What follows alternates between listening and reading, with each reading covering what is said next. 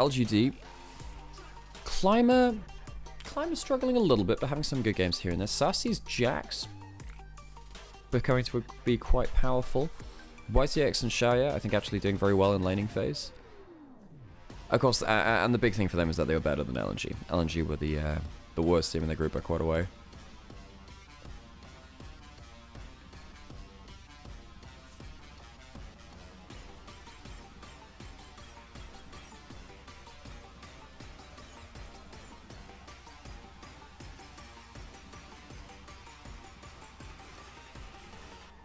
Which teams do you guys hope will make it through? That's a good question.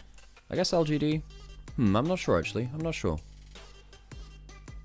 That's quite a difficult question to answer, I'm not sure. You know, all of these teams had pros and cons. Maybe FPX? Morning.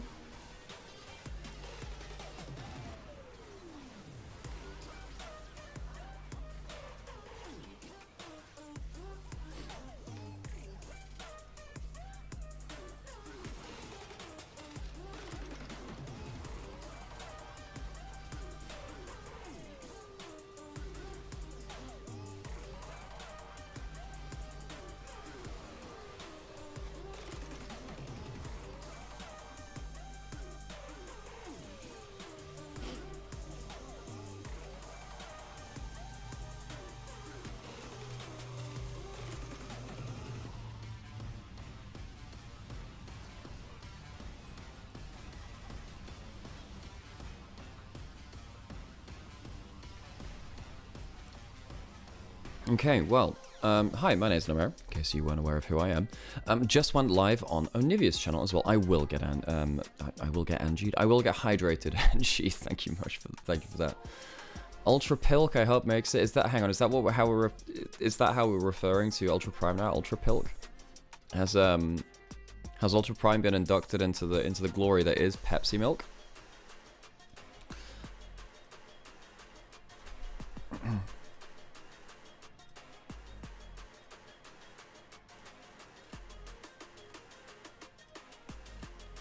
Alright, so, key matchup, Shadow versus Climber. I think that makes sense. I think that both these teams have had both junglers have had very high highs and lows.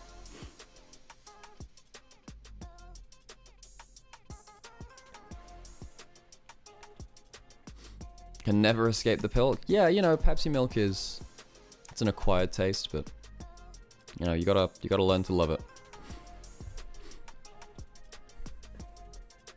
I gotta go put some adverts on Twitch so we don't get pre-roll on.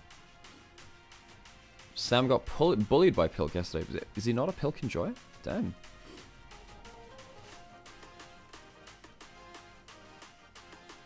Hey, thanks for the stream streak, by the way. Appreciate it. FPX and Ultra Pilk will make it, trust? Yeah. Sure, I appreciate your belief. Okay, folks. So I can stay... So I've got to go in for, I think it's 2:45. It's almost 11 now. 11, 12, 1, 2. So I've got about, yeah, I've got a couple of hours, folks. I've got a couple of hours. 12, 1, 2. Hey, I'm going into felicity. While it's happening, I may as well go brush my teeth. Hello， 大家好，我是方布拉的辅助俊伟。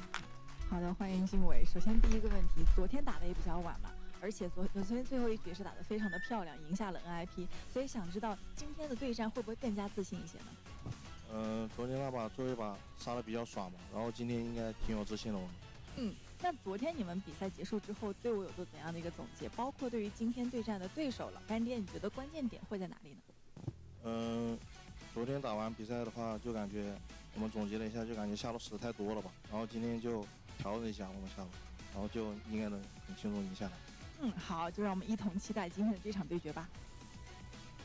我们邀请到的是老干爹的 Climber 选手，先有请他跟大家打声招呼。大家好，我是 LGD 的打野手 Climber。好的，欢迎 Climber。昨天在看完 Fun Plus 的比赛之后，对于今天的对决有怎样的期待呢？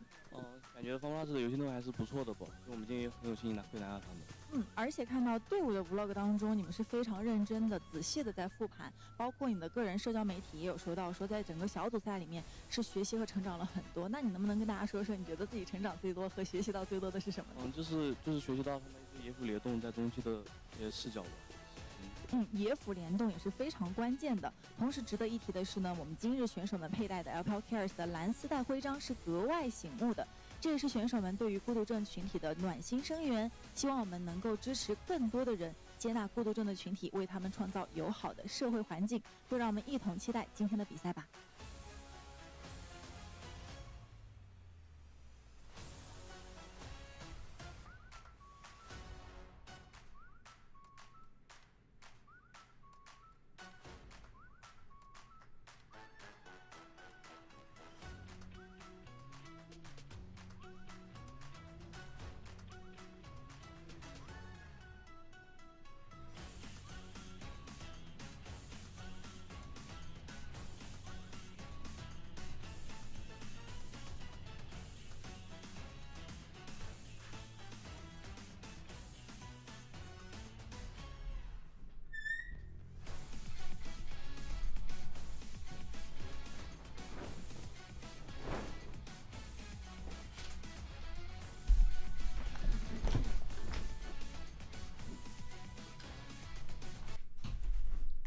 Okay, well, got our first best of one coming up very, very shortly, folks. So let's get ourselves ready for some League of Legends.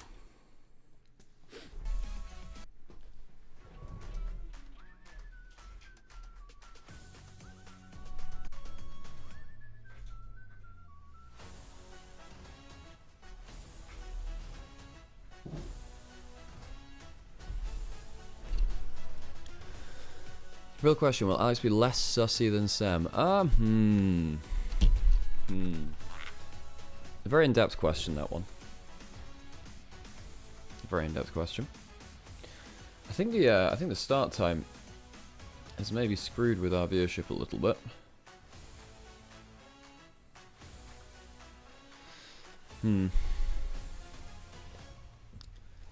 Yeah, we've got basically no viewers today, folks. Damn. Slated to the cereal answer. What happened with cereal? I went. Wait, it starts with cereal, ends with pill. Is this Pepsi milk on cereal? Can't say I've tried it before. Yeah, I'll have to research and get back to you. Hey, you had an imposter and identity thief here yesterday. Good to have you back. Well, yeah, I mean, if anyone's gonna do it, it may as well be Sam, right? But yeah, as we come into these kind of games, now we get to judge kind of some of the overall strength between the two groups. Oh, if I was a cereal, what would I be?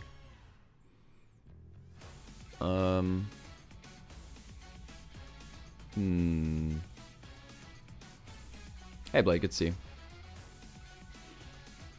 Missed you yesterday, really? Yeah, well, I missed being honest. Seemed like there were some fantastic games. Seemed like there were some fantastic games. I saw that it ended up with an Inferior game. But yeah, I hope you guys enjoyed me on LEC. LEC was fun yesterday. And get ourselves into our intro for the day. What cereal would I be? I think Frosted Flake, because they too are 2D objects. A lot of terrible games? Ah, that sucks. And I know there are a lot of pauses too. We have them in the... that's how pill cap... Wow, damn. I guess that's what happens when you have 0 sleep. That's what happens. Ultra Prime is more favoured than WE? It's best of one, and Ultra Prime don't do well in high pressure scenarios, so I don't think that's necessarily true. I think if you look at the average level, yes, Ultra Prime are better than WE, but Ultra Prime are not good under pressure, so I don't think that's necessarily fast, hard, and true, you know? Right. LEC feels more exciting this year? Yeah, it does now, because we have international results and multiple teams contesting for the title. LPL.qq.com 虎牙直播、斗鱼直播、哔哩哔哩直播、咪咕视频、腾讯视频、腾讯体育、新浪微博、微信视频号进行收看。电视机前的召唤师可以通过百视通平台收看全程赛事。全新纯电 G 级越野车，越野图腾，御电峡谷。微信搜索李宁官方小程序，即可定制队员专属 ID 队服，打开京东搜赛事预测，赢英雄联盟1000元礼盒。我在场就是主场，莫兹利安为 LPL 奶硬口。OPPO Find X8 系列抬手就出片，抓拍氛围感。TCL 全屋智慧家电。 LEC was fun, but I don't like the new kickoff times. Only for the 3 best of 3 days. Because you can't have a series after the regular time that we normally have. Because games here would then finish at like 2, 3 AM at that point. Which means that public transport shuts down for people in the studio. Aldersoft is outside the city, so that's a problem.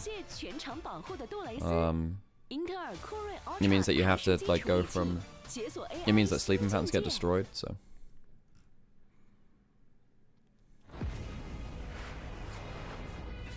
So it has to start at that time. If you're going to put in... It's like when we had the 2 best of 5 days for LPL. You can't have them start after the regular time because it means that you go beyond midnight. It's a big problem.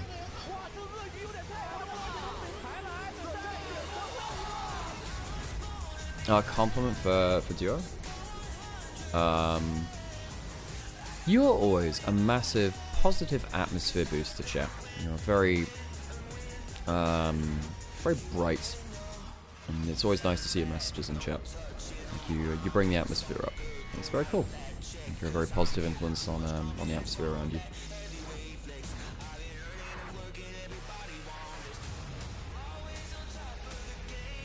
Also, the MF has mommy pilkers. Oh my god, what the hell is that sentence? Yeah, that's a sentence which never needed to be uttered within human history. Yeah, I'm glad you guys decided that. Jesus.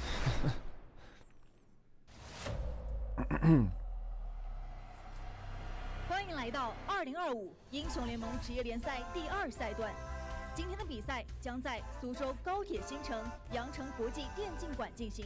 首先，让我们欢迎双方对阵战队。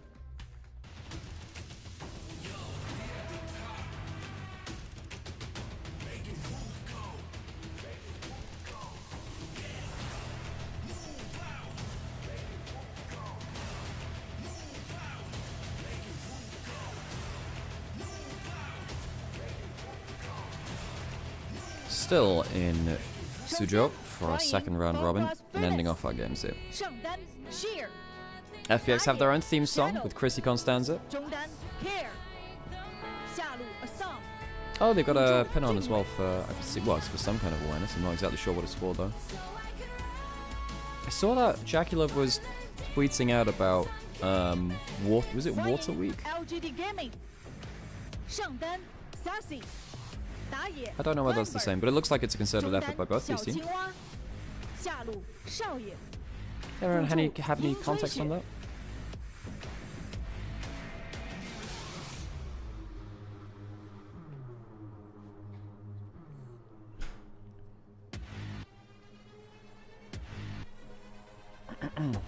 Howdy, howdy. LPL 第2赛段常规赛登峰晋升赛第9日第1场比赛 FunPlus 对阵老干爹。 That's a great question, Sam. LPL 无畏进巅峰。 It's all good. How was LEC? Yeah, tiring but good. The hot dog costume remains unused for now. Okay. Oh, shit, you got the wheel caught. You need to move it this way a little bit forwards. Like that way? That way? Yeah, there you go. There we go. Cool. Nice. So we're shifting, I don't know, Jenga blocks around. It is a bit. Sorry about that. Yeah. Okay. Alright. First, so we have 2 best of 1s and then a best of 3 between the winners today. Fabulous. So first one's FPX LGD and then we have Ultra Prime versus WE. So we've got a little while to go before we get into that best of 3. But we'll get our first LPL best of 3 for the split. Believe it's Fearless. I don't know what they're doing for side selects. We'll find out, I guess we'll find out because I don't know whether we're doing game 3 side select with 1v1 or something like that. But and yeah, yep. Do you want to put the kettle on anything for you? Yeah, if you could whack on the kettle. We don't have any milk, do we? Whatever, just whack on the kettle and flick. You got the Ari cards? What do you mean? You just got Ari cards? Sam, I've had them for like a year. Oh, hey. I thought they were from the new set. No, Sam, I've had them for like since last June at least. Okay, so I thought they were like the new. No, I've had them for like a year. Okay. Feely got them for me. They were great. Oh, I remember now. Yeah. Yeah. Sorry, I don't remember every. And I also Ari used them bit, on yeah. broadcast yesterday. Yeah. Yeah, that's the reason I was like, oh my god, did you get those from the broadcast? No. I just have them, Sam. Okay, fair. In fact, they've been on that part of my desk for a long time, actually.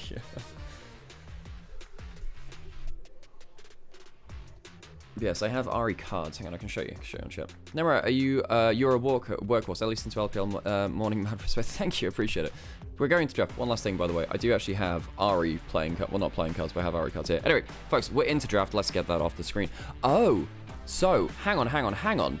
We get 1v1 for side select even in our best of ones. That does add important context here, folks. Because this is so important, we don't have seeding. Side select is very important, especially with blue side. Having high priority in such important games. So, Wukong locking in Sassy, Sassy locking in Wukong for our first for our first 1v1. Care potentially hovering over the Kled. We have to remember back to last split a little bit to think about our meta for the 1v1s. A lot of the fighter champions are removed from both of these solo laners. Okay, so that changed. What's Care thinking about? Was hovering over that Kled. Of course, they don't get to see the enemy champion before both of them lock in. Hovering over the Heimerdinger now. I didn't see that in any of the 1v1s last split. Now, funnily enough, I am actually a Heimerdinger player, so I know some of the mechanics of that one. I played it a lot in Arena, weirdly. And it's Heimerdinger locked in. Alright, so Heimerdinger will want to put down early turrets, get wave control, and then make sure he stays between those turrets because he gets movement speed while he's around towers, and that includes his own turrets. Don't want to allow Wukong to clear them for free, so the placement of those turrets will mean an awful lot. So we're getting a 1v1 for side select for our first best of one off the day. We'll turn the volume up so we get our game sound a little bit easier later on. Reminder, folks, the stakes for today. Winner of this 1v1 gets side select for the first best of ones. Our best of ones today. Winners go and play a qualification best of 3. The losers drop down into a lower bracket. It's effectively double elimination, with our qualification and elimination being best of 3. 4 teams, 2 go up, 2 go down. Heimerdinger in a 1v1 means 25 minutes side slice. No, I think Heimerdinger is very good at pushing down towers. He's very good at getting kills. The only problem is if the enemy player can't all in into them. Yeah, today, gonna get ourselves that 1v1 side selection. Care, going for the ignite and the barrier. Gets increased regen as well, actually, while he's as well as Heimerdinger a lot of the time. He's gonna put a turret into this brush. Yep. Sassy wants to clear through that turret if he can. Electrocute for the Wukong. Good trade onto Care there, actually. Very well played from Sassy. Went for the Doran's Blade and the Doran's Shield. Haunting Guys for Care, so you'll get the increased damage over time, but Sassy does clear through that first turret relatively easily. Wave control for Care, wants to stand on the other side of the lane. Electrocute will be back up for Sassy. Can he be careful not to get completely cycloned? Ah, yeah, look at that. Look at the Electrocute trade. Walked too far into the E distance. Really well played to chip out from Sassy. Heimerdinger wants to play through poke, through range advantage. Now he's unlocked all of his skills. It's a bit more difficult for the Wukong because you walk up too far. If you get hit by an E, you can see right there, right in between all of the turrets. Yeah, and then the extra beams come through. If Care had hit an E onto him while he was in that position, that would have been very, very dangerous, getting hit by all 3 beams at once. Care repositioning one of his turrets there now. Of course, you can keep them down for forever. Until, of course, they end up dying because their HP goes up. But they don't have a duration. The white bar on top of it is their ammo for their beam attack, which is increased damage, of course. Alright, so sorry about the electrocute trade come through from Sassy. And remember, one of the big things about Heimerdinger is that Q ammo. The more your Q rank increases, like your ammunition recharge effectively. You get to store up a couple. Okay, going back for his heal. Sassy really just looking for opportunities where Care steps a little too far forwards and gives him an electrocute trade. Ah, full W onto him. That's nasty. He gets the E onto him. Ooh, ignite put down by both. But the stun grenade doing good work for the Heimerdinger. No flash for the Wukong. Could potentially look for an all-in at level 6 mark now. Ooh, goody again. Each one of those doing an awful lot of work for the Heimerdinger. Misses out on the cannon. The turret auto is not doing well to last hit. That level 6 now hit for Care. Wonder whether he goes for something like a Zonya's. You could go Haunting Guys into that. I guess Leandri's is, or Blackfire is also very, very powerful. Not that it won't. It won't get to that point, I don't think. Powered Recall coming through from Sassy. Has the level 6. He wants to go for a level 6 all-in. Gets the Hex Drinker. Definitely helps, of course, shrug off some of the poke from Heimerdinger. But you need to get a good all-in attempt. Cat doesn't know the recalls come in, so he's not hard pushing. Well played from Sassy here, because it means that he gets himself a free reset. Doesn't lose any minions really here. In fact, actually, it could be Care that ends up losing more, because his wave is a little far behind. Does have the CS advantage, though. Went for the steel caps, actually, for the defensive bonuses. Blackfire also doesn't build off of Haunting Guys. Yes, I know it doesn't build off of Haunting Guys, but when you're in 1v1s like this, you're not building for like slot efficiency, you're building for just raw efficiently. Haunting Guys is the best component you can get for Heimerdinger, but then you can go for that into the Blackfire, and then basically as the burn keeps the Haunting Guys active longer, you can go towards that. Trust me, there's some 1v1 Heimerdinger stuff which goes kind of wild. Champion's always been very obnoxious in 1v1 scenarios. Used to be the top laner for the longest time, then went into both mid and bot lane. Electrocute not coming through, bone plating on Cat. Saving a bit of the damage. For Cyclone, incredible damage from Sassy. No exhaust on Cat. What Cat will be looking to do is stun Wukong is at the end of his E. If the reaction time is good, you can't W out of that. If you do it a little too late, the Warrior Trickster will dodge out in that skill, makes it very dangerous. No Electrocute coming onto Cat. Good double accuracy from Cat. Remember, folks, this is for side select for our first game of the day. And of course, with blue side being very potent, very worth talking about that. Sassy trying to clear out as best he can. No E now from Cat. Wonder what he'll do in the all-in. Will he put down the big turret? Suppose so. Has to be that, bro. Unless there's a chance for the big W. Yeah, you can see, like, hang on a second. Electrocute not coming through again. Clone stunned up there, actually, by the E. Which does happen. You can actually stun the clone. Conqueror stacked by Cat, getting a decent amount of auto attacks down in there, too. Somehow managed to get that minion. Not sure how that happened. W on target. Bone plating pop by Sassy. So we have 1v1s for our side select today. And this is for a 1v1 side select for a best of one. See it So we're going for that. So fun. yeah, I was just saying, I am actually a Heimerdinger player, so I've put some time into this. I've got a highlight reel, don't you? I was weirdly on a YouTube montage of Heimerdinger because I played him in an Earth. It wasn't an Anivia highlight reel, was it? No, it wasn't. Hilarious, that would have been very funny. But then also I also played a lot of this guy in Arena because he was so good in the first set of Arena. You could kind of play towards burns and anti-dive. Definitely not Zyra. Yeah, it's pretty much... Well, Heimerdinger Zyra was the best set on release. Besides, like, I think Jax, Annie, and Kennen were all really good together. Anyway, different game mode. Turns out that 1v1s, Arena, Summoner's Rift, are all actually very, very different, even though the champions are balanced in exactly the same way individually. Sassy trying to see if there's a recall coming through, but Care being very respectful, saying, look, I'm just going to back all the way off. I think he realizes, look, in fact, you can see in the top right-hand corner that we do have the Ring of Death coming through. Full maul completed by Sassy, if not already said. Didn't see that right now. Nope, so that's a good call out.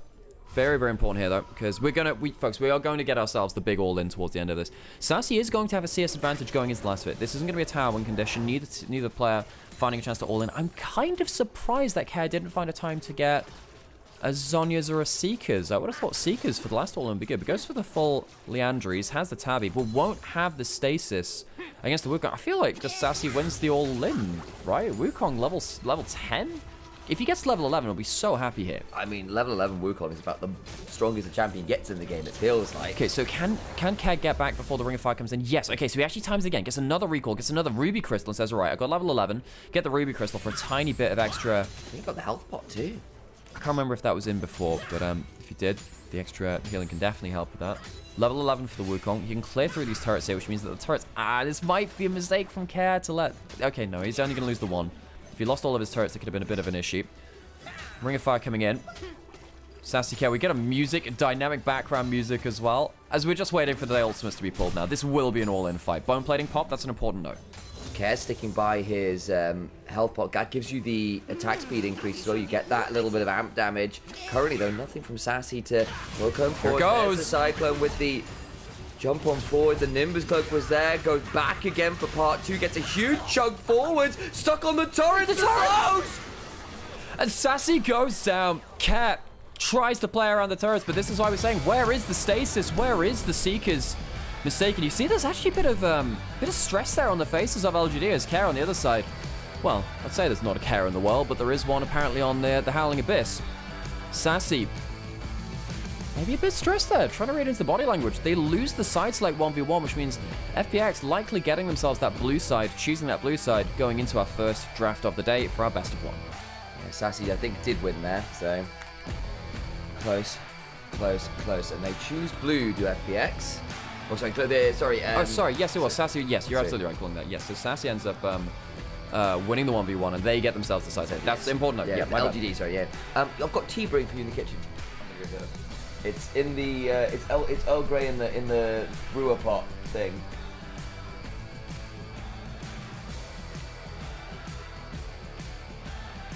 Who won? Wukong did just about, Jay.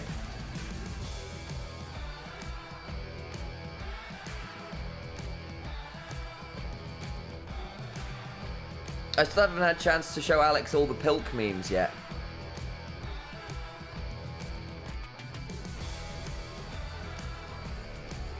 Hey, Trinity. Has there ever been a support 1v1 for these subs? We've had, like, Alistair.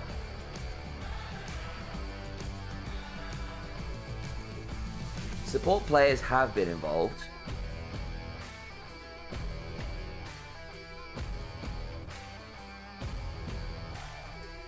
Casted into the fire.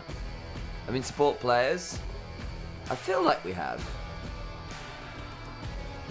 There's nothing better than coffee with Pilk. Oh my god, no. I think On played once. Yeah, makes sense. He lost. Okay. As someone who's followed Shadow and LEC, he's done much in LPL. He had a phenomenal game just yesterday on the Theory. Will be LGD on the blue side as decided by that 1v1 they just won. The Theory banned away. Understandable. Don't give that over. There's the Jason Eco bans, but it means we're likely getting something like Rumble or Gwen open. Skarner as well, a potential consideration.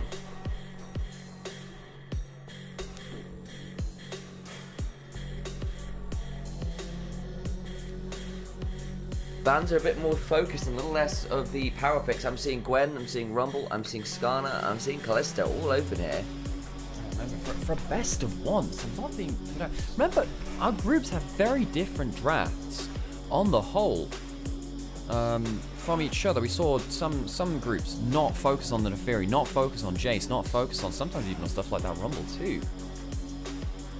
So now we get to see what the differences are really between our group's priorities.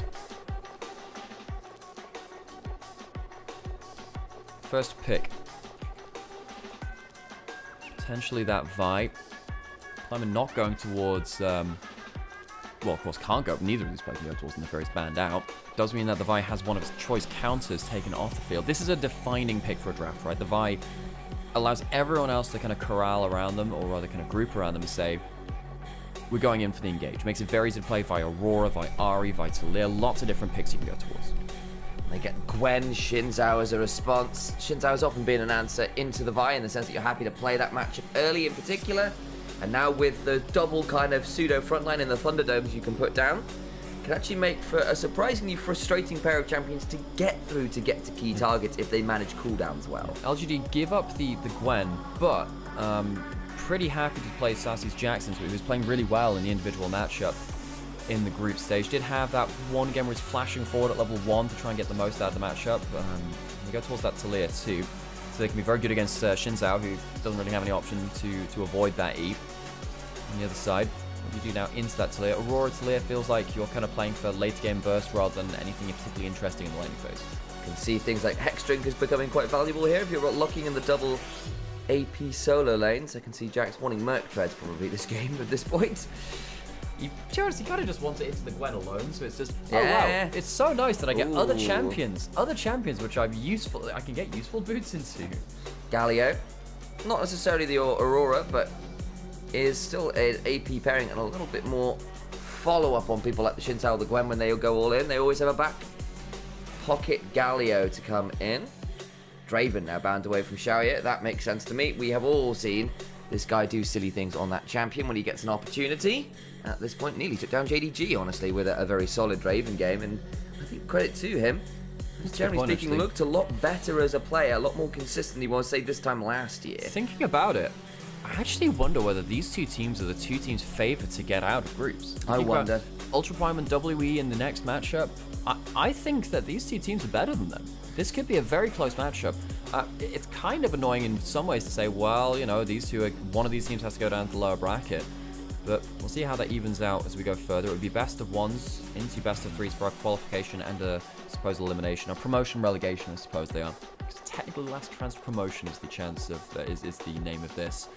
As we see our bans completed, a lot of bot lane focus, of course, with so many AD carries and supports yet to be picked. Misfortune being in consideration. You've already got a fair amount of brawling, so a bit more AoE to go with your AoE can make some sense. And they will lock that champion in. For LGD, it's a little bit more single target, a little bit more about the dive with that Talia Vi. Jax, of course, not a bad follow-up on that front either, even if sometimes you want to play playing towards him rather than having him play towards you. And with that in mind, things like this Ezreal, things like this Corki that have been hovered, a little bit more self-sufficient if you're looking to play the map a little wider, can be quite useful from the bot lane.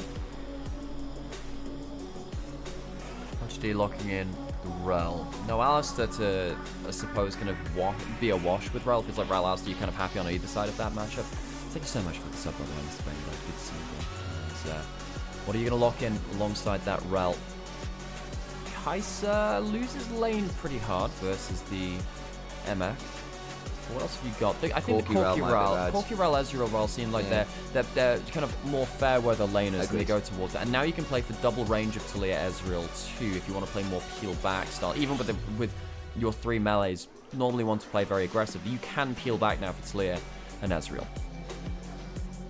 See, Montes, I can't believe we're still getting Pilk names in chat. Did you miss all of that yesterday? Pilk is eternal. Pilk is... Stop, not you as well. I thought I got it just from chat. They put me in as a coach, Alex. That's wonderful, Sam. I think it's a very valued position. I'm sure you'll make the most of it. FPX, really big combos for them. This, however, does really rely on Jue having really good engages because that unlocks the rest of the composition. The Gwen and the Galio need people to set up for them. They can help an awful lot. The needlework will be an incredible threat later on. But I think LGD walk away with good lanes. I think they walk away with multiple options and easier engage. I think LGD walk away, for me, with the better draft. And let's be honest, a lot of that will come from that 1v1 by Sassy, their top laner. So if LGD Lagandier do walk away with a decent start in this game, I think they have their top laner to thank for it on and off the rift. That said, we've seen Gwens do very silly things, and when you've got the Xin Zhao to back you up and a Galio that can come on top of your head as you ghost on forward, assuming of course it is the ghost that's run, maybe got some tools there yourself. It's not like it's unplayable on the other side. I somewhat agree, just in terms of ease of playbook, if you know what I mean. In terms of this is what this team wants to do, cool, we're all on the same page. There is just that slight difference away from it. Vitalia with that Rel, very obvious where you want to go when. So, our first game of the day, folks. For those of you who are just joining us, welcome. Welcome. And these games are to decide our last teams going up into Group of Sand and Group Nirvana in our next stage. This best of one will take you into an upper or a lower bracket. Let's see what the fans feel like today. Be upstanding for the crowd chants.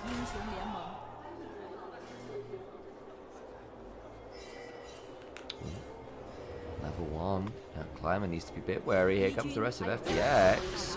Audacious charge, bit of a slow. XQW, our littlest frog in all the worlds, comes over to defend his jungler. Yeah, SQW means little green frog, right? Or little frog? Yeah, something like that. The ribbit has yet to be inhibited down here, so life is good. FPX, yeah, they could have... the problem with a level 1 like that is that the Nautilus is not the one leading the charge. If Nautilus is the one that's actually landing the hook, you feel much better about it. When Nautilus is a full screen away, That's great, yeah. can't really do much better. However, I mean, I'm always a fan of attacking Vi at level 1. Just doesn't really fight well until the level 3% ward into River. So trying to spot if there's a late invade coming through. I really think level 1 wards are so important because a lot of junglers will go for these kind of... hang on a second, this could be quite important. Sassy trying to get bush control. Sheer knows about this, so he'll be able to hop around the edge of this. Knows there's not a ward put down there either, so what does he do? Talking to Finn about this matchup before, if you E-start on Gwen, it's not the best because you can still get counter-struck. You need to really still Q-start. He'll know that Sassy's in this place, in that brush. Sees him come out now. Sassy just saw Gwen come around the corner. There we go. There's the ward. Couple autos apiece. Not too much. It was a grass proc there, but there wasn't really any HP to gain from it per se. So just some auto trading right now. Another grass, but there's Conqueror potentially getting ready to go. Counter strike down. Yep. E away. Still gets hit by Sense counter strike, and there's that level 1 you were talking about. Yeah, the thing is, you really, as the Gwen, need to be playing around stacking your Q and forcing Jax to be aware of like the 4-stack Q trade. Level 2 to level 1, really good trade here from Assume and Jue. YCX not able to use his crash down shield or use the aftershock. Will of course hit level 2 all the same, but yeah, this top lane matchup really is about how Gwen can play around those Q stacks. Obviously can't necessarily easily do that at the level 1, but this is the problem about playing into that Jax. Jax can just kind of walk forwards and just kind of Q alt to W you, threaten you with the counter strike, and then play for the disengage around that. You can play for the shorter trades around the grass. Gwen can't easily trade into that. They do. Climb up. Not done anything super crazy with it there. Start on their red side just in case there was that late invade.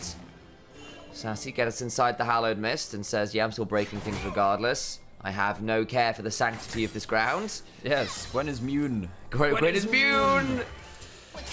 Again, yeah, looking for that Q4. Always, I feel like, you know, you get those, like, update messages like, yeah, don't worry, Gwen is immune. Update, 10% Gwen is immune! Gwen is immune! Instructions unclear. Gwen is immune. Cadia stands! The planet broke before the guard did shake. Oh. Hook. That's gonna be a recall cancel. You need to be a little careful there. Flash for flash. CX. A pretty mean old Alistair game the other day. Was having some really good frontline players, but Climber's now top side. Sheer is in danger because the flash for a counter strike. And Sheer Cold comes on through. One hit KO. That is a problem for FPX. You cannot allow the Jax to get more control over this lane. There is going to be a teleport coming out from Sheer on the top side. Sassy, I suppose, not getting the kill and being a little bit further behind in terms of CS. It's not that bad right now in the top matchup, but that's a warning sign, a bit of a reality check from FPX. You cannot allow this top lane matchup to get out of control. Have to be very careful there, and it's a good kill to get on early. Will come at the cost of a couple camps, right? Shinzao get invade, has got a few camps ahead, and sometimes that can matter early on. Especially when, Climber mistimed his Q. Uh-oh. It's going to be a bit slower. Here comes the invade. Shadow did some nasty things just yesterday with the lead on that. Neferi looking to return the favor. Overcomes Care. Flashing for the taunt, not quite in range. Flash to flash. Yeah, while all this is happening, XQW, I think the comms from LGD is Climber saying, that's a bit crap, but I'm going to be safe. Talia goes back towards mid lane and pushes that in. Care will have to recall and teleport back towards the tower. Probably lose a minion or two as the opportunity cost for. That could be worse for the Galio. But now XQW has first roam on the map. A reminder that often League of Legends ends up being a bit of a turn-based game. Galio chooses to roam. Talia then takes a turn and says, I choose to push in mid. Care then has to use his teleport to kind of break the cycle and use his turn for that instead.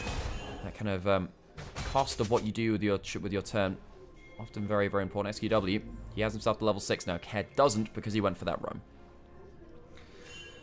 Could be significant. And currently it's LGD's turn, so to speak. There's Shadow and Care come along. You just sort of hit this point where you don't know whose turn it is. Yeah. And then you're both fighting to try and steal a turn from someone. You got to get to these points. Not to over-index into League being a turn-based game, because it is in fact real-time. However... You have to put a lot of time into actually describe why the analogy works and what... It's like... the thing is, for instance, there was a great tweet train about LS the other day, which was very poetic and stuff. Yes, Regan. But going into kind of LS's theory of how team compositions can be aligned with Magic the Gathering colors. Takes a little bit of underpinning, but it does make instinctive sense. You think, oh yeah, this champion does want to just rush you at level 1. This champion wants to play from longer range and play for later game kind of slower game states. That makes sense when a team can kind of be described as that. Climber actually loses the first scrub to Shadow. And there's that flash for that 3 Talon Strike. And look for some more autos. There comes the Vault Breaker out, but I think with no flash and no real Q, Shadow's quite happy to have forced the Vi out there. Absolutely, they're going to get all 3. Really good Smite Steal away by Shadow. Of course, ended out at the games from FPX yesterday in absolute style with that incredible Theory game. On to the Rift here, even though they lost the 1v1 and going on to red side, the less favored side. With good start there on the objectives. Looks like it will be. Nice pickup on the grubs. And over we go is Care, just cleans up the Winion's top, and eventually you'll hit this point where FPX have got pretty scary eventual side lanes in the fact that you've got this Gwen, but with the kind of Galio back pocket, it can be very difficult, even with your Talia Vi, to guarantee a full all-in on something like this Gwen without it becoming a real mess. But that's true on either side, I feel. Yeah, particularly, yeah. Well, and you have double global mid laners. Things erupt quickly, and it's one of the things that we were talking about with Harold when he was on here with us casting the other day. Response time goes down when you have globals. It's like having an air ambulance. So it's like, we lose it. As opposed to me running really fast down the street. Yeah, and, yeah.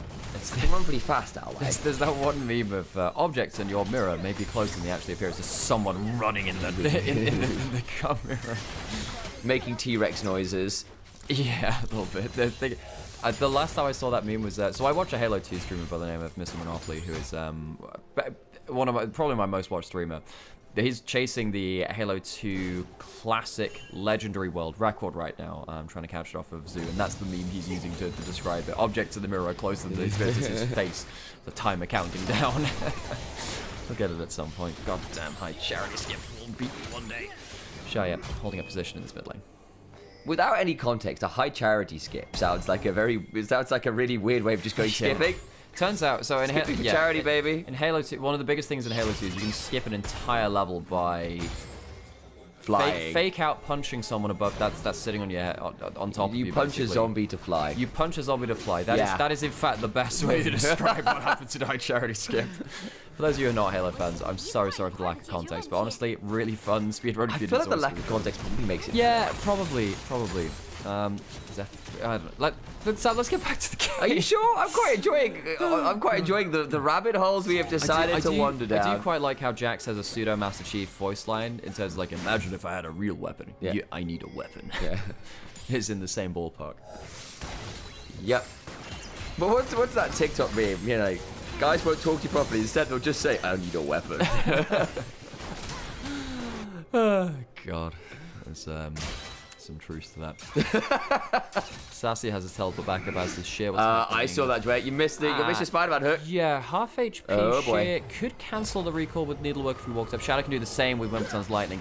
Sassy's now in a bit of trouble. Where's the response time? Talir looking to recall, but can't teleport up now because Care cancels the back. I think this puts Sassy under the bus. Oh, it does, and the Observer knows it too. True Shot Barrage comes across, tags Asumba to not really anything else. The bullet time does enough work to get out of turret range and kill off the Jax. Flash down, no dice. Plate secured as well with those 3 grubs. Honestly, very nice from FPX, and with 50 seconds on grub, they can keep people up here and look to play for the full set in about 30 seconds. Yeah, that's a good play across the map from FPX. They stop the recall on the bot side. They play off of the chunk in top, so thinking, look, it's only a half HP Jax. We can definitely play around that.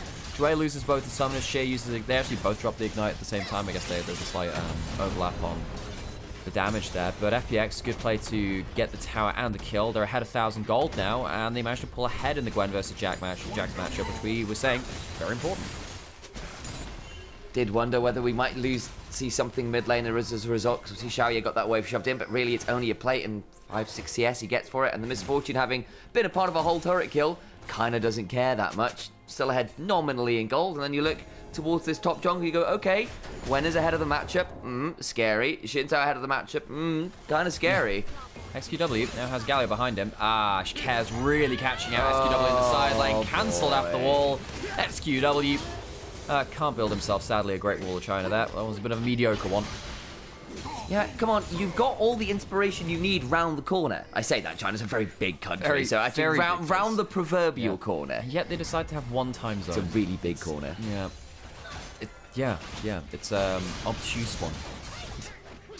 It could be bigger. It could be true. It could be not bigger. an acute angle. It could be a reflex angle. Could be a reflex angle. Oh my days. Or like an inverted corner. No. Well, yeah, it is actually. Yeah, 'cause that's yeah. over the 180 degrees. Yeah. Okay. Although 180 degrees is less of a corner, it's more of a line. A line. Climber. Hang on a second. He's been winning in the sideline so far. Yeah, but Galio just clears out the wave. He at least gets all the XP from that. Goes in with a Justice Punch. Decent amount of sustain there. Gets the phase rush, but to what edge? Gets mounted up on and goes down real fast. YCX has the combo and sets up Sassy for the kill, and that means they will be trading turrets here on a lot of these plates. All the while, though, Shearer is getting all of this bot side turret, so it's not as even a trade as you might think. It brings the top lane match a bit closer, though, and that's good news for this Jax. Yeah, because the kill goes to the Jax this time as opposed to just the assist earlier. Sheer can stay under this turret. Sheer, of course, one of my favorite top laners in the LPL, player that came in last year as a rookie and had to immediately adapt to a lane swap meta. That's a very hard thing to do as a rookie top laner. You have to learn a lot of skills which you are not taught in solo queue, that you're not taught in tier 2. And I think Shearer adapted to that very, very well, despite the fact that one of his biggest strengths is that standard laning. Shearer doing very well as a rookie to pick up those skills, which can be very, very hard to do so. So, looking at this Nautilus, just hanging around, seeing whether something happens. It's that much event. LGD also did pick up that second set of grubs, worth noting, so we didn't see FPX stick around for those. Happy enough with the value they got playing the map a bit wider, and they are up a fair amount of gold, in fairness. About 2-ish thousand gold is a good marker pre-turret plates falling, all things said and done. Now I think we're going to be looking at things like the Herald spawning in 3 minutes, the Hextech Dragon in 2. Whether we can find any additional summoners or little plays around before that, because you have kind of got a free cooldown to burn, should you so wish. Is Sheer going to step outside of that counter-strike with a skip and slash? Right. It's like in and out, but more aggressive. Isn't that a burger chain? Yeah. I've never been there. Skip and slash. Skip and slash, yeah. I'm a slasher of prices. Yes. Back to a hot. If you miss Can we get a hot fuzz skin line? Yeah, if we... Please? Got the cop one. Have you ever jumped through the air firing 2 handguns at once? I feel like I would love Caitlyn and Vi to just have voiceovers from Nick Angel. Yeah, I need to make them from West Country, from Somerset. Yeah. They're great or good. What? Yeah, how long have you been laning? How long have you been laning? What year? Every year. For those of you who never watched, if you've never watched the Cornetto trilogy out there by Simon Pegg and Nick Frost, it is a spiritual experience. Made slightly more impactful if you're British, because it turns out while it's funny, it's actually not a bad critique of British countryside. Yeah, no, culture. like we grew up in a town not that dissimilar. No, yeah, it's true. Didn't have the same problems with those unmoving statues, as Galio might become one of them quite soon. Yeah, did not take care. That's ironic, isn't it? Now he dies. Well, they no longer have a problem with that golden statue. Goes down. Care 0-2. The thing is, Care, for a lot of the early parts of this game, when we first moved into the side lanes, was getting the better of XQW. Now he's just died twice into that top lane turret for no real good reason there. Care falling behind, that's a bit of a problem. LGD would like their Galio to be impactful enough to buy time for the Gwen and Misfortune to really carry fights. 2 deaths, one from a very big turret dive and the other from not really paying attention to where the whole team could be. Did actually have Dwayne behind him, so I think was feeling like, okay, well, I've got my North if we can outplay this with all the CC at the top, right? And that answer was no. Narp. Narp, yeah, that's the correct answer, you're right. You know, I know a lot of people prefer Hot Fuzz. I was a big fan of Shaun of the Dead too. Yeah. Very, very good.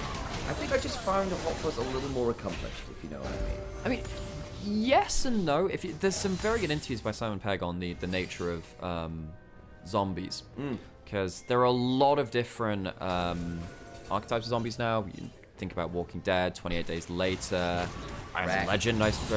Yeah, stuff like Wreck as well. There's all kind of occult stuff. And Sampeg was talking about how he doesn't like the like sprinting zombies and like super-powered zombies, because the whole thing about death is that's meant to be this, zombies is meant to be this shambling horror which you must contend with at some point, inevitable but creeping. It was really funny. He's got a very artistic kind of view on the idea.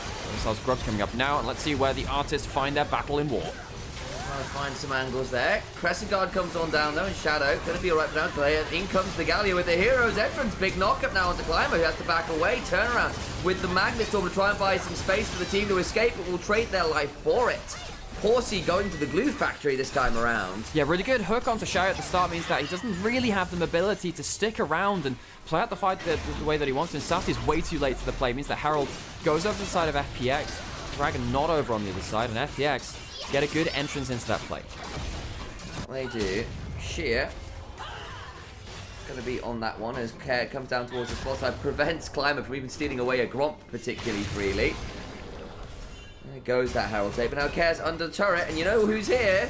Sassy and XQW alongside Climber. Care needs to clear this wave, does so relatively well. Taunt is alright, but it's buffered through well by the cease and desist. Gets out of the counter-strike though, and this time Care outplays the dive and keeps the turret alive as a trade for his flash. And now Sheer gets to play in the side lane too, so Care, I think Care has taken on the burden of saying, look, I'm going to be dying on the weak side of the map. I'll wave clear to make sure they can't push as fast, where the rest of the map can do something else. We criticized Care for dying a little cheaply earlier, but this one is much better. Just blows that flash, allows a Herald to go into mid lane, allows Sheer to make sure a wave goes into tower on top side. I feel it's quite disrespectful, really, that you clear away someone's greeting like that. Why would you disregard the wave? Yeah, why would you clear the waves? You know, like, people are being nice with the greetings, we're just clearing them.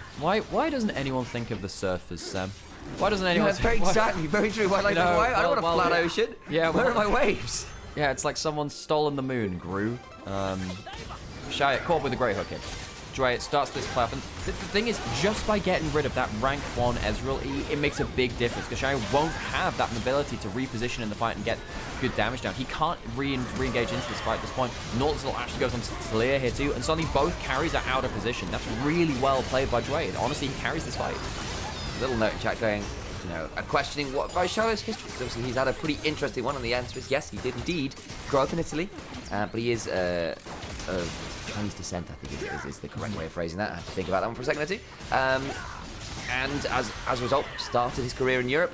You may remember him from his time on Mad Lions. Yeah. Exactly, of course. Have gone down the rabbit hole and renamed to Mobstar. Koi Shadow, speaking of the Mad, we'll have to Crescent Guard there. Sassy and Climber. We'll have to back away. Shadow, been a little bit of a volatile player. When he's ahead, when he gets to play really aggressive, is a wonderful player who knows how to leverage those advantages to have pressure everywhere. Not always the best from behind. No. But at the moment, he's 2-0-1. He counts as ahead, I think, here. That's probably the thing which I say about all of our third place teams going into this. None of them play well from behind. So the fact that the gold is even makes this a much better game, I think, for these teams, because they're not kind of exposed so heavily from not knowing how to separate the map, and they don't have lane pressure or something like that. And when they are ahead, you do have players like, I mean, yes, Shadow on one side, I think Climber on the other is definitely in this too, trying to make big plays. Oh, there's the knock-up, and it's ×2 because the Hero's Entrance comes on down, and now Sheer on this Gwen, 2-1-1, has been shoving up these side lanes. Sassy has had a few group-up attempts from his own team, and he's the one who's come out second best as a result of this. As look onto the other side of the screen, YCX forced away by Shadow in the 1v2, got himself stunned up across the unraveled earth, but is just 1v2 keeping out the rest of LGD. Xiaoya does manage to clean up most of that wave. It's not really been about the bot laners this time around. It's been all about these top jungles, really. It has been. It's been about positioning better in side lanes. And I think on the whole, FPX have done better at that. Yes, LGD got, as we've mentioned before, some good value out of, you know, just dunking on poor Galio, but FPX have given value over to the Gwen. And suddenly Sassy, who has really put you know, taken on the responsibility of handling the Gwen, can't do that anymore from this kind of goal deficit. And then you start to have questions about, well, Sheer actually was on a very strong team last year, was competing with Flandre for a starting spot. There were questions about why he wasn't starting up at Flandre because of how good he was looking at points. And now on FPX, a team that I think it's very fair to say is not at the same level as your sports from last year that of course Sheer was on. You know, this is a bit of an inverted commas downgrade, but it's one where he does get to be the starter. He can be that kind of main carry, doing really well here in this matchup, taking on that responsibility. Now you have Dragon going over to FPX. That'll definitely help them too. They can play towards sidelines and drop another Dragon now if LGD try to force a sole win condition. My issue on paper with FPX, and I think this was very true in Split 1, we'll see whether it continues here in earnest in Split 2, is not the lack of potential carries. I think that Sheer is good with that. Care has that potential in him despite being a streaky player. My problem is leadership with this team. I thought that when they had Sorrow as their jungler, who started out Split 1 and you know, came up from LDL, I was worried who leads this team. There's a lot of younger players. Of course, you had Bat as an AD carry as well instead of Assume, who was more veteran. Coming to this split, I think Shadow really helps with that. I think Assume potentially helps with that too, saying, look, you've got some more veteran, cooler heads where hopefully they can prove they can kind of manage a game plan and allow Sheer to be just that giant weapon in a side lane and in team fights that he was on JDG. I'm disappointed in myself. I missed out on a potentially really good pun when Bat was in the roster. Yeah. I said he was a bat out of Heldio.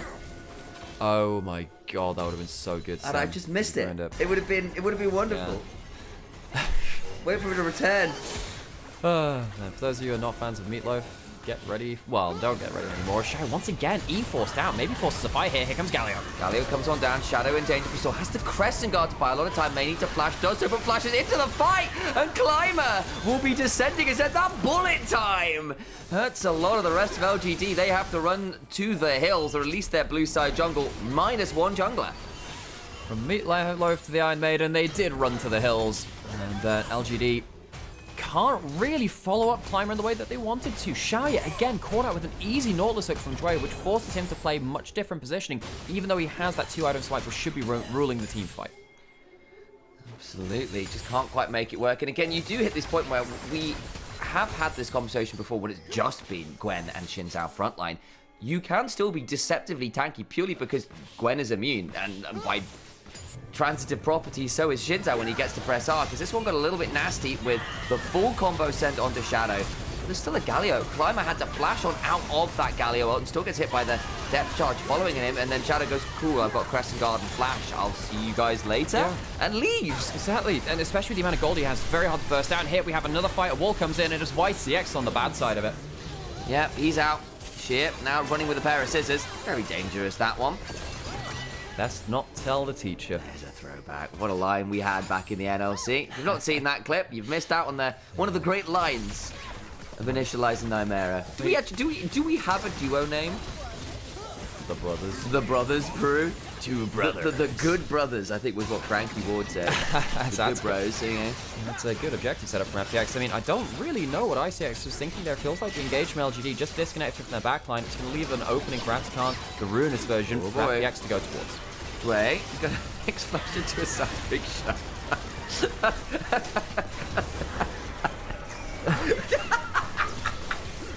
That's a god side Shadow. Shadow, He's gonna die. No, he's got a Crescent Guard of Dreams. Assassin's backing away. They've still got that momentary time to work with the FPX. We'll game Sassy at the end of this. They're going to lose 3 members across the sequence, though, as a little bit sloppy at the end of that. FPX using their solo lanes to maybe fight back. Sheer leaves Care out as Shaya picks up another kill. Somehow FPX lose 4 off of that. LGD pick up a huge amount of kills. Okay, that one wasn't fantastic from the side of FPX. And the Gold League goes back to even as a result. They do get out of card, of course, and they got the majority of the battle, so it's still a win in that sense. However, I don't think it is that much of a stretch to say maybe we shouldn't have given over that many kills in some suspect fashions. Yeah, Dre, bad recall. He spared the blushes because he's not in the actual replay here. You know, Galio's not able to determine this fight. You don't have the Nautilus able to break up the plays, and suddenly the carries of LGD for the first time actually get a good fight. The Ezreal does a ton of damage to Galio. Basically goes on a one-man mission to shut down Care and stop him from ulting into the play. Because Shaya just says, look, if Galio can't get a good ult off, then FPS can't play for the disengage in the same way that they were beforehand. And yeah, the Galio ult comes in now. Doesn't have the HP because Shaya's been gunning him down the entire time. And he dies, can't just punch out to safety, and a little bit sloppy there, all things said and done. Thank you for the on-screen celebration. That I'm not sure that will go on to the other streams, by the way, but you do just get, you know, emotes just flying onto the screen. Whee! Dragon coming up in 10 seconds. Shadow trying to force out Shire's E again. Does so. Now they can turn around. That bullet time is wonderful. Freezes them all in place. And what a magical moment for Asub with the rest of the squad. Yeah, it really is like Trinity from the Matrix. Dodge this. The bullets go flying. And LGD, they are not the one. FPX now going to be potentially not even taking the Dragon, going towards the Baron instead. Take the red pill. Go to Soul Point. Take the blue pill. See exactly how deep the Baron pit goes. I've inverted the colors there, I think. But the point, I suspect, still stands. Yeah. FPX, they know Kung Fu. He showed off in that fight. Baron gonna go down. Dragon traded on the other side, so it's not Soul Point for FPX. They choose the short-term value of the Baron to try and break open the game, get themselves that monetary advantage. So, where do we go from here? There's a tier 2 bot lane that did get taken by LGD. Lion Man is asking in Onivia's chat, Sam, did you get the tilt that Lion Man said? Yeah, I did, Lion Man. Are you in any of the Discords, Lion Man? Because our team here has created some graphics for Pilky Gaming. Legitimately have we have a logo now. You have a logo? Oh my god. So yeah, it's in your Discord. I haven't seen that. Yeah, so just so you know, so if you're not in there, you can join the burgeoning fandom in what a wonderful blind hook. Blind hook, and also while all this is happening, Jax is trying to play on the side lane. LGD can't position like this if your Jax is not going to come into the play. FPX come in with more numbers and more firepower. And FPX find themselves a significant advantage, punishing LGD when they're split. Shadow gets hit by a seismic shove, it goes ow. But again, he's got upgraded Merc Treads and a Dream, also Sun Sky and Black Cleaver. So really, at this point, Shin's out, more than happy to take or junk or two, and then we'll head towards some camps to steal, if they were up, of course. But Climber has been through here. You can tell by the fact there are, in fact, no camps. That's my Sherlock Holmes-esque deduction. Hang on. He's going to go down. SQW comes down, and the little green frog hops his way down in towards the bot side. Talir not going to be able to join the fight up in the jungle if it happens now. That helper comes in from the Gwen. Shit, really well played from him most of the time. Knows that his team needs him right now. Another good Spider-Man from Dway to deny the seismic shove. Flashed on forwards for the potential route. Goes back on in. Bullet time is there. And gorgeous play from Dway and the crew. They cannot lock down the Nautilus to save their lives. Now Shadow, who's been in the jungle, zoning off the rel for a lot of this, can finally look to turn back up, but will back away. They claim the tier 2. They've still got the waves to work with, and with that additional kill, I think LGD running out of options here. They burned a lot to make that happen. Honestly, a lot of this game has been won by sheer positioning himself on the map better. Right there, knows exactly that his team needs him at the right time, whereas when Sassy has been called upon, he was late to the play. Sheer can now walk up with 3 out and destroy the turret. Care goes forwards. There's the taunt, wins it 4 afterwards. Too much more. Shadow, though, is the one being tasked with split pushing, and I can understand that he's actually the one with the ultimate for a bit more safety should people look to try a dive at him. Find too much. Now they're going to reset off. No interrupts on that front. 2.5 minutes till Dragon. 5,500 Baron power play will do for a short-term game, I think.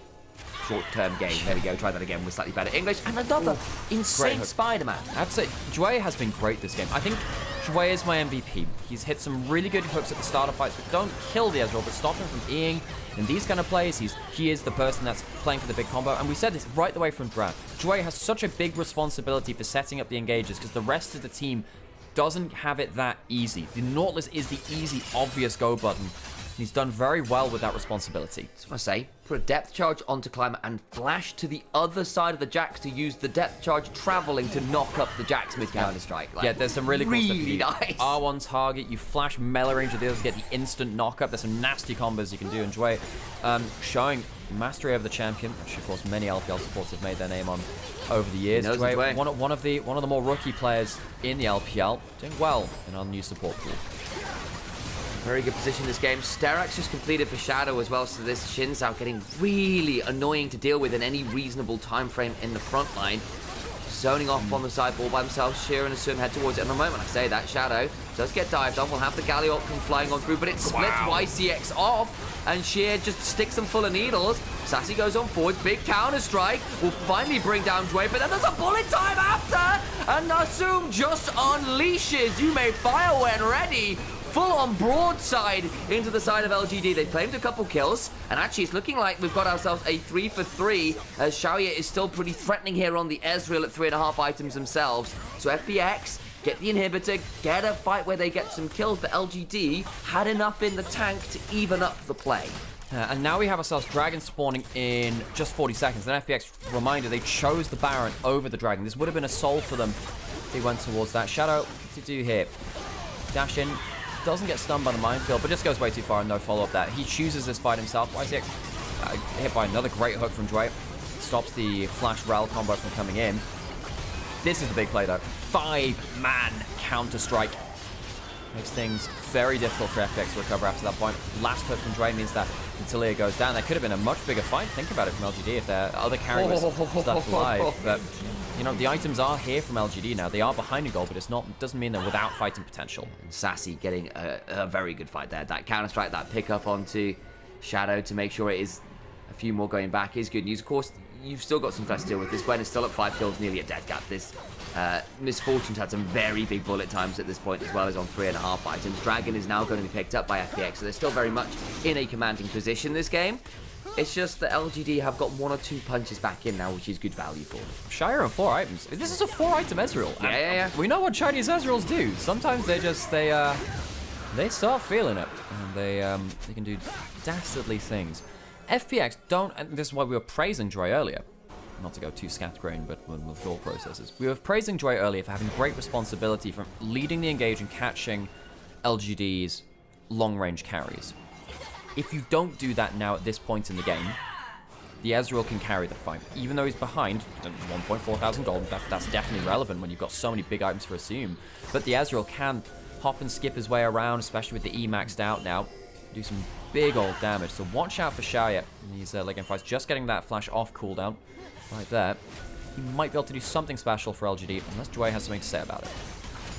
Always possible. Not quite that death cap for Sheer, which I think would be a really big break point for him as well. Gwen's, when they do get that eventual bit of AP to them, really, really threatening, especially with those ults as it stands. Dway, though, zoning off with care, trying to make it really hard for Climber to get forward. He's got the GA to their name, worth noting, can be a big deal. As Dway is split off from the team, Baron's going to go down, Climber's not in time. YC goes to the big engage, but the rest of the team, not quite here as yet, but there is Sassy. Assume has killed off the Rel. They're going to get another, and the GA comes on down, and they are too late to the play. They all die. As Sheer and Assume press R. Oh no, he's on vision!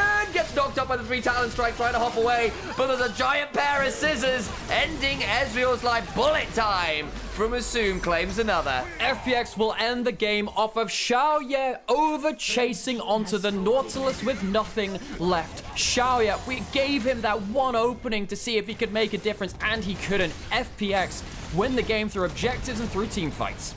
We like Xiaoye. That was a Xiaoye. No, not this time around. That was not the great option. FPX walk on forwards. They were the ones in command from the early game. They take that initial Baron and they run with it. Fumble around Attica, notwithstanding good stuff from the Phoenixes. They will move forward into our best of 3 later today. Not to tunnel onto it too hard. Xiaoye, the player that needed to step up in that last fight for LGD, chased her out 30 seconds onto a Nautilus instead. Oh, man. So Joy, even though he's not the one quote-unquote engaging, still has the most value that fight by making sure the Ezreal does 0 in that fight.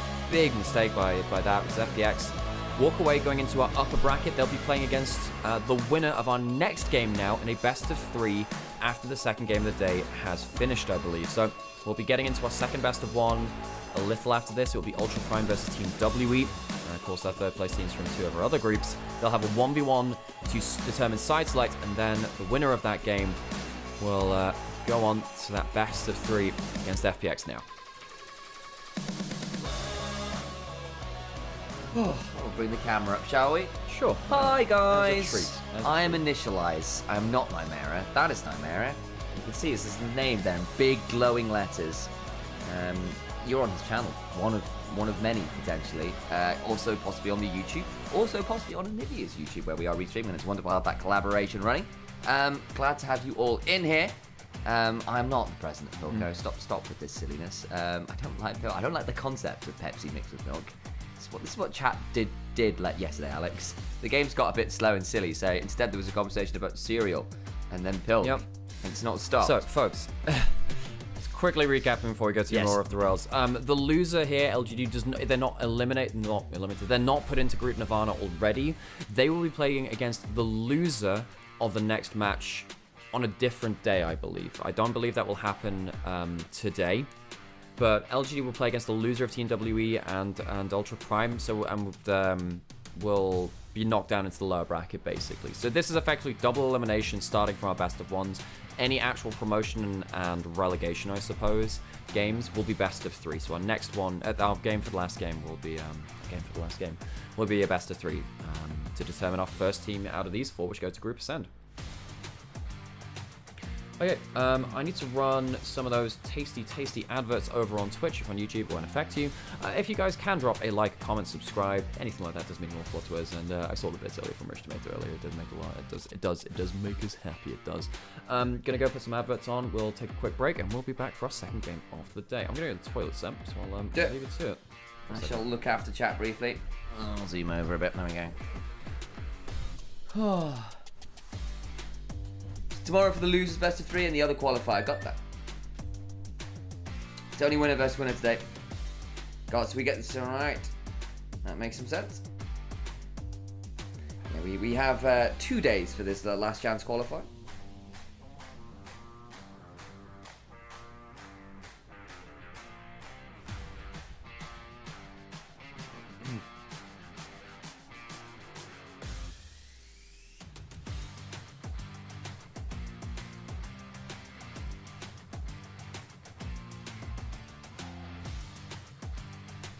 Yeah, how you looked after us yesterday, Sam? Yeah, well, no, I was left with the kids who had a bit too many E numbers. How are you doing over at LPL in the viewership? Nice to be here with the CEO of Pilk. Oh, Lion Man, not you two. Not with you two. I'm not even a Pepsi fan, especially. This was a really good taunt. I really liked that taunt. It was good work from Care. Pulled them off the wall.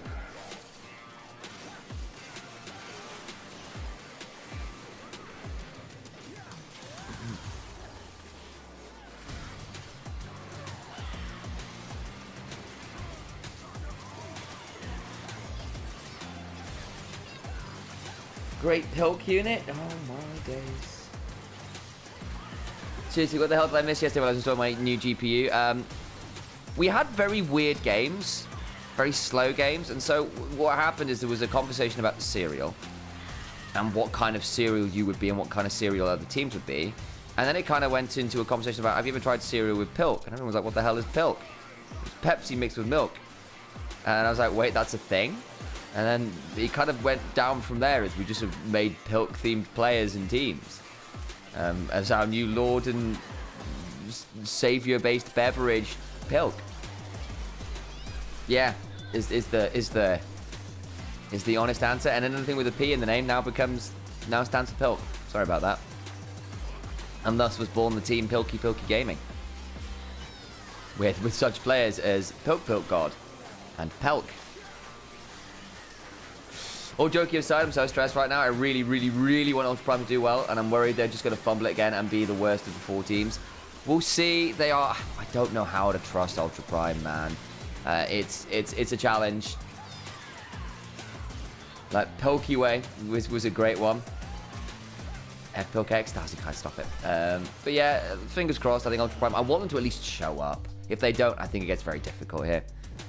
Sorry, just messing with you. No, Lion Man. As far as silliness, this is super fine. This doesn't bother me all that much. It's just silliness, so don't stress. But mess away. That is always fine. I'm a very thick-skinned individual on the whole. I'm not that easy to mess with. I spend most of my time on broadcast. It's like, I'm used to people being a bit weird in chat. Like, Pilk conversations really aren't that crazy.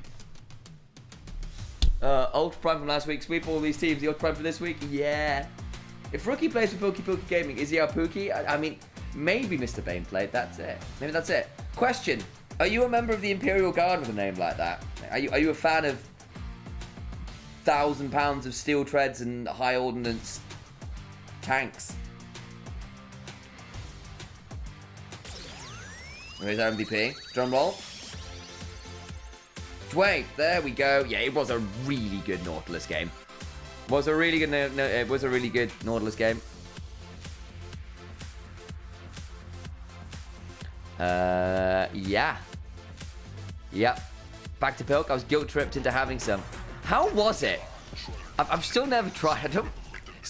As of yesterday, I've still never tried. I don't really want to try it.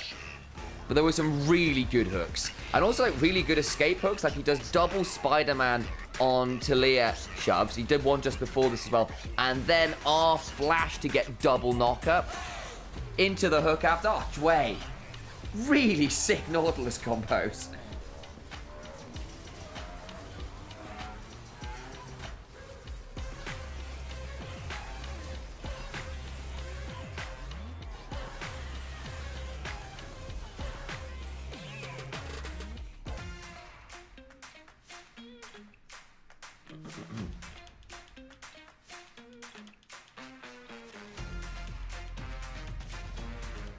Cool.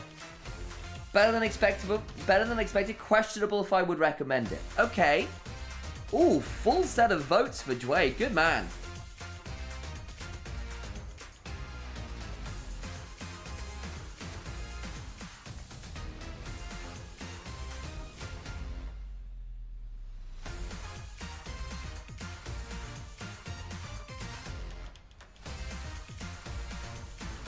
In my heart, Cadia still stands. I knew it. Thanks for the sub earlier, as I was appreciated. Mr. Baneblade is indeed a member of the Cadian Guard. The planet broke before the god did.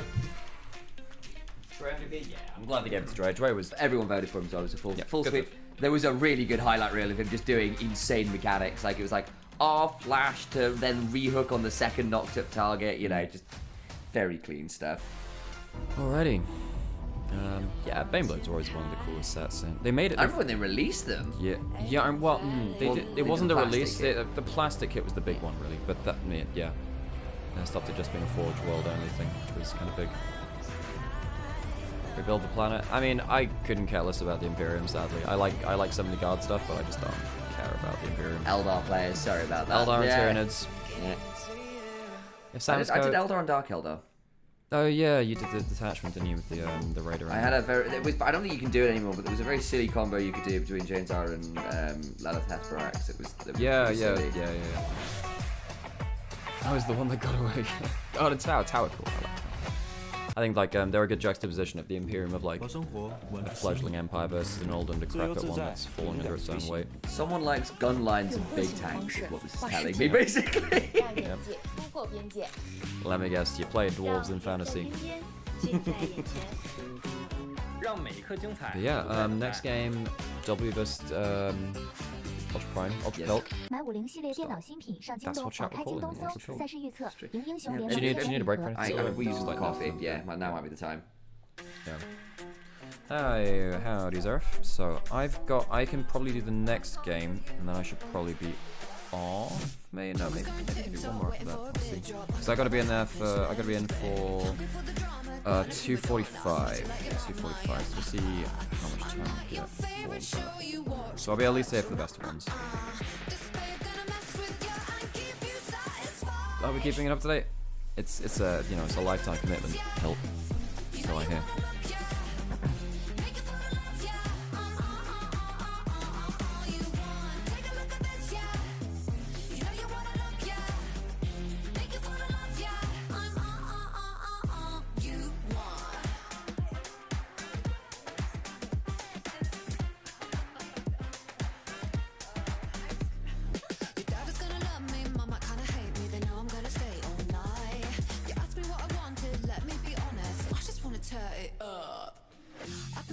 Sugar-coated like I'm harder than you think, I'll break your bite. So bold, so cheeky, sassy, I'm here to push your little buttons cause I kinda like you. I'm like your favorite show you watch but touch you not. I know you wanting more cause I'll keep you satisfied. Take a look at this, yeah. You know you wanna look, yeah. Make it fall in love, yeah. You want. Take a look at this, yeah. You know you wanna look, yeah.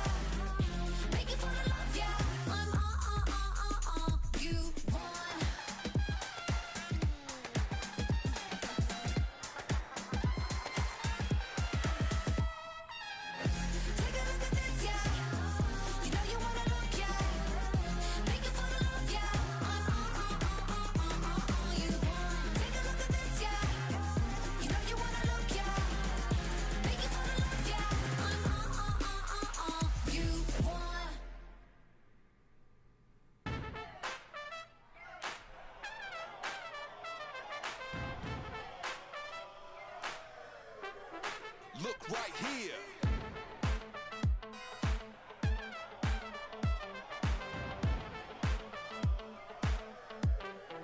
Look right here. Come see what everyone's been looking at. Everyone's been talking about when you the best, you call it out. People watch cause they love when they watch this. We are number one on your watch list. Everything you need grouped together like a mosh pit. We don't stop cause we know they can't stop this. It's nothing new, we gotta do what we do. We got you glued to your seat without using glue. We got it, hey, turn down when you can turn up.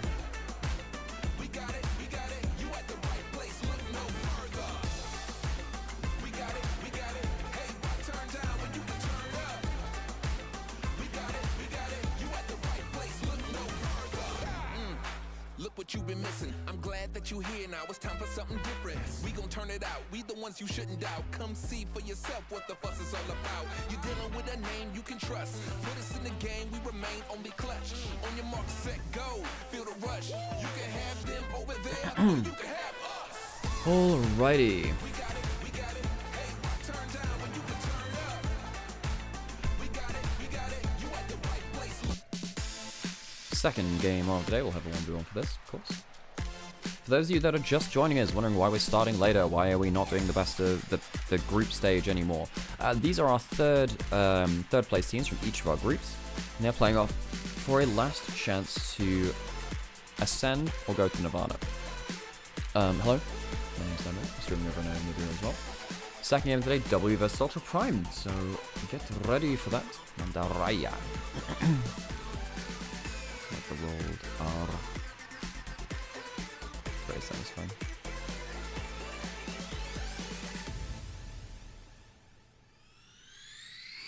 Alright, so we'll get our 1v1s. They'll be setting up on stage. Ready for that. It's a very blue dress. It is. Multiple shades of blue. Oh, Kites, I didn't realize it's your birthday. Happy birthday, Kites. Good to see you. Saw you in chat earlier, I think. Yeah. Happy birthday. I hope you get all of the results in League of Legends and the pro scene that can make you happy. No, I can't control that, but I wish for them. Do you guys actually understand Chinese? No, but some people in chat do, Eric. So, we sometimes shut up and let the interviews happen, and then some people will chime in with translations from what they heard. But no, I don't understand Chinese pretty much at all. The Dark Eldar conspiracy is that Vulcan is trapped on board Gamora. Is trapped on Gamora. If the Khan was trapped in the webway and Vulcan is the perfect Dark Eldar subject, it's possible they captured Khan to lure Vulcan to Gamora. Isn't yeah? There's a chance that Jagtar Khan's doing some cool stuff. I just don't care about Primarchs. I don't want the setting of 40k to be determined by a dozen man-children demigods with daddy issues. I just don't want that to be the setting. Did I read back chat yesterday? Not all of it, no.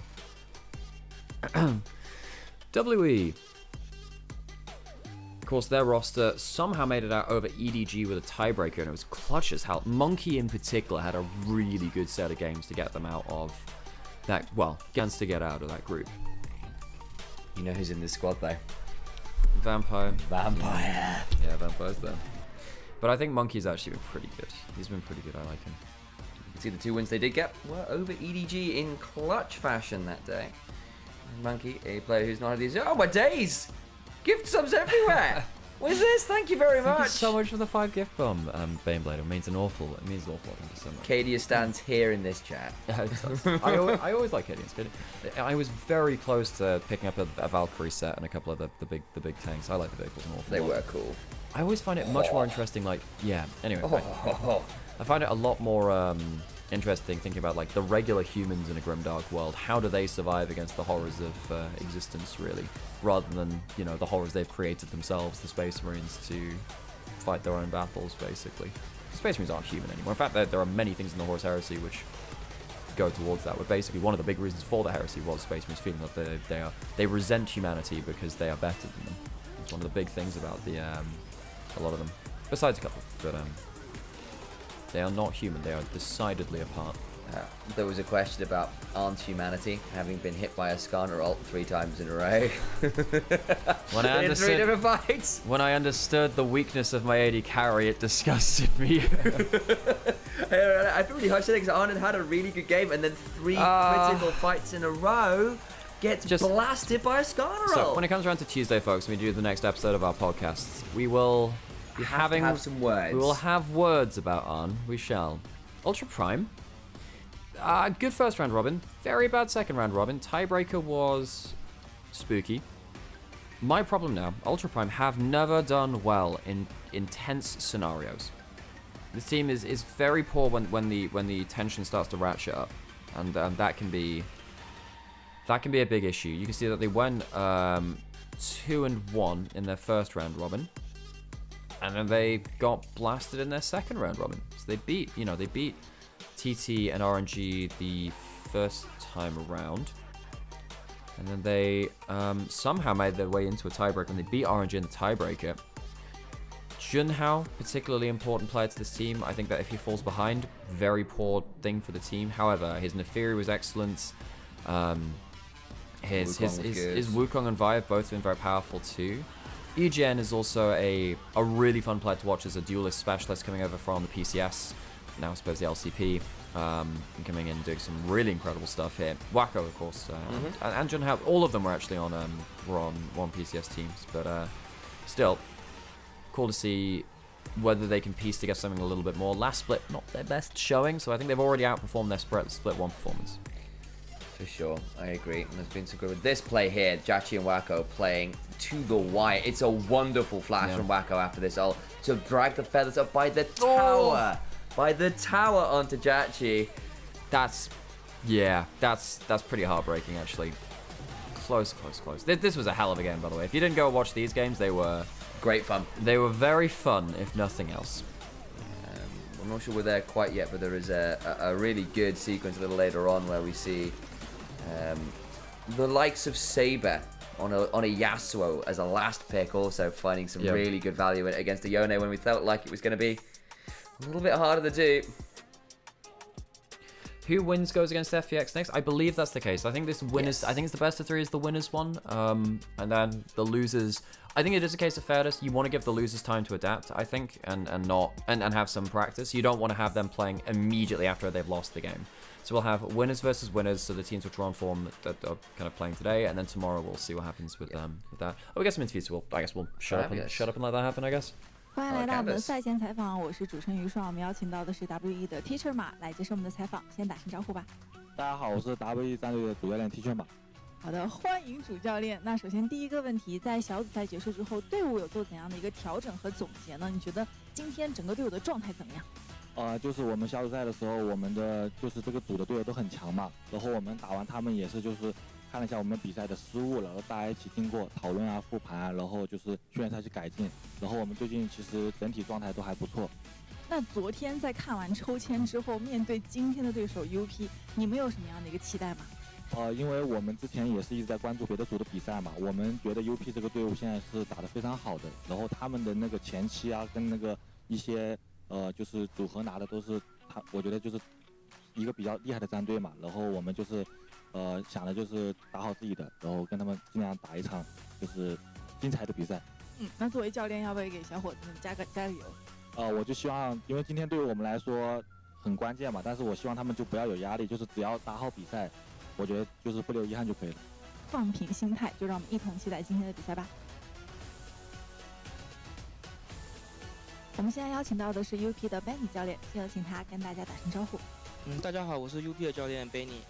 好的，欢迎 Benny。那首先第一个问题，想要问到，在小组赛结束之后，队伍有做怎样的一个调整？包括你觉得，其实，在小组赛的阶段，队伍做的比较好的地方都在哪里？就我们现在就是前中期的部分有做的比较好一点嘛，然后像就调整的部分就在中后期的运营跟决策上要来的做得更好这样。那今天你们要面对的对手 WE， 其实在他们的小组当中呢，也是遭遇了不小的挑战。对于今天这一场对决，你们是怎么样看待的呢？主要因为我们跟 WE 都是一样，就是加赛进的嘛。然后我觉得我们今天应该两边的交战会变成是哪边的团战打得比较好的这边会获胜这样。团战是非常重要的。那作为教练，要不要给小伙子们加油？就希望他们因为都是年轻小伙嘛，就希望他们能不要怯场，好好操作。好，那同样的，今天大家也可以注意到的是，我们选手和教练们佩戴的是 LPL Cares 的蓝丝带徽章，是格外醒目的。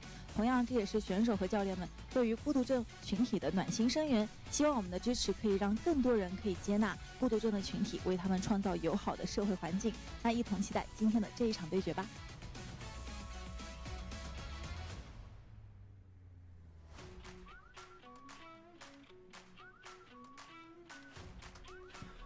Right.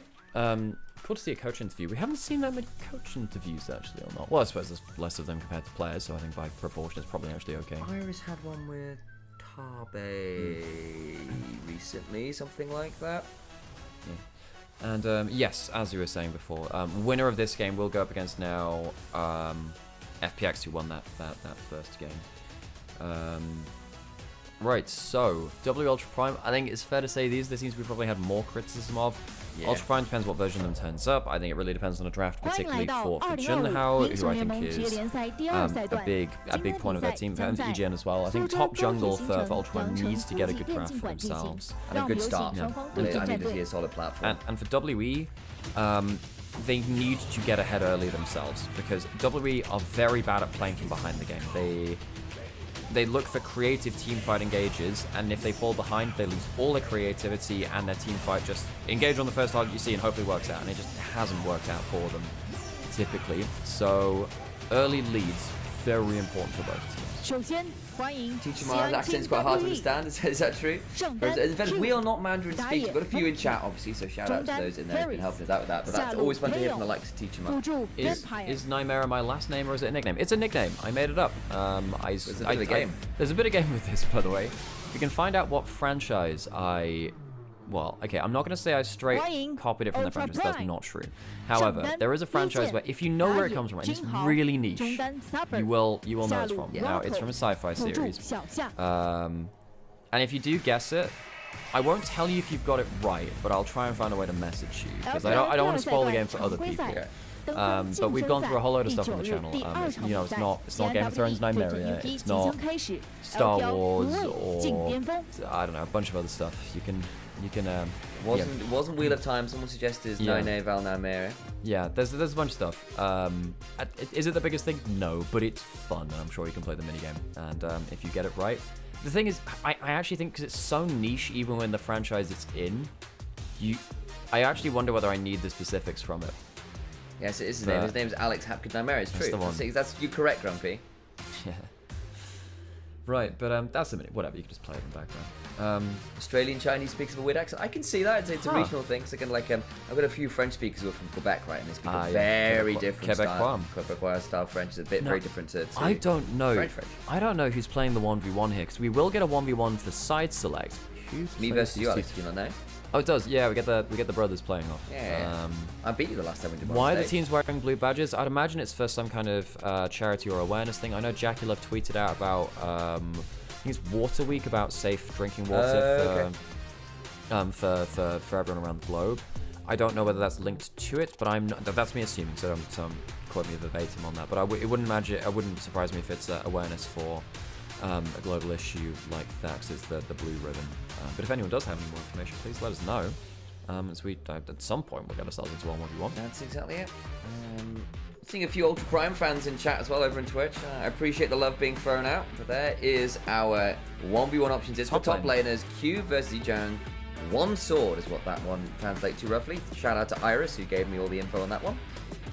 Yeah, and it's also a play verbally on his name, which is Yichin. Indeed. So you go Yi-Jian is the pronunciation of that in Chinese. We try our best, folks. Doesn't always work out, but we try our best to try and give you an authentic but kind of comfortable way to pronounce these names. Top lane's playing off. Gwen, very powerful in the 1v1, could also be... Gwen and Jax could be quite powerful here if they want to go towards that. EGN is also a Riven player if he wants to pick that back up. He did play it the last one. Remember, he went Snowball and did really clever things, forcing out additional summons by using the Snowball to punish when we saw him do this before. It was a really good play from him. Also, apparently the Blue Ribbon, according to Ferguson, is Autism Awareness Day. Awesome. Great initiative there as well. So, wish the teams best luck in raising awareness for that one as we get through our last bands and see what our picks will be. There's the Darius last ban against Cube, who did used to have that as a bit of a counter pick. And instead it's an Aurelia lock for Yijing. Well, well, well. Love it. He is kind of the spiritual successor here in the LPL to someone like YSKM. You should know me. He was so cool to watch back in the last few years. WE. Cube, their representative. What does he go towards? He's played stuff like the Udyr and the 1v1s before and gone towards the full shield max, if I remember. Think about the Renekton. Very good all-purpose laner. Renekton Aurelia is a very fun duo. So the Aurelia kind of wants to get the W into the Renekton empowered W if at all possible. This is a very in-depth matchup. It's a lot about how you play around the wave and get those minions low. Renekton needs to be playing around high rage, wants to be zoning off Aurelia from XP where possible. There is some thoughtful poses here on screen as they figure out what will happen in this 1v1 and how to work their way towards better situations. Aurelia is a wonderful champion when other people don't get involved, is what we often find. And so in these kind of forced 1v1 scenarios with all of that mobility, all of that ability to play around your passive and your stun and your ult and all those things, you've got a lot of tools to make people struggle. Of course, Renekton, notoriously known for bullying the bullies, has that ability to just press W on someone and say, no, you are now ruthless predator and cold the meeked, and you will suffer, and everyone else just sort of to cry and deal with it. I feel like Steel Caps this game going to be very valuable. Let's just see what the builds are as well. We've seen a few different options. We've seen Bramble Vest buys, we've seen Blade of the Ruin King rushes, Stride Breakers, all these things. These 1v1 techs can get very interesting, especially when you have got a bit of a specialist in the form of Egen who can be very, very difficult to deal with. This is your Riven Aurelia player. Barrier Ignite for them, Flash Ignite from Cube. Understandable with the flash because Aurelia kind of gets free flashes by virtue of blade surging around all the minions. Double Dorans plus Longsword for the Renekton. Double Dorans plus Cloth Armor for Ejam. Jen. I was told otherwise. Legitimately, I was told otherwise. Alright, fair. As Cube just queuing off the wave. Yeah, maybe I'm not, you know. Going off the voice note I was given. That's the correct pronunciation so far. Wasn't that for 1xn you got the voice I note got it for Egen as well. Alright, cool. Because his name is Yichin, so and it's meant to be a play on that. We'll figure that mystery out another time. As the stun does land, get the maxed out with the passive for Aurelia. Needs to be careful. Does Cube. Gets himself his Conqueror stacked all the same though. On the whole, Renekton pretty good into the Aurelia. W used now by Aurelia. Renekton gets control of the wave. I missed that end of that sentence. Was you saying Renekton good into Aurelia, or...? Yes. That's the one that needs to be checked. Fair enough. There's a level 4 going on through. Ooh, misses the Flawless Duet. I love Aurelia ability names. They've got really cool vibes to them. Then again, so does Renekton. Cole the Meek, Ruthless Predator. Very satisfying names to yell out. For an early reset potentially here is Cube. Has got that level advantage right now. Lands the Flawless Duet. Can look to go for that auto into Q trade. Nice work from Egen to get that option and then get the Healing Shrine after. Got that passive stacked, often a core part to whether Aurelia is strong right now or not. Is she glowing and have a big yellow bar underneath her? Yes, do not fight. They did remove some stuff from Aurelia, which was removed a lot of, I think it's her attack speed is lower now when she gets her max stacks, but she gets more damage, so it's meant to be less about she stacks passive and just autos you. It's a big problem. That's a big oldie, but it does miss. Cube having to back off. Cube not having the best time of this. Typically has better wave control than the Aurelia. Typically, on Summoner's Rift, can play for a jungle setup. The problem is, though, can't do that on a 1v1, can you? There is no additional play. You can't just flash W and have your jungler follow up. Not today. 5 CS down now is Cube. Has level 6. Can't stop the recall. Cube will be able to push in front of the wave, but Egen knows that was going to happen. Slightly up in gold. Cube will push in. He's going to get himself a plate. No, he won't have time for that. And he'll have to find himself his own recall. Full steel caps done for the Aurelia. Very valuable. So that might be the case. Just a rage for the Blade Surge. Nice work. Gets most of this wave hit pretty solidly. Cube backs for the Bramble Vest. Wondered whether that might be the tech. We were having that discussion. Look, there's been some interesting 1v1 options. We've seen things like that Bramble Vest rush and into an Aurelia who does get quite a lot of value out of the Q and some healing options, especially when you've got things like the Conqueror in. Can be a bit annoying to deal with, so it just ends up hurting yourself every time she hits you. On the other side, though, I mean, Steel Cap's very good versus Renexing because it does reduce each one of those empowered W3 autos. That's a good trade. All out by Cube. There's the turnaround with the Vanguard's edge, looking to get towards the healing. Try and flash on forward. Still has a barrier to work with. Doesn't quite have it. Barrier himself. And double summoners on both sides down, but he's just going to have to respawn here. Or reset, sorry. It's a panic barrier there from GG, and actually doesn't want to be taken down by last tick of Ignite or something. I don't think it would have killed, but it's a big summoner blown there from Cube. From EGN, rather, by Cube. I think that was pretty unnecessary. Gets that extra play. Could be a pretty big deal. What do you get there? Vamp Scepter secured. I'm going to just leave that 10% of the HP bar to be healed up by going on to some of those minions, which can be pretty valuable. So, looks like we're getting closer towards a Ring of Fire kill. Because I don't think we're going to get 2 kills now before that comes down. We're not going to get tower death either. Then we get ourselves down to that last kill of our 1v1. Reminder, folks, the win conditions are you kill the tower first, kill the enemy 2 times, or if enough time elapses, 1 last kill in the Ring of Fire. No longer do the 100 CS win condition because that was boring. Have to get yourself towards the win by combat. Cube dodging out on that E.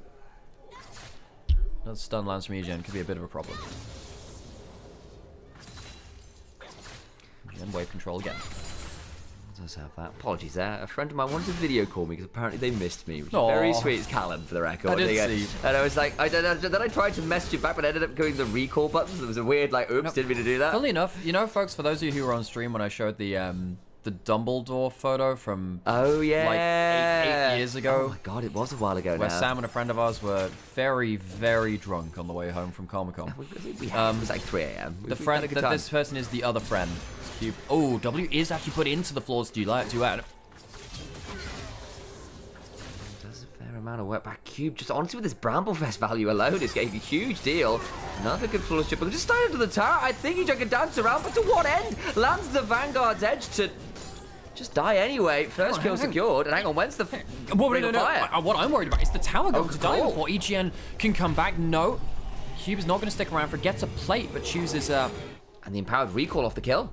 Yes, the empowered recall off the kill. That's very important. That this is a full eclipse. Very, very powerful. And sadly, Aurelia not able to get the full Blade of the Ruin King, which is where Aurelia becomes just monstrously hard to deal with. The hardest nerf to Aurelia is death. That's a 2-level discrepancy. Level 9 to level 11. That is not a fun breakpoint. And I don't know how you catch up all the way now at this point. You've lost a cannon minion worth of XP. Cube potentially is looking to go. He can take more aggressive trades now, because now you can take the trade and take a bit of a brunt of it with your Eclipse Shield. Let's use that. So here, doesn't get himself an empowered something rather there. Clean up that wave. EGN needs to recall again now. He needs to get himself Blade of the Ranking on this back. Once you get Blade, the matchup becomes playable again. A lot better. Aurelia is just so disgusting on that Blade's power spike, much like the Yone is as well.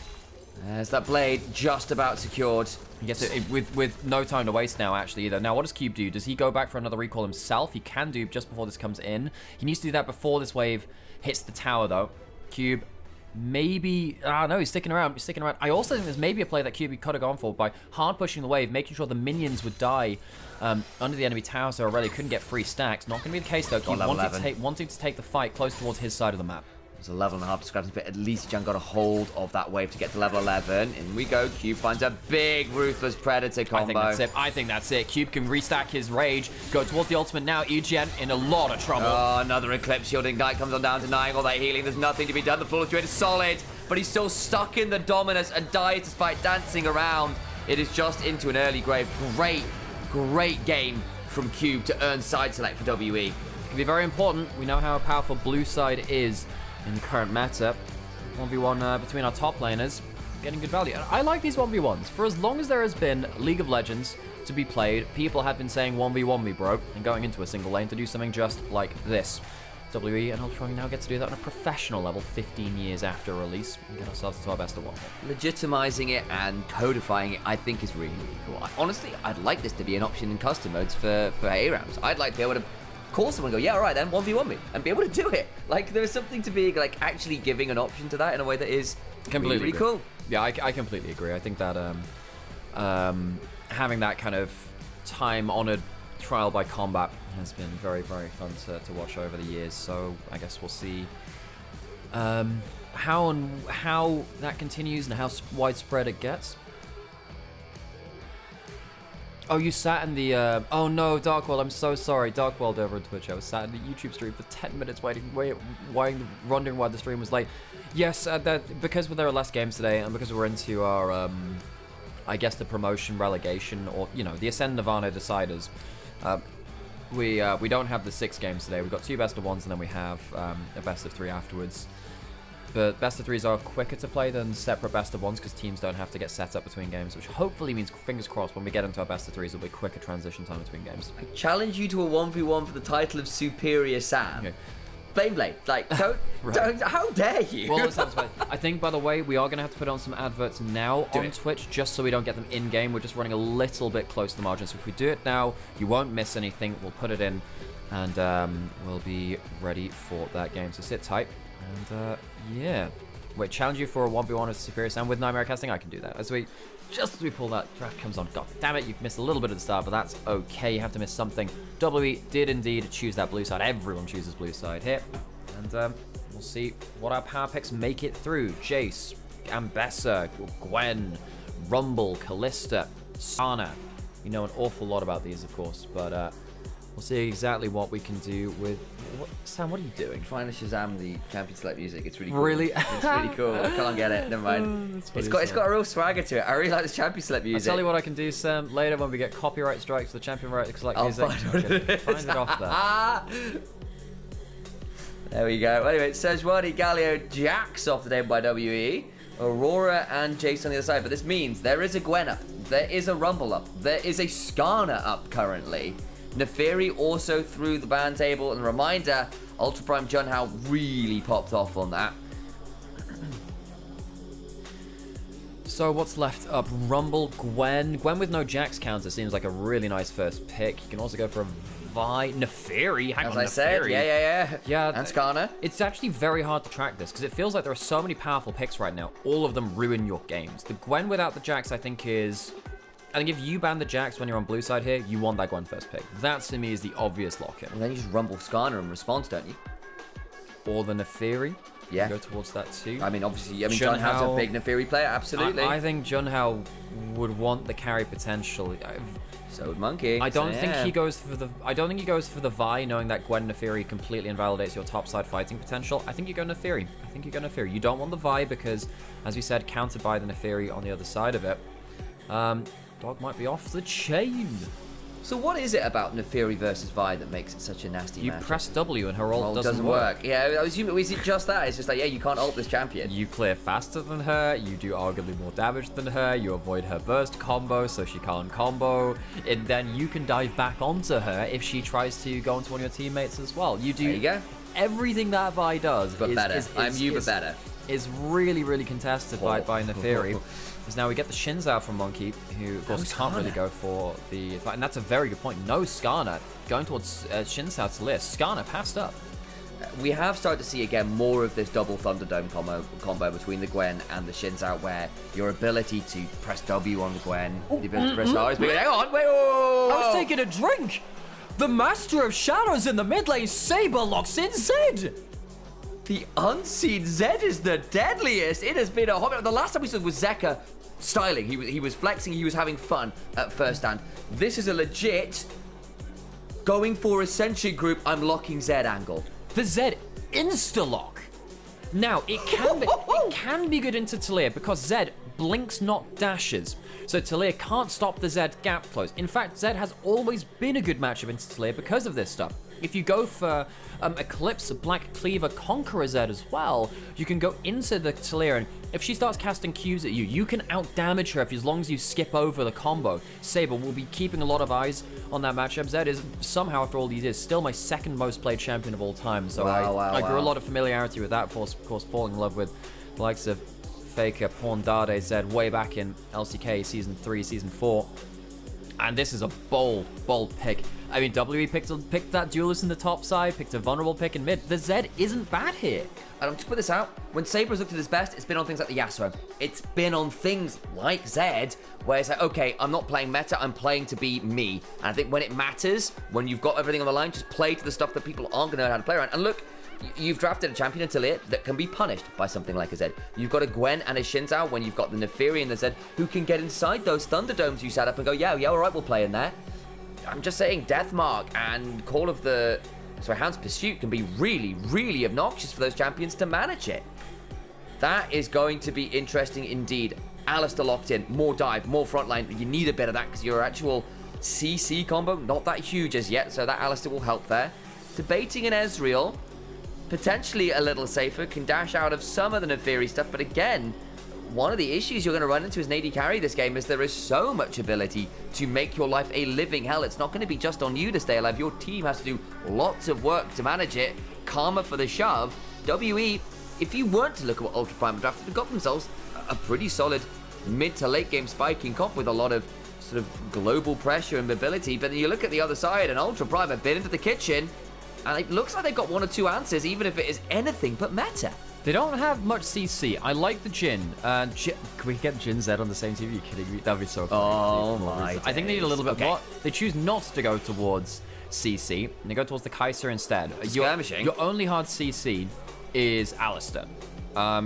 However, I will say, even though the Ezreal is tricky to get a hold of sometimes, I like playing Zed into Karma and to Ezreal. Both of them you can one-shot. You can catch out Ezreal, and Ezreal only has 1 E. If you manage to get within your W range, you can kind of go into melee range, force his E, follow him with that, and then start chasing him down. It can be very, very dangerous. It will be all about Ultra Prime using the limited CC that they have well, and making sure they pull apart Team WE so they leave someone isolated. As soon as someone is isolated, Neferi or Zed absolutely one-shots them. Kai'Sa can clean up the rest. I love seeing this. Great stuff. Finally seeing some Assassin play here in the LPL. Really excited. Really excited. And I think the other thing is not Zed doing this by himself, is it? Oh no, there's a Neferi also jumping at the Ezreal. And there's the Kai'Sa and the Alistar. There's going to be so many ways to blow that E, even if it's not via CC. It is just by all-inning and saying, well, yeah, you can't sit here and take the damage. That's fun. That's fun. So, WE, standard draft. Going towards a composition that makes sense, tried and true. We've seen a lot of these champions in these combinations before. Not that surprising. Ultra Prime, they are going for the style of play that got them here in the first place. This is the team that last picked Yasuo into Yone and went off with it. This is a team now that is locking Zed mid with Neferi to really try and just skirmish your way to victory against a lot of champions individually that won't like that matchup, won't like those skirmishes. We'll pump up the volume and we'll get ourselves into our game. Let's hear if there are some gyros for our teams and our Zed.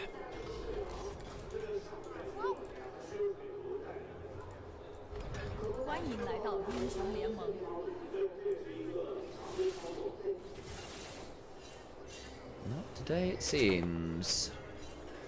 Xiaoxia, level 1 on this Alistar. Did have to back away. That is a hilarious graph. 53% is a fairly significant amount considering the statistical modeling Not stuff. gonna lie, I don't think there's much data on the Zed. No, I don't either. Worth noting, by the way, that we do have the Ignite for Zed, not going for Teleport. Now that's going to be helpful against 1v1ing the Gwen and 1v1ing the Talia as well. Saber's really saying, look, I'm a melee assassin player. I played Yasuo. I'm an Akali player. Let's bring out the Zed as well. And you can see from the runes on the bottom side, I think that was an Axiom Arcanist onto that. Oh, wow. Yeah. Worth noting, though, if he gets himself his, whether he cut down or coup de grace or last stand, it does affect Ignite's damage as well, because true damage is increased by that. So while we don't see many Ignites in pro play, it is affected by percent damage increases now as ultra damage is. He is going for the Conqueror, likely going towards Eclipse, and then we'll see what happens after that. But typically it's Eclipse Black Cleaver to kind of stack HP to kind of brawl with and stay in melee range for extra auto attacks. Ultra Prime really gunning for a fun draft here. Cube, I think understandably for the Gwen, has gone towards the exhaust this game when you've got things like the Zed, the Neferi, the Rumble all trying to all-in you. Exhaust makes that very tricky. Allows Vampire to go towards the heal as well. And we did see at the level 1, barrier pop by Wacko to deal with a Mantra Q and some poke coming out of Taeyun and Vampire. as the oppressive Ezreal Karma early lane can be. Right there, though. Wacko gets a single target Q back as Vampire misses his Q. Can't afford to do that too many times on the Ezreal. Look, you're Ezreal Karma. You can afford to do that every so often because you're so dominant in lane, especially against this kind of duo. And I will say, Ultra Prime do need to get through this early game a little bit. The Neferi will clear an amount. Not the best ganker when you don't have the best setup. He's heading from bottom side to top side. See if he can interrupt anything there. Saber's now going to run to the issue of not having a teleport and still losing the early lane. So Kara's doing well to potentially force Saber into an early deficit. We'll see how he can recover that. Got about half a wave there. Having to farm up with those shurikens. And you can do that as Zed, but doesn't have all of the tools available yet. Finally turns to level 3 and needs to get a bit more out with the Shadow Slash and the likes for a bit more wave control. Once you hit the level 3, you feel much more happy because at that point you can be a poke pot basically. If you hit the double Qs and the double Es, if you get that close as well, you get energy refund. Big thing about Zed is managing your energy because you're not a mana champion, but your resource goes and comes much more quickly depending on how you play around the energy champions mini games. Cannon is when he gets his stun on you. He gets the Cannon gets the stun on you, gets some stuff back. Akali, when she got her passive on you, she used to do that. I can't remember if that's removed at this point. With Zed, it's if you hit the same target with both abilities. Oh, you got to blink over that, buddy. It doesn't feel like he had the HP for that one. Sucks for him. Does have the door and shield, and he'll have a bit of regen from that. He'll just have to suck it up for now. That one was a bit painful. Still, I'm trying to clear up as much of these minions as you can. Missed one there. It's alright, as Sharasha left alone under this turret trying to clear up the wave as Wacko had to reset W's into that bush so knows people are waiting. The Neferi's not even, and Neferi's not coming down here. There needed to be some awareness from Ultra Prime that you're gonna get pushed in very hard in bot lane and in mid lane. Junhao has come down to this bot side of the map now, but not before they've already dropped 30 CS to Vampire and Taeyun. Oh, this is a draft. This is a draft issue. This is the 2v2 issue. The Alistar Kaiser cannot fight against the Ezreal Karma in the early levels. Jen getting exhausted here. Did get overheated. Cupid has now run out of his exhaust. EGM might be able to trade back. Feels like one of the strats into that has been to run this phase rush on the Rumble to try and basically deal with the exhaust slow in particular. So it does get to walk away from that one. Mostly okay. Did take a bit of damage there, nonetheless. Does have the teleport in a way that Cube doesn't. So there'll be a room to reset that. Of course, Cube came out on top in the 1v1. True. Yep. Moments ago. Having a good little trade there, too, on this Gwen, getting the wave shoved in. Not a good look for the early lanes of Ultra Prime. No. Saber, he needs to stick around for another 2 waves or not, I guess. Karis is going to be able to teleport back in.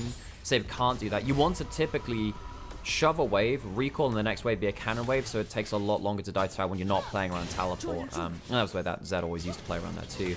The way that Zed needs to play it is to take one monstrously large trade in lane. Typically that came through electrocute double shuriken. That was typically the way you do that.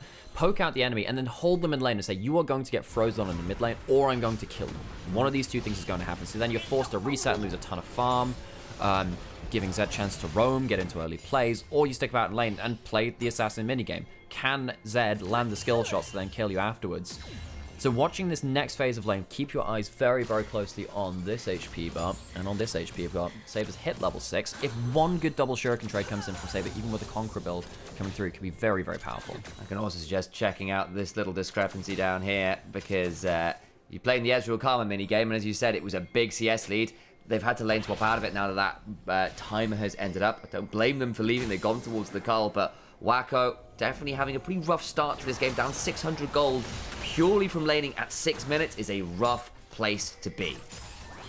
Saber must have taken a couple of Qs to the face at some point. Karis doing well in the early laning phase, not going to fault him for that one. Of course, Karis is a bit of an assassin player himself when the occasion calls for it. Dragon, Grubs, both being focused down. Junhao, of course, on the Neferi. Another AD assassin, which W will need to be afraid of. He has smite. Can he smite away from this? Nope, can't stick around. No damage done to it. 2 for 1 on the Grubs. It's about losing another wave to this turret, though, as they zoom on in. W just about in range. Good skewer by Wacko. Does get that cannon. Spot lane, though, not gotten all that much easier. I mean, the tier trough helps a little bit, but still, it's not a great discrepancy down here, just off the base damage. Oh, there Here goes we the go. ult. Deathmark put down, Karis in danger, trying to get that last bit of auto. The flash for the auto gets it back! Ignite's not there, and even with the pop, can't quite secure. Didn't have the extra shadow for the triple shuriken. At this point in the game, you need it, but he does force out the flash and HP. Doesn't have W cooldown now, needs to be a bit careful as Monkey on the chase just uses E, can't follow up. Saber forces Karis back and shows why this matchup can be so deadly. Didn't have that W though to have the extra shuriken, the extra gap close. Close, but not close enough. Looking, don't blame him. And, away we go. Karis back to lane, but again, down that flash. Can definitely look to do it again as the Zed. You do just have that more innate mobility with your R, with your W. Now that Talir doesn't have flash, if you get in range, you're likely staying there. You know, funnily enough, there was a question in chat about, well, you know, us as casters, do you have to be high ranked to get jobs in casting and stuff like that? Barry used as between a rock and a hard place, in this case a Mantra Q and a Mystic Shot. Nasty stuff from Wacko. I will say, in this kind of game, definitely helps me with the fact that I've played a lot. Hundreds of games of Zed, so I know what the champion wants, and I understand after seeing years of it as well. Don't think you have to be high ranked though. You know, I peaked around high diamond. I wouldn't say I have this like massively high ranked, but it's enough for me to know instinctively what a kill combo is and isn't, so I know whether something's a good play or not. That's the big thing, right? As long as you can tell what a good play or not is in League of Legends and get excited at the right moment and not mislead the audience who will have a certain base of knowledge, you're doing good. I think over time, even lower elo players will gain a lot more information out of the game and understand things to be good or bad. And of course here in the LPL, you're testing the game mode an awful lot. Saber has to hop out of the shove, not great there. Evening up a little bit in the CS is Saber, getting towards, what we assume to be that Eclipse first item, especially with the Conqueror build. Yeah, you get a lot of value out of that. The percent HP damage, your ability to play those longer trades with the shield always feels really good. It's a nicer side lane option sometimes. You are into things like this Gwen. Sometimes you just need that little bit of extra oomph in the extended trades. Game though is about 1,000 gold towards WE, mostly found in that bot lane where it is now to an 800 to 900 gold lead. Junhao off forwards looking for the Dark and Daggers, lands one. Nice shove back, but Junhao doesn't really care all that much, especially with the dogs blocking out some of those Qs. Jung needs to be a little bit careful here as he's hit by the W route. Good lane dominance here. Really good lane dominance. You play for the Ezreal Karma for this, because this is the strongest point in your game and it gets weaker over time. However, you're not on the bot side of the map. Cube does have exhaust, does have ult. It's hard to dive this, and therefore I doubt it will happen. EGN having to kind of suffer through the Ezreal Karma now, and at least Wacko picks up some farm on the other side of the map, but no one's dealing with this particularly well. There's the Equalizer to deny some of that, but actually another slow Vampire stepping really aggressively forwards. Can't quite get the W Used down. the heal to get the move speed, but doesn't get the root or the flash, so bit of a miscalculation there from Vampire. He still ults the wave to deny that, but then again, Taeyun and Vampire are still here between turrets, having a great time, continuing to extend the lead that they have. Playing well on the whole, the TP back now, but there'll be a wave crashing, and because they've cleared the wave behind the turret, there is no minion additions coming. Going to try and clear out this wave best they can, dodges that Mantra Q. But Ezreal still landing some Mystic shots, that can be really obnoxious. The wave cleared well enough here with the Haunting guys in infantry. 1,000 gold from WE, from plates and from farm. Saber evening up the matchup in mid lane. Remember, there is an exhaust on Cube, so in team fights, there is a chance that Cube actually exhausts the Zed when it goes for a play. But you can't exhaust Kai'Sa and Zed and Neferi, who are all diving in, trying to get themselves big burst combos. Wacko behind Cube right now. Has that exhaust, of course, means he doesn't have flash. Wade's going to come into tower. Yeah, he's going to have to use his W well here. As it coming through, here it comes, stopping Xiao Xie from pressing the WQ keys. Flash, headbutt into the wall, pulverize after, Hound's pursuit, and death comes to Gwen. Nice play. Wacko having to play a bit of an unusual game here after the laning phase. He does manage to get involved in something here. Grub secured by WE to bring them to the 4 mark. Yeah, so WE get themselves the might bonus. Taeyun and Vampire going to be able to take this turret, I think. I mean, oh, no, not at this point. They won't be able to take it on this wave. Rumble will be able to walk up, protected with jungle support resettings going, help them with that. There's no ult on the Fury, so I don't really think there's any play to be made here from Ultra Prime. Trying to play again just to get as much farm advantage as possible through this 2v2. I will say there will come a problem at some point where you don't have an engaged support. You don't have any engage anywhere from WE, actually. That's going to be a huge problem. They needed to play through early advantage. And they've done that to an extent. And your engage is limited, right? It slows on Gwen, it's Xin Zhao knock-up, it's Talia, Seismic Shove, unassisted on the whole. It's not that easy. Maybe a W from Karma, but onto so much mobility. How likely is that tether going to remain through a play? I just don't know. And for all that we're chatting about, Ultra Prime, not the greatest amount of setup, they do actually have enough, right? And purely off the threat of people diving in for damage, that in some ways can be enough to buy a lot of the mobility out, and then you can follow up with another player who can do very similar things. So, you know, Fury goes 1 and Zed second. You can see the combos there. Wacko, though, is out of lane already. Yeah. Walks up, discovers that you actually can't walk up there without your support, and is punished for his bold move forwards. You can't play like that. This is a big play that Jun has here. Oh, in comes the Hound Cube. Vampire has looked to get out and cannot do so. We said you can only flash one's great crescent guard. Cube now coming on forward. The exhaust comes down. Taeyun on a good flank angle. Monkey flashing away. Ijang taken low. Flashed out himself. And there's no audacious charge angle. Cube head-butted away. Still has another set of the needles to throw. Nice W from John How denies it. Xiaosha now dies though, as Taeyun was untouched on the other side of the play. Well, all this is happening. Saber and Karasa are on the top side. Saber has the Eclipse, doesn't find himself an angle to go for a big play there. Overstep by Vampire. You can't play like that fast and loose when you're going for wards like you can do on the champions like Rel Leona, which he's typically had more success on. So a bit of a mistake there. Luckily, his teammates bail him out for his mistake. Taeyun gonna force Wacko to reset. My days, that Q looked closer than I think it was. Would have been a kill there as well. And then the other issue was True Shot Barrage does not catch Wacko. He has to deny his reset one more time. Stays alive. This Ezreal, increasingly scary this game. Yeah, he's having, honestly, compared to his LCK form, having a pretty good time of things. Ultra Prime not really having much to say about defending this turret. Junhouse to come over and clear the wave. I guess the Neferi's happy to get some extra gold. Jungle farm, nice old thing, but losing stuff on your AD carry, especially when they're meant to be such a core part of your composition, not the best. Saber, not been around for the plate for a while, going towards the top side. He's going to get himself a plate here. Might be able to get one maybe on top side, not sure what HP it was on. Yet to really see this Zed impact the game in the way that we want to. So, Monkey doesn't spot out Shunhao. Oh, he spotted a dog! He spotted a dog on the sweeper, but he didn't end up reacting to it. Oh, Monkey saw that. Big mistake coming in from WE. Partly on Monkey, partly on, honestly, Vampire just believing you can walk up safe like that. Yeah, I mean, if that knockback doesn't live through it, I think actually Junhao making a big mistake by pulling his ult at that point. He would have been able to get an easy kill and keep Junhao in the play a little bit longer. And as you said, great W to avoid the needlework. EGN also sidestepping it. Yeah, Taeyun was untouched, got to come over a little later, threaten again, get that kill. That CS lead continues to grow, 45, lots of plates. It's a 1,200 gold lead individually there, and that could be problematic because you are going to need this Ezreal to do a lot of his own stunts this game. He's in a position to do so.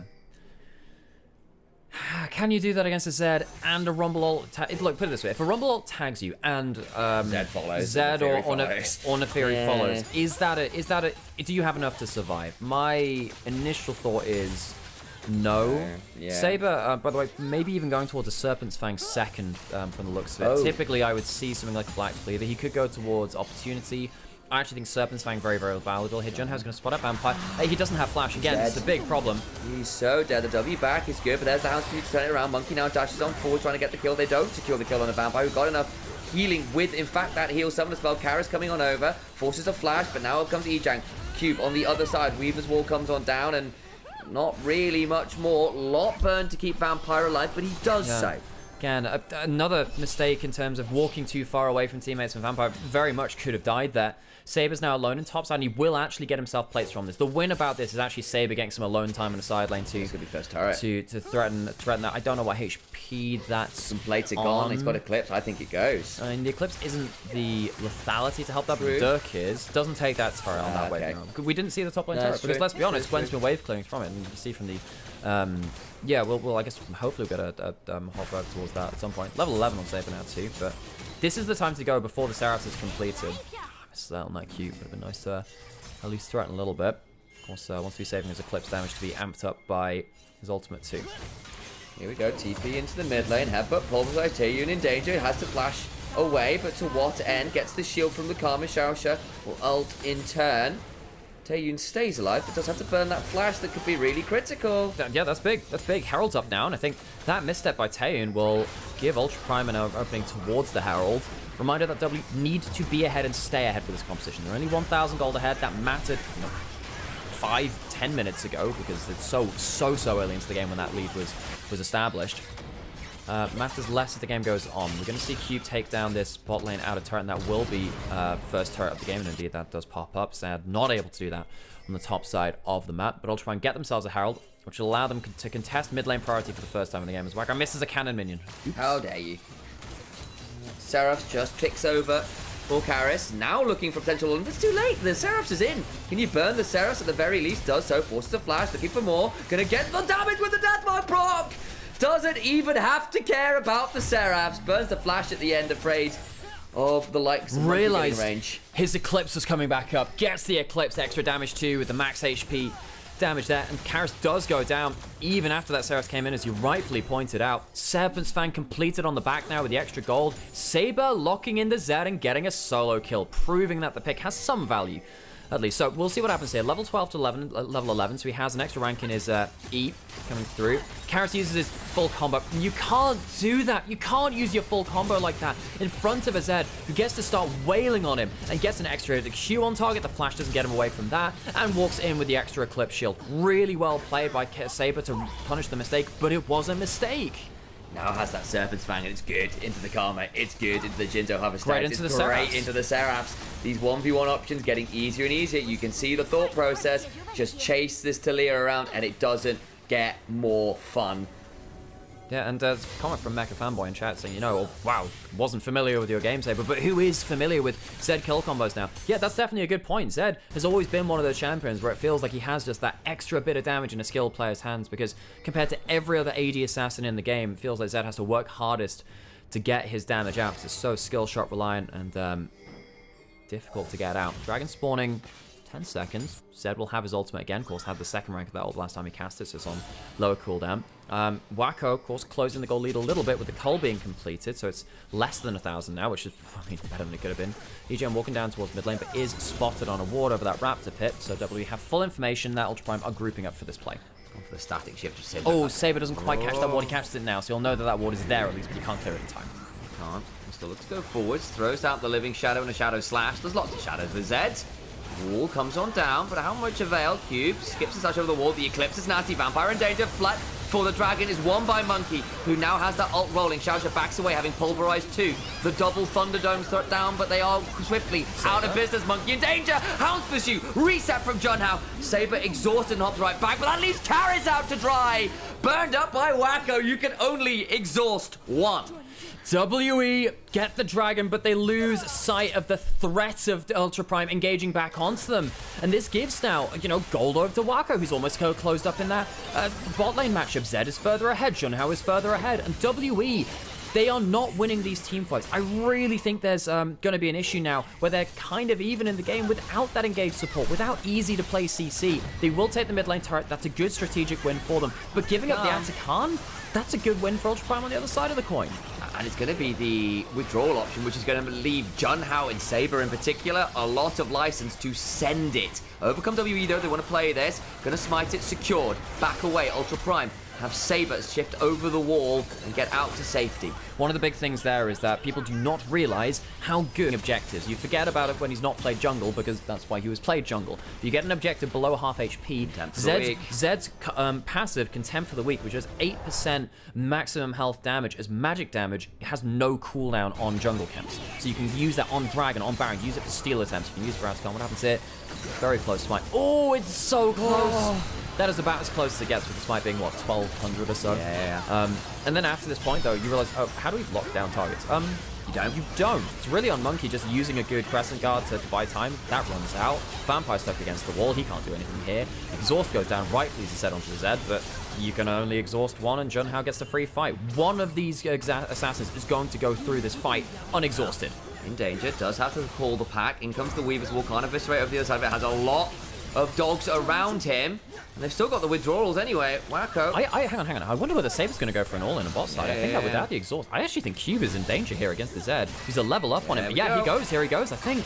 Nice. Hallowed Mist. Won't hop forward on the Living Shadow quite yet. I think that Zed can go for that. You switch over to your W, you go inside that mist, and you can land those Qs. I actually think Saber had an all-in option that chooses not to. Cube still has his exhaust down. Chooses to play... maybe just keep his ultimate for a play in mid lane, though, instead, if they want to go for a bigger play. But with the Atta Khan, you can see the threat. You can play more brazenly and look for these closer 1v1s. Looking for the all-in. Sabers around, but they're going to throw down the equalizer now. Junhao on an angle, eviscerates forward, and in the pursuit! Monkey, see? Monkey dies. Saber will withdraw, but his damage already done. Taeyu can't flash far enough away. Double to Wacko. Cube in danger. Xiaoxia backing on out. Karis tries to throw down enough threaded volleys to threaten more. They lose one withdrawal for 2 critical kills. Saber uses the withdrawal to say, look, I can die, but it's not really a true death. I'll trade for the AD carry instead. Puts the ultimate down onto him. And this is the problem with the Ezreal into this kind of draft. You can only E or flash away from one target. And there's too many people following through. Wacko gets onto the target. Junhao gets onto the target as well. And it makes it so easy. And now suddenly, Ultra Prime have themselves that gold lead. Credit to them. Ultra Prime are not good in high-pressure scenarios. They're playing much, much better today. Junhao gets himself the reset on his ultimate because it dies during the cat channel time of it. Can go onto Antaean, who is being all in by the Zed. What can he do here? What can he do? The Zed ult pops. Just goes completely 100-0. Yeah, he does. And then there's still the second part of Hound's Pursuit. There's still the reset on it. You've still got Wacko over to ult over the wall. And we did have this wonder. It's like, okay, come mid-game, Karma Shields are just not going to be enough to keep this Ezreal alive. And there's so many tools to threaten the Ezreal. Even if you deal with, say, the Zed, there is still the Alistar, there's still the Equalizer, there's still the Fury's whole kit. Especially now she's 2-0-4 with the Shojin.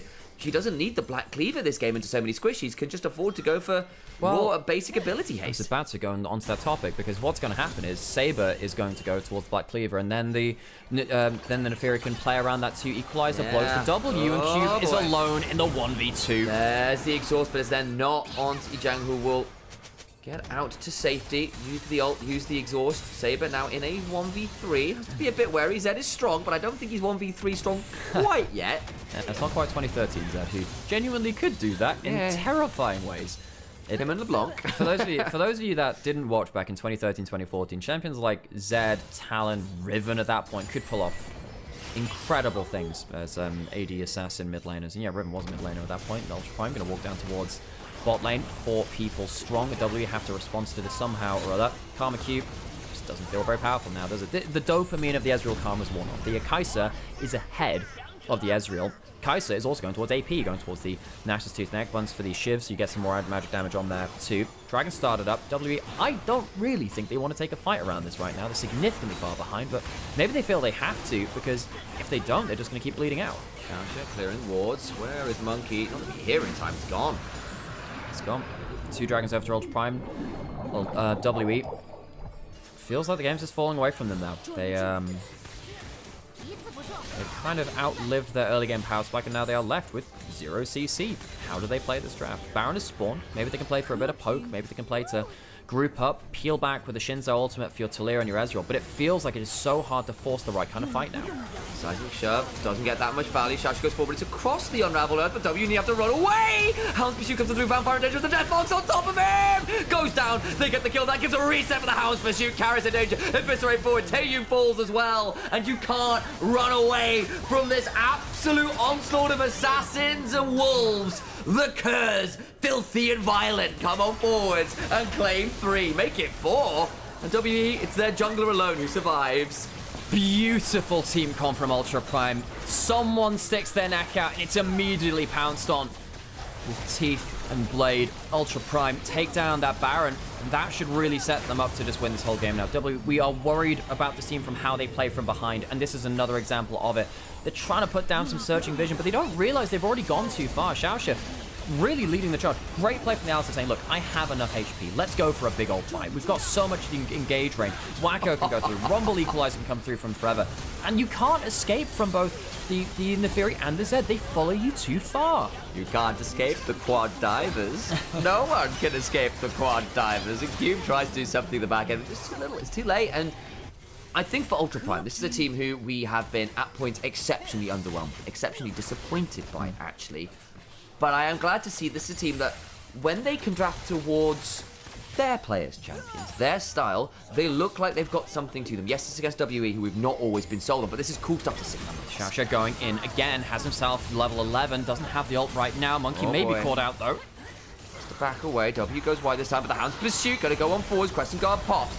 Back away, couple ults used there to know that which avail. Junhao has the Cyrildas. He chose to not even... Oh, no. Basically what's happened is, look, Zed, Neferi, same class of champion AD assassin. So Zed, you're going to go in first, and you're going to use all the utility items. You're going to shred with this with the Black Cleaver, deny the shields with the Serpent's Fang. That means that Junhao can go towards other items which don't have to stack up again. He doesn't want to double stack on the Black Cleaver. He doesn't want to double stack on the Serpent's Fang. He goes for the raw lethality, well, not lethality, but the raw kind of percent penetration, going for the AD assassin build instead of the bruiser for the Neferi. If Zed goes first and Neferi goes after, they absolutely destroy the first target.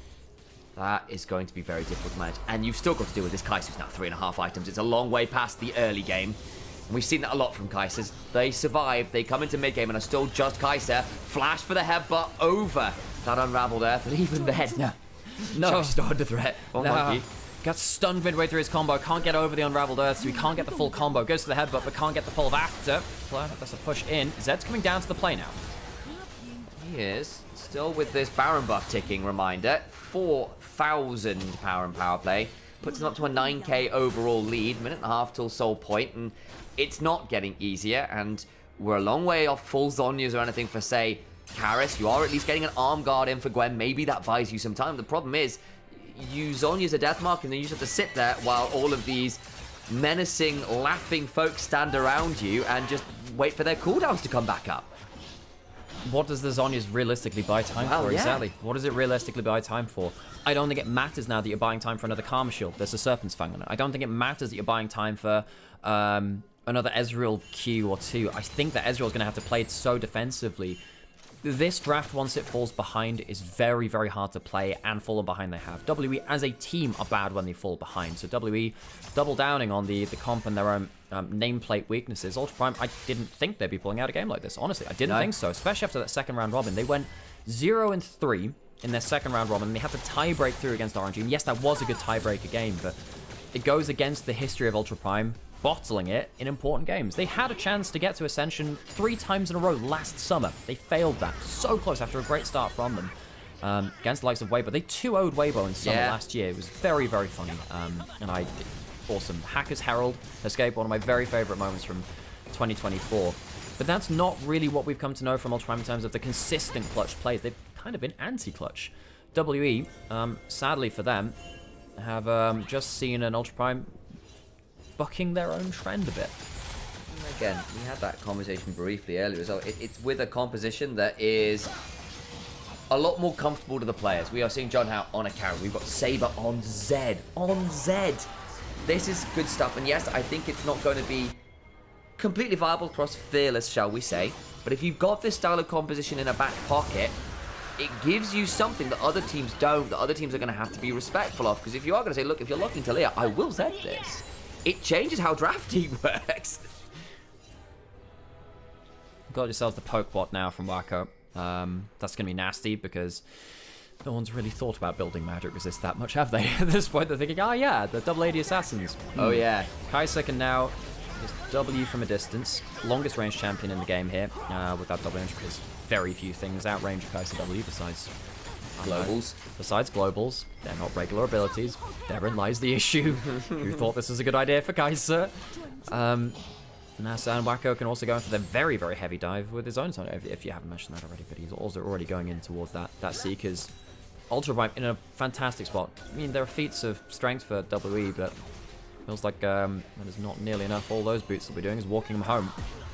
Control wards for WE that haven't been spotted out by Ultra Prime, and Baron up in, say, a minute. If you can get a topside shove, you've potentially got a way in towards that Baron, which maybe they shouldn't be allowed here, actually, honestly. I don't know why I decided to have so many clarification words after that. They shouldn't be allowed that. There's no additional statement required there. Yeah. Saber going towards an Edge of Night next, which will be... Oh, man. Edge of Night as well. You can't even, like, instantly turn around. He blocks the first... Hard stuff, folks. Hard stuff. Monkey and crew trying to push out mid wave. If they get mid lane push, maybe they can play for poke. Saber's over the wall. Junhao. Saber. Well, I think what Junhao is doing, taking away Gromp. Yes, so he's getting some. I mean, it's level 17. Oh, yikes! God. But he can also push out whatever. They might have seen him on this. He spots them, so he knows that they know. You will probably see a W flying over the way from Monkey right now. Goes on to Dogs. Junhao has that W if he needs it. May need to use it. Does just about get in range. Nearly well read by Karis, but has to burn the summoner. Those wards did turn out to be vaguely useful. In another world, that could have been a dead dog. It wouldn't have been too different from our own Monkey flashing force. They really need to get a play before Ultra Prime close the doors shut. Sonyas comes on down, keeps Zhang alive, and looks to potentially equalize, and does so. Waits late, but will die for it. First kill in a long time for W, only their second of the game, but Monkey down as well. And the headbutt throws that jungler into the Lion's Den. Sorry, Wolf's Den, let's be real. Ultra Prime get a little bit split. Not the best player of their composition, knowing that W were really hunting as a death ball to get something. They lose their top laner. They kill the Smite. Can they go for a fight afterwards, even though the Smite's not dead? The Smite is down. I feel like they have the ultimates for it, but they're not choosing to do so. Maybe just really feeling that they need that Rumble Equalizer to split the team, get the most out of it. No, Here we go. Junhao presses the W to get himself the extra damage and the extra dogs. Saber can walk over as well. Remember, if it gets below half HP, Zed shreds objectives. Kai'Sa with the passive ticking over also does the same. Xiaoxia looking to body block. Saber not on there, looking to threaten. Vampire, Taeyun in danger, just use the E, that puts Taeyun in a dangerous spot, has to back away. Shield comes on through, but that is still Baron and no real contest available. So a nice pickup from Ultra Prime, who waited a second or two, but now have Xiaoxia and Saber looking to corral, teleport in. Yizhang respawned, there is no Monkey here quite yet. Saber now on the angle, but there will be a decent ward spotting him out, looking for it. On the other side, though, Cube split off from the team. Massive damage! Gets eviscerated, quite literally. In comes the Hound's Pursuit. Equalized on the other side of the double pulverized. In comes a killer instinct from Kai'Sa. Monkey dies on respawn as Saber's running at Vampire. Goes for the renewal healing. Just about gets it. Root touch the turret. Will just about fall down. Well done, Vampire. Saber goes too far and is killed by the creature of the night. Vampire will get something, but it all is a bit of a silver lining. They don't have themselves a silver bullet for the wolf in the jungle. Ultra Prime will march their way up into the upper bracket to face off against FPX in a best of 3 coming up after this. They lock Zed. They lock Neferi. They play a comp that now looks like what Ultra Prime have decided is their comfort, and WE kicked down into the lower bracket. Ultra Prime will now be our contenders versus FPX for the first team to go to Ascension from this last chance qualifier. Ultra Prime pull out the double AD assassin mid-jungle, and they get a win with it. Really fun to see. Do I think it is meta? No. Do I see how it worked in this game? Absolutely. 0 CC to block them on the other side. The Neferi and the Zed could run absolutely rampant. Ultra Prime now put themselves into a position to qualify for Group Ascent. I'm not sure I would have put that on the table after their first 3 games of just the other day, but they managed it just about. Hey guys, this is us. I am Initialise. This is Nymaera. I am his older brother. We cast League of Legends together. We have done so since 2020 when we first started doing this together. Doing LJL unofficially. Now we do it officially here with an LPL co-stream.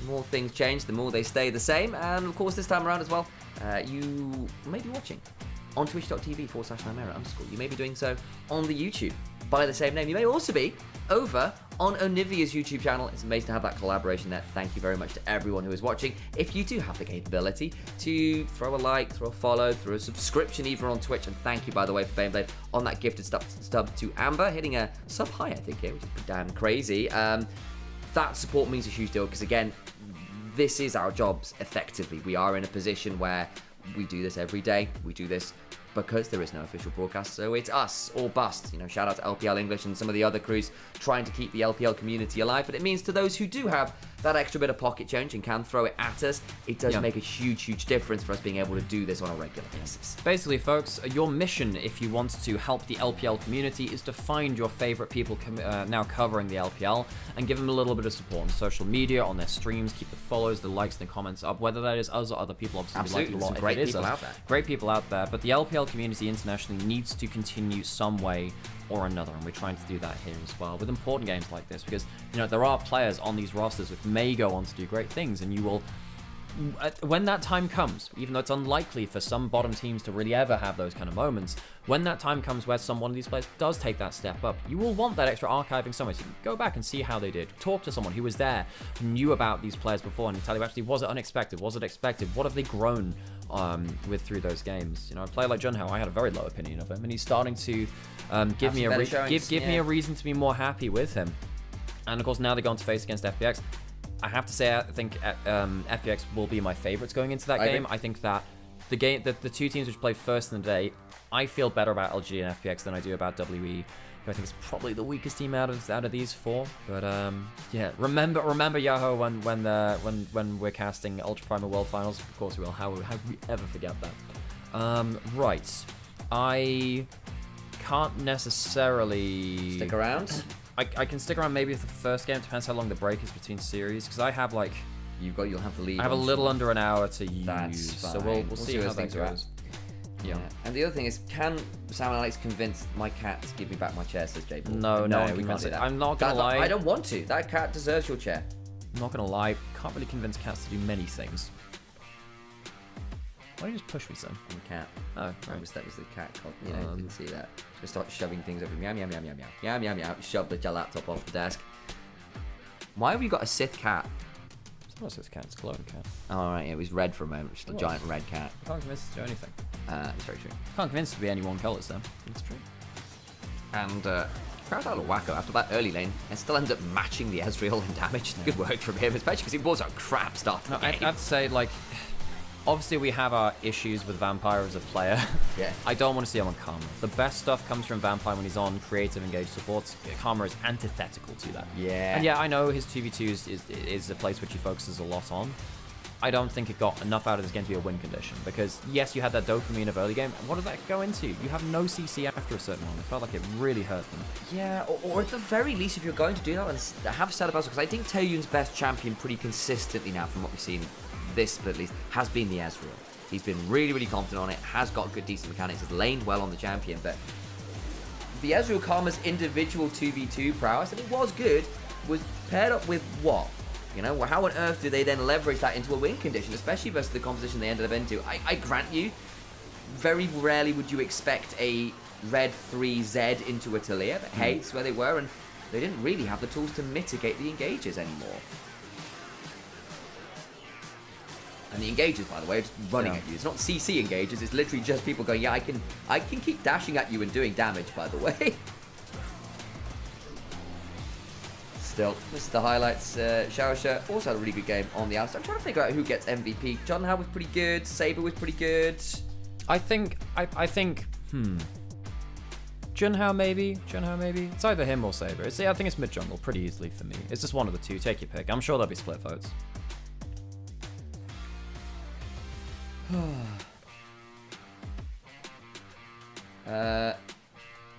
Do we remember Ibris?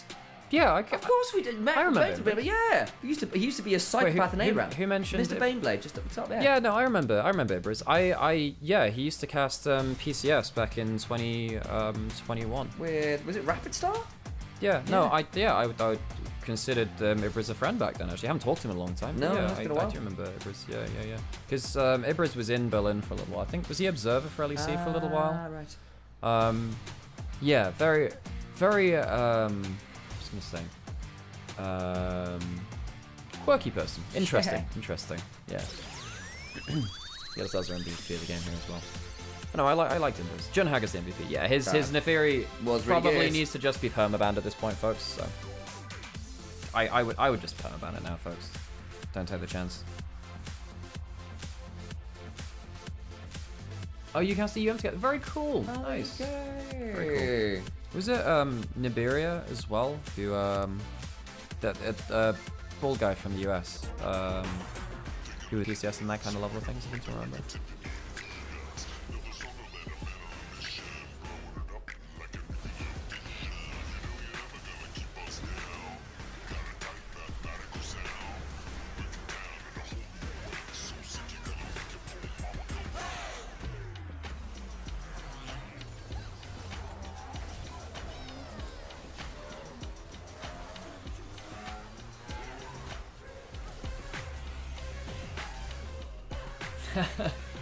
Giant Pikachu. Yay. Wait, what even is that? Pikachu Ramen? Pika Ramen. I like that. It's Twitch global as well. That's a global amount. How exciting. Didn't even realize that was. Hang on. Do I have a... Is my chat box even working? Let me just... Okay, I gotta do something real quick. Where's...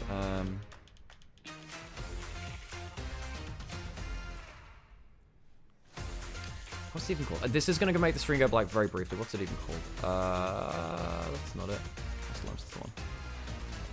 It'll come back now. When we're safe, I just want to see what this thing is. Because I should be able to get a shared chat up on here. I'm not... What do you mean by downloading installer? Oh, for God's sake. No, that's not very helpful, actually, at all. Thank you.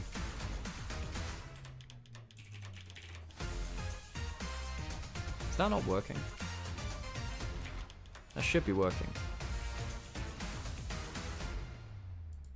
Ah, for God's sake. Whatever, it's just gonna do its thing now, isn't it? Launcher is out of date. Oh, whatever. I'll have to do it at another point. Basically, my chat is not going to be working like the way it should be then. That happens. Okay, do you need a break for anything, Sam? Probably could do with going get myself some more caffeine. I'll go do that. Right. Reminder to run ads in the break. I'll leave it a little long because we're going to have the 1v1s as well, so... 打完，先打完，打完了慢点可以打。我看到，打前面，打前面，5级，超过了，一C看到没？你们去，我去，等他，看了，他死了，没死。I'm noticing Rumble needs to be nerfed or deleted. Rumble has been very strong for the last like 3 years of play. 我6秒大，可以追，看格温吧。我10秒，我能搭一下格温。看下面也行。1对吗？先看一下格温那边。慢慢追，看一下。可以打。眼雀没死。我可以跟大这里有控制的话。看我。看这。看周进，周进没闪，下了一波，下了一波，nice，哦。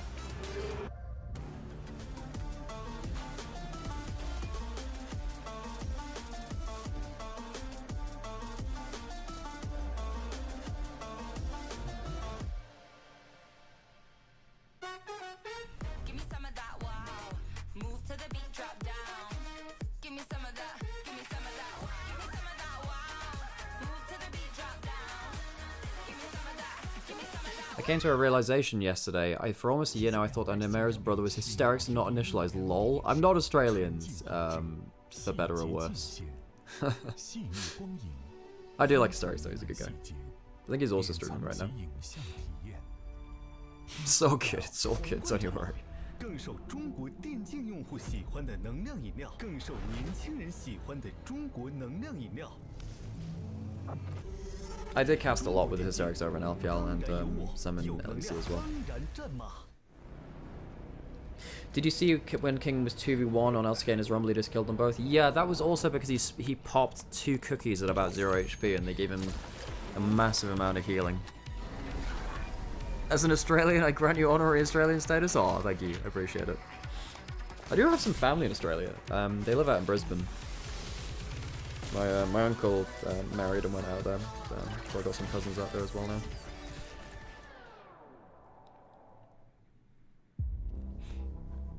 Hey, Brisbane's okay. I like Brisbane. Brisbane's the worst city? Really? Damn. Worse than... I don't know. What's another city? Adelaide? Is Adelaide okay? Wait, do we have all the team logos as promos? Yes, you do, Helor. Yes, you do. There are all the LPL team logos as well. Let's go Scunthorpe. Don't even know what the Scunthorpe accent is. Scunthorpe. Adelaide is pretty nice. Minus the people day drink at 10 AM. Yeah, that's... Isn't that a big problem in Australia? At least in the Aboriginal community, I hear that alcoholism is really problematic. I saw like a think piece on a couple of articles about that a while back. Not that I'm that knowledgeable on the issue, but Brisbane isn't even that bad. I like Brisbane.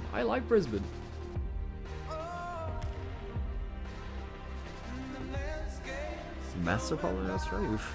Gambling I did know about, but gambling's a problem fucking everywhere nowadays. Super remote. Ah, that sucks. That's really difficult. And plus, yeah, it can be quite a remote place anywhere in Australia, really. If you're not in the cities, you can be very far out.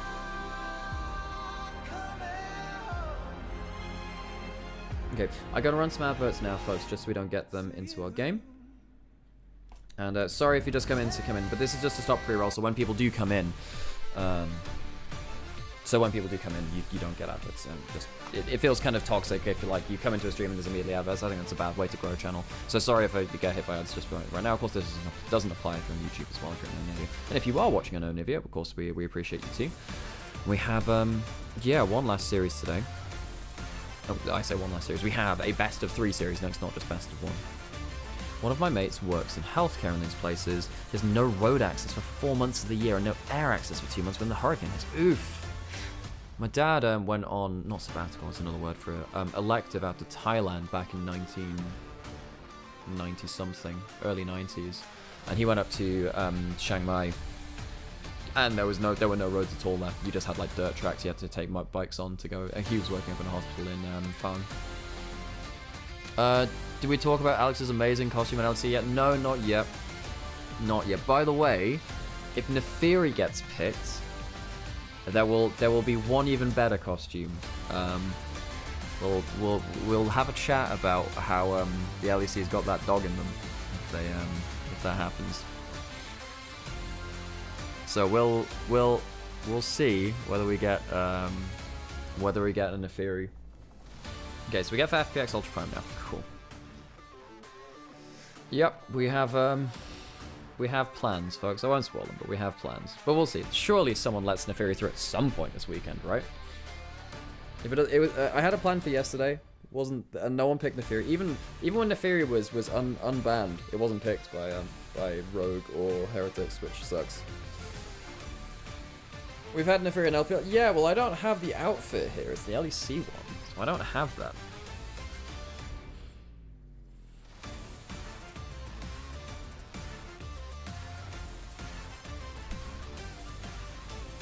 Okay.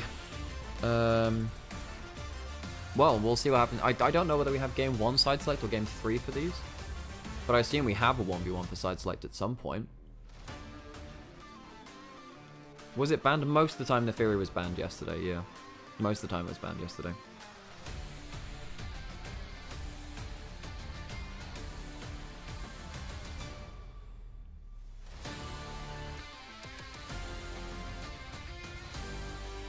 Hey Nymaera, do you know if the epic monster buff granted by Atacana increased the execute threshold for Elder? I don't believe so. I think it increases the burn, but I don't think it increases the execute. Because it doesn't scale on anything, the execute, I don't think. I think if there's any kind of scaling factor, yeah, if there's any kind of scaling factor that's true, it will do that. I know it doesn't increase the duration. Someone said it did increase the duration of Baron, but then checked and it doesn't. So it doesn't increase duration, but it does increase, it increases the effect of Soul. So if you have Infernal Soul or Hextech Soul, it will increase the value of that. I believe Mountain Soul, the shield as well, will also get increased. Not sure about Cloud Soul's ultimate movement speed. I think it does that too. Nefarious. It's pretty strong. It's pretty strong. Welcome back, Nim. Sorry I fell asleep during the road game as usual. No worries, Joseph. Don't worry about it. If I have to watch Larson try to scale side lane for 30-45 minutes again, I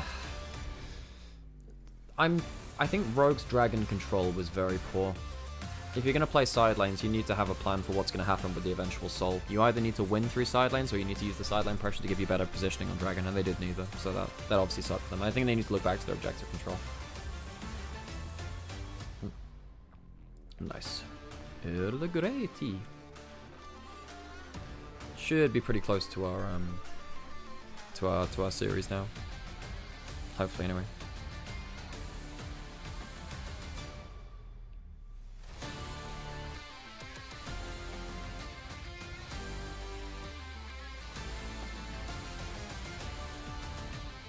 Okay, we shall, I mean, I hope we're getting things soon. What's this chat about? Rogue blah blah blah, Rogue blah blah blah. Sadly, Rogue has been giving you depression for 2 years now. Yeah, they had really good Malmo performance and the Worlds was okay, but not fantastic. Now, the next question is, do teams still remember how to do Fearless? That's a very good point. It's a very good point. We haven't seen any Fearless for this split. It's okay, if Ultra Prime loses, it isn't a fumble performance. FPX look good. They look fine. Yeah, for sure. I'm not going to blame Ultra Prime if they get beaten by FPX, who I think were on better form before the day, so... Oh, we're on stage. Do we get a 1v1 for game 1? Do we get that? I suppose we do. Is it game 1 or game 3? I think given the fact that they just hover the camera over one player each, I'd imagine it's the 1v1 for side select.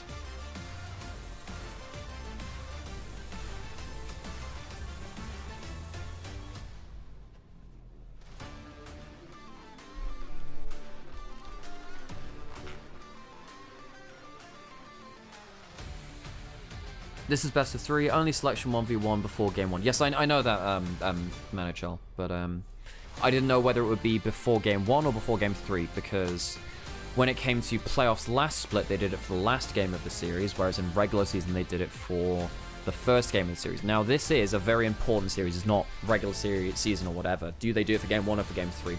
Also, if it goes at 2-0, it means you don't have to play the 1v1, which saves time for broadcast time.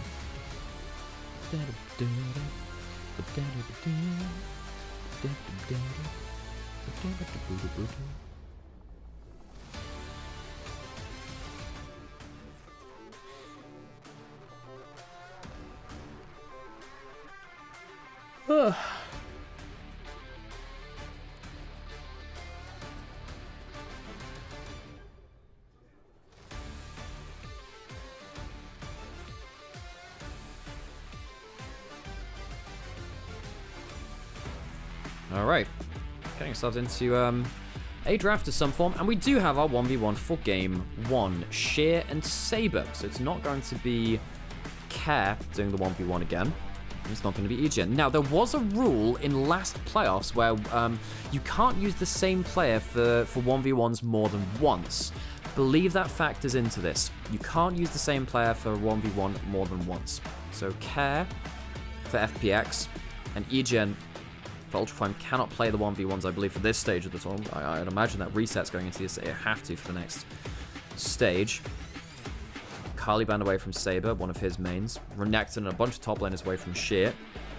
Sheer is a very good 1v1 player, but Saber does play a lot of melee assassins. His 1v1s are pretty good too. Two very different picks being hovered, which neither of which are likely to see on Summoner's Rift. But then again, Shanji played a game of Singed, didn't he? Gwen unbanned. Gwen picked Sheer. Great game on that earlier today. And reminder, the enemy player doesn't see the champion picked until both picks are locked in. So while Saber, while Saber knows that a champion has been locked in, he doesn't know what champion it is. I was just saying, Sam, that there was a rule last playoffs. Pantheon was banned in a lot of the 1v1s. Disgustingly powerful 1v1 champion. There's a rule in last playoffs which I'd imagine, given the players playing the 1v1 here, has been reinstated. A team cannot nominate the same player for 1v1s twice yet at this stage in the competition.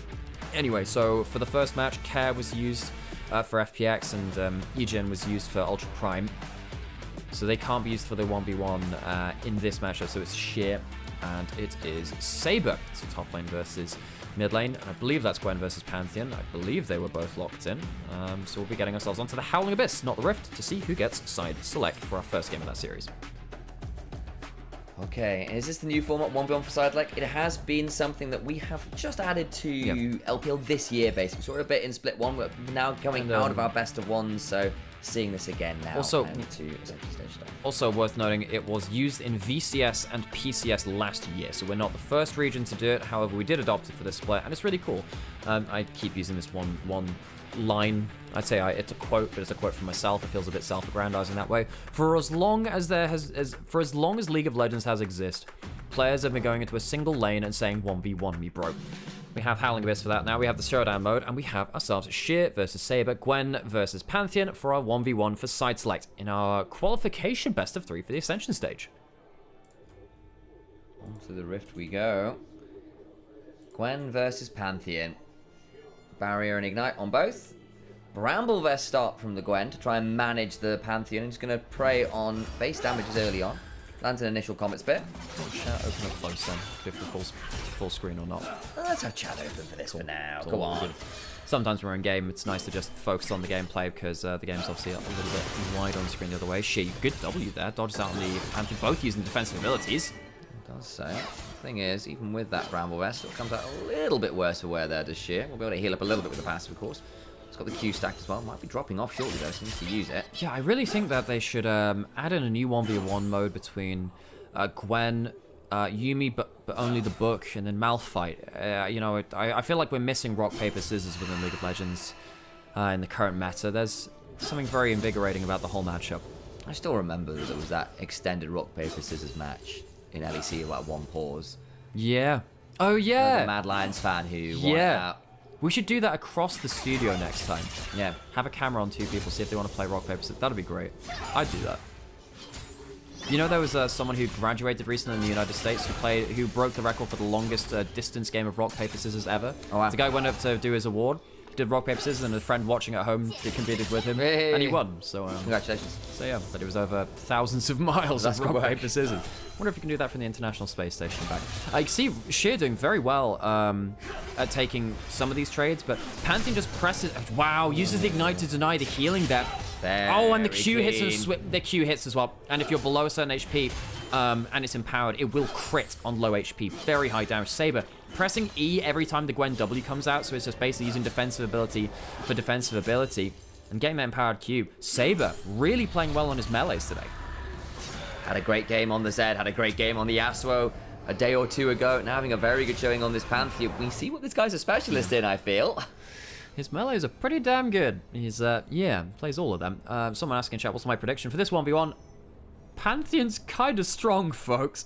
For the actual series, I find it hard to bet against FPX. I think, you know, in Fearless, you're opening up a chance for someone like Care to have a great Ahri game, which has been very, very powerful. And Sheer, I think, has been incredible top laner. I think that EGM will have more than a match there in the former JDG top laner. And while Ultra Prime have some good picks like the Melees and the Neferi for Saber, they only have that for one game. I think their champion pools are a little bit more slim than FPX's. Level 6 came through slightly early there for Sheer.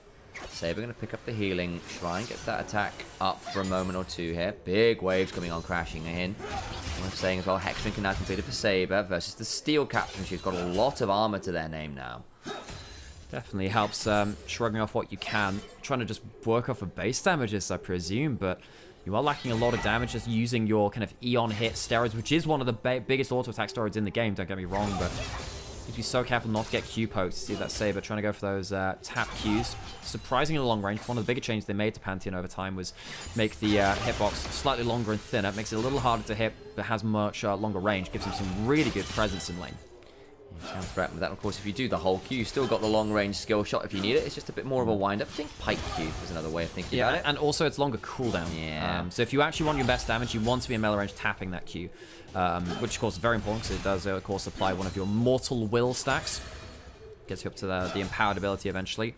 See, for most of this, Saber's going for the empowered E. Now, that is important because the empowered E gives you a lot. It gives you movement speed after it finishes. Also gives you magic resist and armor after it finishes too. And it also gives you more damage when you actually get that final shield slam.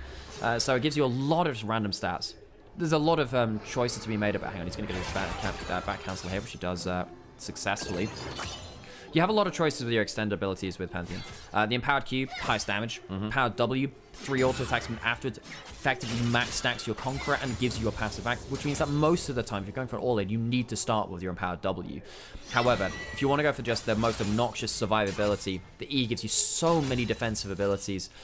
Saber ults back instead of looking for a longer reset, uses the semi-global to get back into the lane. Nice.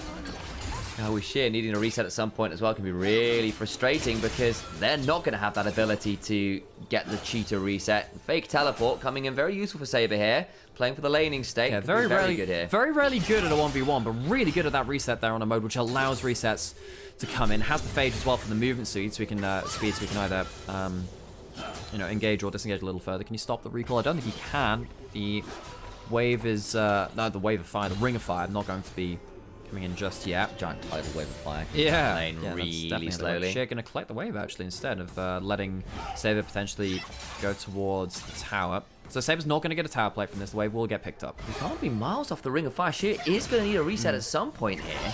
Yeah, I don't know. Was he afraid of giving over a plate, an extra value? But now he's had to lay his wave, his reset another wave. Now it's going to be a cannon wave hitting tower, and Sheer goes, I can't let a cannon wave hit tower. That's a problem. I think Sheer's in I trouble. think Sheer's in a huge amount of trouble. What does he do here? He needs the extra gold. Saber walks up beyond the minions and gets to play anyway. Now Saber can recall if he wants to and gets himself another reset if he particularly wants to use the plate gold.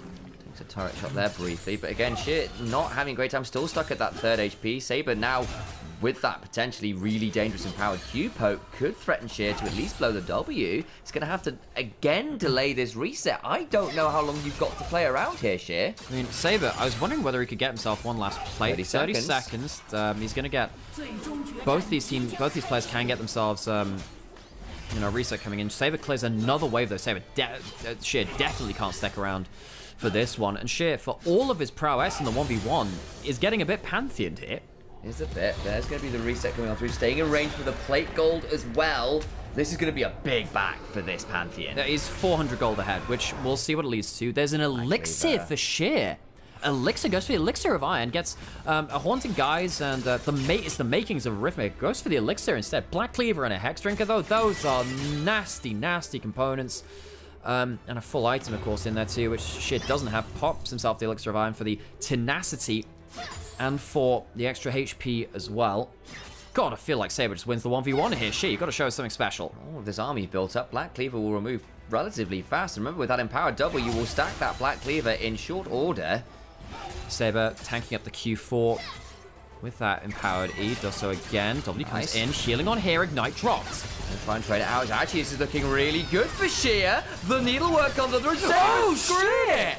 Saber absolutely screws it at the end of the 1v1. Sheer, real credit to him. Drops the Ignite as the heal comes through. Uses the W incredibly well. And he wins through with a last gasp win to give his team side select in game 1. Sheer, the 1v1 prodigy from JDG top lane, comes onto FPX, makes his mark.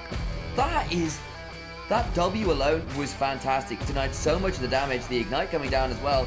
Did what Pantheon had done at the start of the game. Well, I guess we'll see ourselves into the real draft now. Of course, FPX choose themselves blue side. No time really taken to get that side select at the hands of Sheer's victory. FPX find themselves with a strategic advantage. Well played there. I thought that Black Cleaver was going to prove a little bit too much, but no, a wonderful Hallowed Mist that wasn't punished particularly well. Denied a lot of the damage and then allowed that all in with the Needlework. And you have Needlework versus Grand Starfall, and you don't get to Grand Starfall in the middle of a 1v1 like that, really. So, unfortunate stuff. Saber going to be a bit frustrated because he played out 90% of that very, very well. The problem is, it's the 10% at the end that matters. And now we get our first best of 3 of the split to determine who's going forwards into the Essential Group. Of course, you lose here, you're not done. You go down into the lower bracket finals to await the winner of WE versus LGD, which will be happening tomorrow. So, first draft, and of course our first Fearless games are split, so your best of 1 doesn't really count, does it? So, we'll be going to a best of 3 with Fearless as we have come to know it in this year. Of course, LPL was playing a version of Fearless last summer in the placement stage, the group stage. However, that was not applying to both teams. So you could only play your champions ones, but you can play the champions which have been played by the enemy team, which meant we'd see Corki Tristana, then Tristana Corki.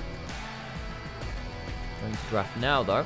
I have to ask questions about the theory, about Gwen, as we just saw in that 1v1, Jace, Rumble, Ballista, all of the things that we've come to know and maybe despise at this point, just a little bit in our game 1, but only for game 1 for most of them, of course. So we'll see how many of those OPs, because we've been leaving a lot of OPs up, how many of those OPs make its way through to game 2.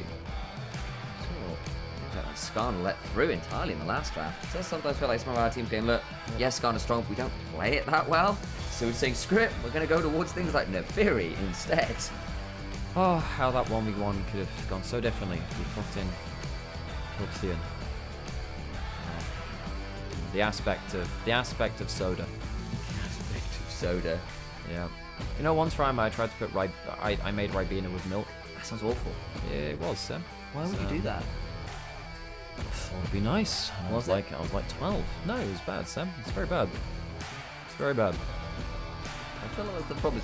That's my impression of what Pilk would be. You did fucking what now? You heard me. Did I stutter? Did I? No, I don't think I did. I made Ribena with milk, and it was a crime against taste buds. You know, Kira basically doesn't have a sense of taste. Yeah, so he just has really strong flavors, doesn't he? Yeah, he can only taste really strong flavors. So just like likes the spice he could drink Pilk. He could drink he's a Pilk drinker. Milk Beaner. Milk Beaner. Milk Beaner. You know, we get so many new beverages. Rebilk. Yeah. Rebilk. Well, we've been riffing a while on terrible food stuff, so let's get ourselves into. Well, what's the worst thing you've ever eaten? I don't know. I'd need to take a while to think about that one.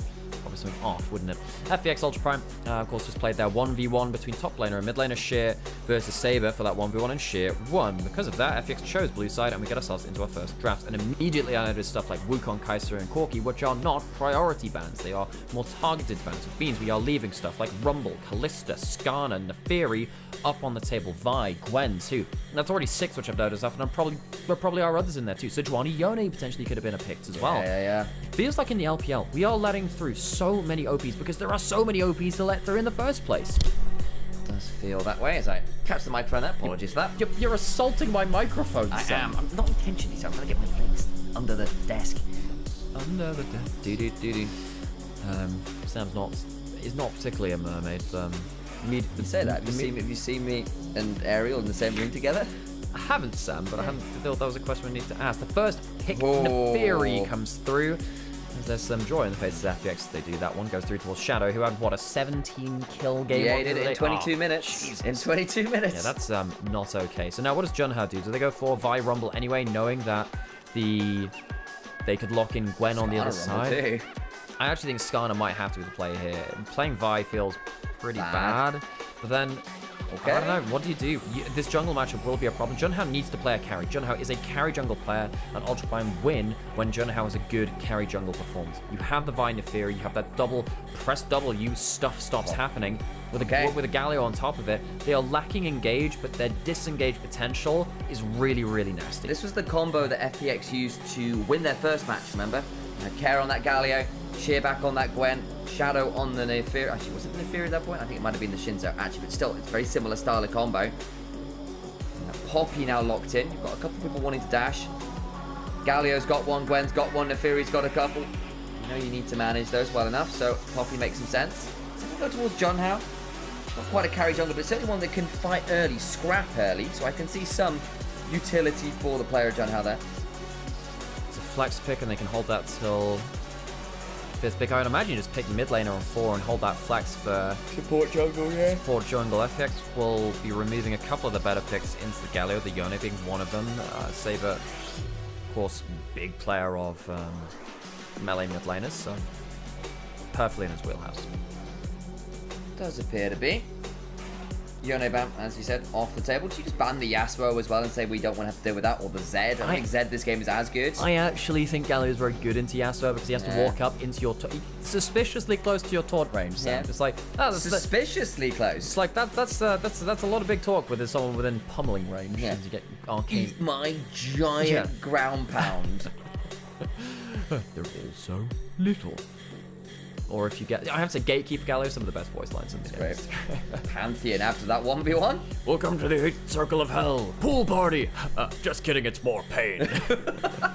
This is actually the Alistair locked in, which locks the Poppy into the jungle. And we last pick mid for Saber. Oh, Gatekeeper Galio. Honestly, great. It's the same voice actor came back for a completely different voice actor. They don't make skins like they used to, though. Gatekeeper Galio, very They're making hot dogs now as skins. Yes, they are. Okay, no, but that one is genuinely great. It's the flipping toilet Urgot. Skibbity, just phenomenal Skibbity Urgot. Skibbity Urgot. Oh, I can't wait for that one.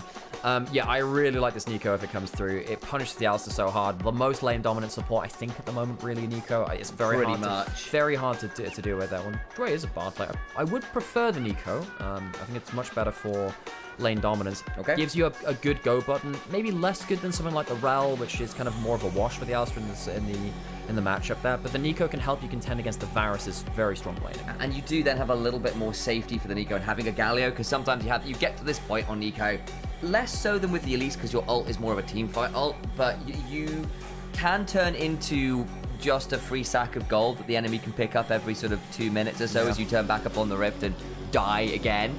Talia goes in towards Saber. Not a bad pick in here. And Sam, it is that time. I need to head off. I'm going to be on the LEC. No! So I'm going to be leaving you in the capable hands of Sam, as we see. Wombo combo from FPX, Ultra Prime. They have a bit more range to play around, so they'll be looking to peel back. And thank you, Adam, for the very kind comment in chat there as well. Right, I'm going to head off. And Sam, enjoy the games today. Will do. And yeah, you know the goodbye. I'll wave goodbye to you. He's going. It's just me now. I'm going. I've got to go. I'll do other stuff. I'll change the volume for you. Just all right, Pilk enjoyers. Oh, Jesus. Well, he's left. It's back to this conversation, baby. Let's go. Alrighty. There we go.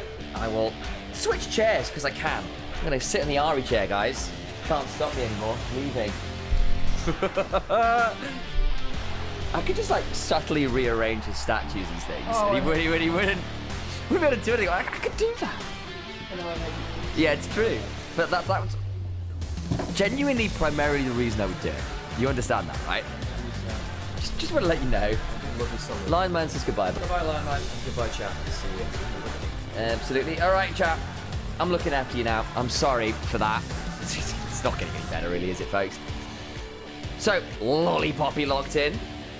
I miss old Lollipoppy, guys. It was a crime against humanity, but it was our crime against humanity. At least it's still in the emote. The Lollipoppy emote still. The old Lollipoppy. And what a delicious joy that is. I'm moving the microphone over. There we go. Bisto.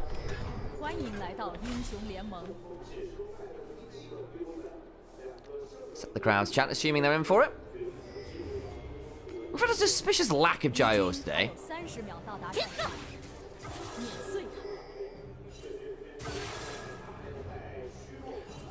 What is that Nico skin? I didn't see. I wasn't actually paying attention.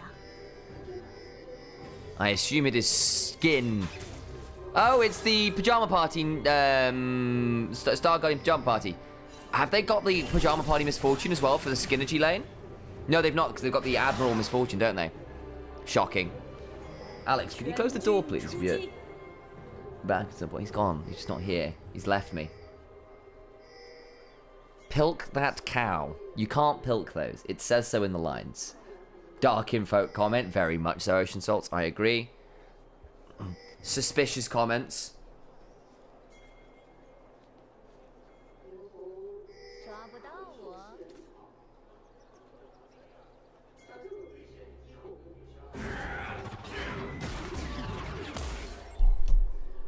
Okay. I think he's a bull, not a cow. I mean, who knows? A cow is a kind of bull. A bull is a kind of cow. I remember like a. I wonder how often Alistar needs his hooves trimmed. You got to be careful about Corium health and about the fact that we don't get, you know, something like gonna make Who sure trims Alistar's hooves? Maybe it's the hoof GP. Really There's a hoof GP? Yeah, there is. They do really good. Maybe Sim's the hoof GP. Is that his secondary position? They talk about, you know, digital dermatitis and white line defects. It's all very riveting stuff. Riveting stuff? Riveting stuff. Ribbons involved again. Go enjoy your goddamn game. We're a bit silly here, folks. A bit silly indeed. John out. Take you away the blue buff. Did he have his capital? I didn't see. No, he didn't. He's done. Blue side. Blast cone's over. And we'll now be looking for the red buff. Ooh, Care gets shunted a long way back. Xiao, flash Hepper under the lane. Joey has to flash away. He's in danger. Turnaround is good. Should just be able to get it. Oh, nearly a wonderful play from Xiao's Alistar. But Dway with the heal with the flash is enough to get on out. And Zoom just stands and delivers and brings the cow down.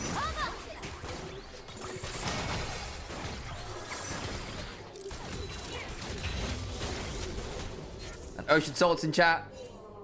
Our great Ultra Prime supporter goes, no! Like that. That's how I imagine they sound. Just so you know. Care. Justice Punch into Shadow. Stepping up forwards. Can't quite get the kills. Shunted back, but not that much damage yet. Saber with no mana. Has to be a bit wary. John Howe could theoretically jump on Shadow, who's just eviscerated. Now he's in a bit of danger. Needs to back away. Throws out a second set of Dark and Daggers. There's the buckler picked up. Ward put down. And over towards the Scuttle Crabs we must go. Only 19 farm. They've dropped camps for ganking. Top side. Here, we'll throw down the Hallowed Miss. I don't know why I've decided this is the accent I shall cast with for the next while. We look towards the bottom lane. Xiaosha. Flash for the bullseyes into the headbutt on the tower. It is exceptional stuff, unfortunately. A wonderful tangle mobs. Ensures Xiaosha is the one that suffers.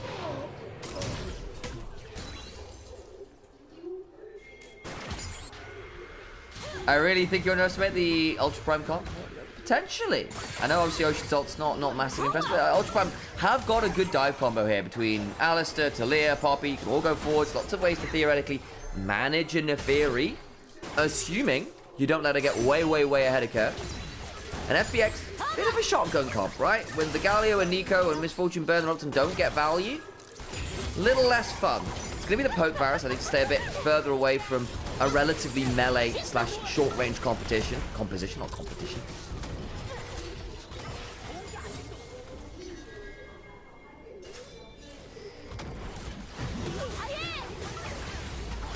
Is there a dive on the table?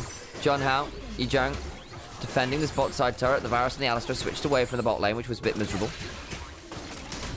Shadows around. Oh boy. Alright, can you smell the dive cooking? Saber not quite level 6, looking for an angle across here. They pull away from this one, having dragged the Talia out of lane. Interestingly, Sheer was the one in mid lane, teleported to secure that wave. We've got Dragon up. No one's going to start it though, and so bit of a waste of time from FPX. Don't really get that much value there. Care buffers the Justice Punch to deal with the seismic shove. Does go across the Unraveled Earth doing it though.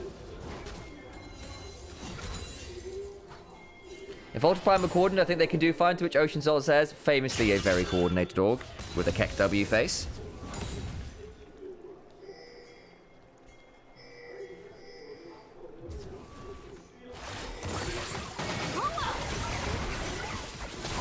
Saber is just dead, isn't he? Yeah, he is. Hang on. How did... Was that just Dway as a minion? Was that what that was? I looked away at a message for a second, and clearly that was a mistake. Gigantified an emote. Did Rich Tomato a while ago as well. I just realised that was something that happened. Was that the giant Pikachu emote? Might have been. Wacko and Xiaosha in this top side. Grub secured by Shadow, and that's pretty good value then when you got a Gwen on your team. Always feels good to have that split push up, and assume has to be a bit wary of an Alistair combo.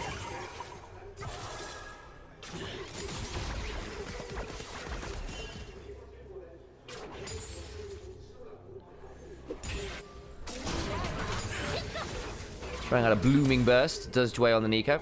It is Pajama Guardian. Is it Pajama Guardian? I'm pretty sure it's Pajama Guardian. 1,000 kites on the FPX hype train. Oh no. Rivals in chat. 1,000 kites versus Ocean Salts for the true winner of the game. It's cosplay Nico. Thank you, So Blue. That makes a lot of sense. But I say, I thought that looked like one of the ones that came with the Pajama Guardian Urgot one.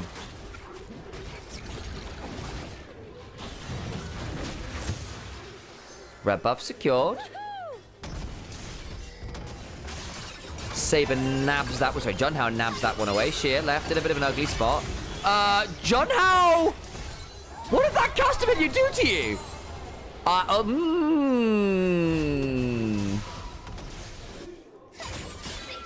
Santino also gigantifying some emotes. Hell yeah. Sham NYC, let's go. That wasn't great. Sheer, Dway's a minion. Joy's a minion. Cosplayed Nico, cosplaying a minion. Not gonna do anything with it. Oh, hang on. I want to get down.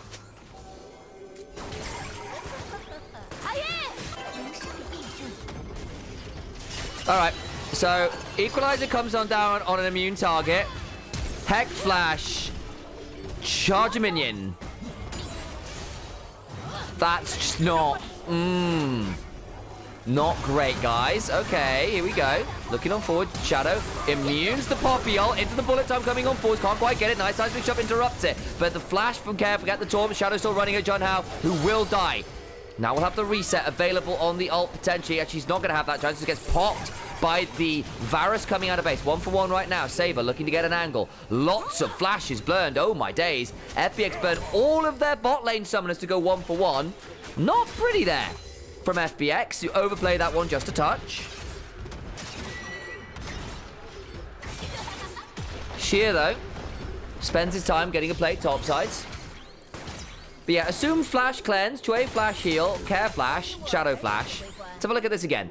Because initially, they're saying, okay, we can jump this, and a really good call of the pack denies a bit of something there. And they nearly get Jun Hao, who runs away for a long, long time. They're still pretty tanky, has to flash for an extra auto, gets that kill, but then a flash change of corruption doesn't work from Wacko. But still has enough damage with the Hail of Arrows and the empowered Q to get the kill. I assume it's still 201 on this Misfortune, who is pretty scary, not gonna lie to you all.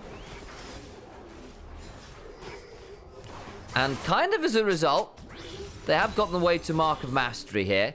For me, Mark of Martial Mastery, is that the full title? I forget it. At which point, we're now waiting on second set of grub spawning and the dragon that's yet to be taken. This Misfortune in a very scary position. Assume had a couple good showings on that recently, actually.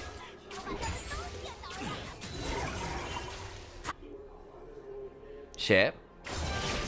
Versus Yijang. Hasn't really been a matchup we followed that closely. Oh no, Yijang has managed to get a pretty good lead here in the lane.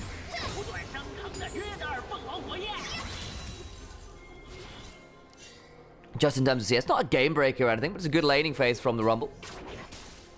Eclipse now done for Shadow. Bloodthirster done for Assume as well, so good item breakpoints there for this grub fight.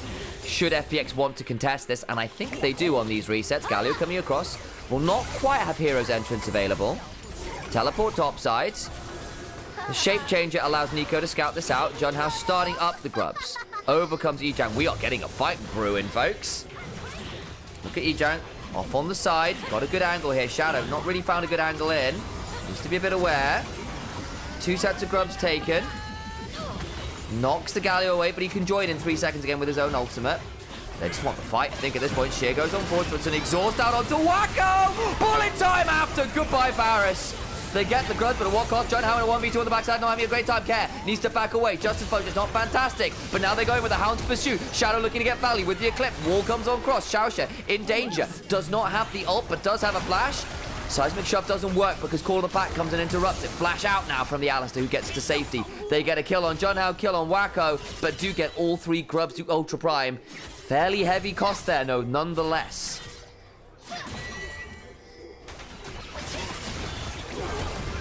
Hang on, fight's still going. Yijang now in danger. Sheer tries to get that kill, can't quite. Xiaoxia goes down. It's a trade as Galio is also ready. Yijang is out to Sheer. 2 for 1 again for FPX, who are beginning to run away with it just a little bit here.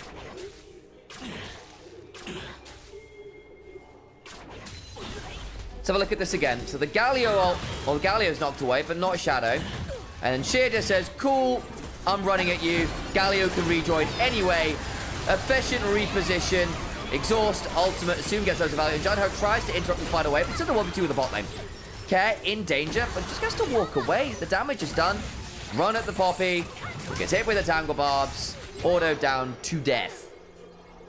And then we saw the top side scuffle just after. 1 objective set apiece with those grubs. No one's taken this early dragon as yet. Sheer, though, now at 2-0. Very scary. Assume 3-0-2. Also, pretty damn scary. Shadow, kill and involvement as well. Or is that in a bad spot on this Neferi?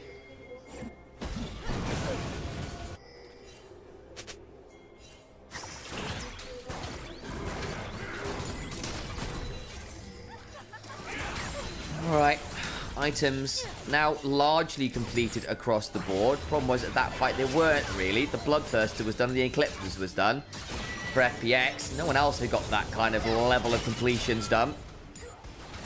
FPX turn over this dragon. There will be no contest. Ultra Prime, I fear. In a potentially ugly spot now this game. 2,500 gold behind. In very difficult positions. Talia has teleport. Maybe has to summon it as the needlework comes down onto Ejang, who's going to equalize the wave. Won't dive it as yet. Look at Neferi. Xiaoxia coming on over. Needs to run away. Shadow's going to hound pursuit this, but overcomes Xiaoxia. Teleport's coming flying on through. Oh my god, the damage from Shadow. Not quite enough. Onto Ejang. Teleport's now flying. Shadow now looking to threaten Xiaoxia. Wacko also coming on over. Seismic shove is good. Good read onto Shadow, who flashes away. Turn around though, as Galio comes heroically entrancing onto Wacko. And they catch him out in the rotation. Sure, they saved the Rumble, but the response party is punished. Care steps on forwards. Gonna throw a Winds of Wars out, and Saber goes, yeah, please don't do that. And just starts throwing some angry coral rocks at him. On to the turret we go. Not quite claimed it in mid lane, but the damage, I think, in many ways, somewhat done this game. Wacko, I need to see the replay. How on earth do you get caught out there? Nice work from Care, of course, to join in with the ultimate. That response time always going to be low when you have a Galio. It just feels like FPX, more proactive, more ready for these plays. Not the same on the other side of this one.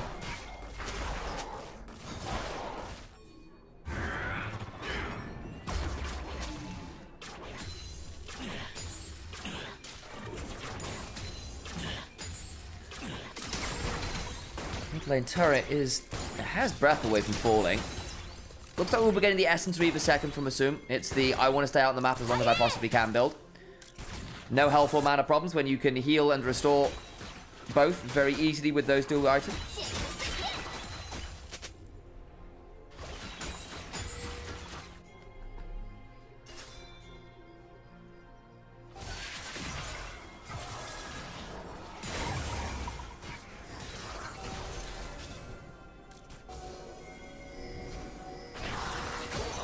Okay, Shadow's going to go on forward. Xiaoxia, decent pulverize for Shadow.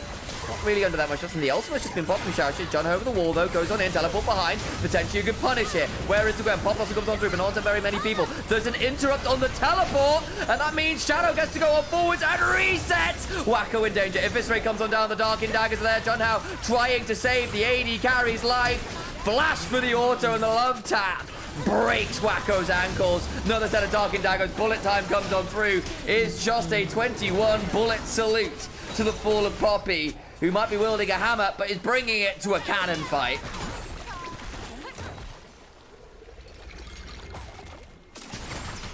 What happened to Ejang's teleport? Was it blast cones? I didn't see what happened. Galio, I think, died doing it by the looks of it. So Ejang, I think, may have picked up a kill there. Have a look at the replay. Yeah, so I think Ejang goes to the teleport and Care goes, no, you don't. Taunt, wins a war. And Ejang just runs at him. So it does end up being at least that kill back in the 1v1 flash over from both solo laners. And does leave Care out. Dies the Herald. Aggroed as a third party.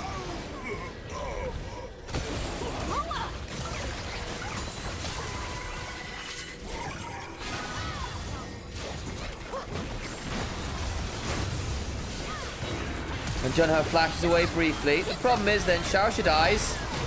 Wacko on a vision gets Hound's Pursuit. It is not safe over the wall in the way they thought they might be. He also will die as Assume goes cool. I'll flash for that auto. And then Junho dies as well. So it ends up being a 3-for-1. What's going on in the jungle? Shadow at 4-1 on 3 on this Neferi is so strong again. Assume's just going to walk at this turret with the Bloodthirster. Can't quite secure it. Doesn't need a wave, apparently, for this misfortune. Another kill while we were in the replay, by the way. Saber fell. Ooh dear. Herald was also claimed and dropped topside. Gets to go into a tier 2. This gold lead is now very expansive. 5,500 gold at 18 minutes. Nasty stuff. We have got the Ruinous Atakan as a very, very non-surprising thing.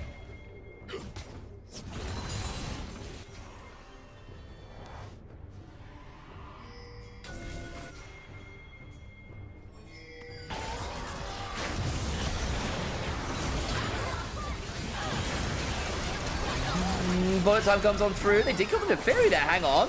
Hang on. Galio ult now coming on through. Exhaust onto Ejang. Means this is a big turnaround. He starts to slip some more people back. Pop Blossom catches onto a few. They will kill off the Alistair. Shunt back is actually pretty good. And they get the Nico too. Hang on. That's 2 deads. Smite is out. Nice moment from Ultra Prime. Necessary one.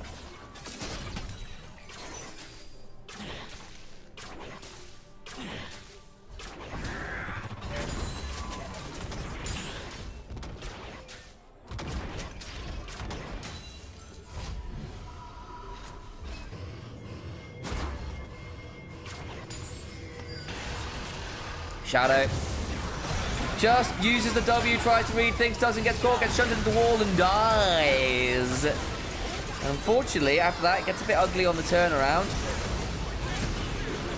They nearly get Ejang here as well, but he's going to have the flash. Actually, no, he just gets to walk away is the honest answer. Oh, nearly Trey.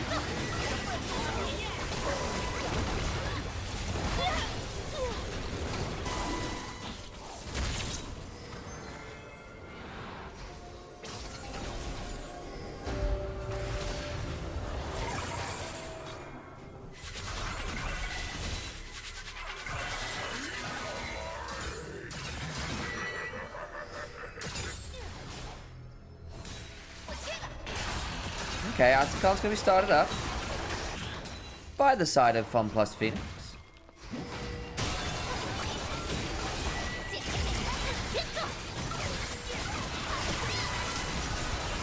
Over comes the potential fight. Ultra Prime willing to come do this, but that's still going to be the Atakan secure. Blood battles after. Oh my god, the Poppy dies. Into the backline goes Shadow. Bullet time solid onto Wacko as well. They want to claim as many of these battles as they can.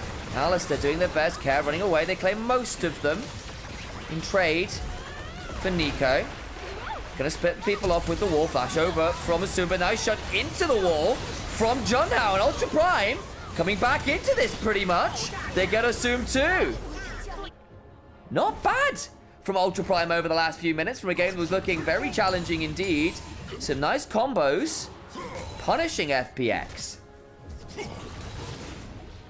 The Weaver's Wall provided a great backstab for Junhao to shunt someone into.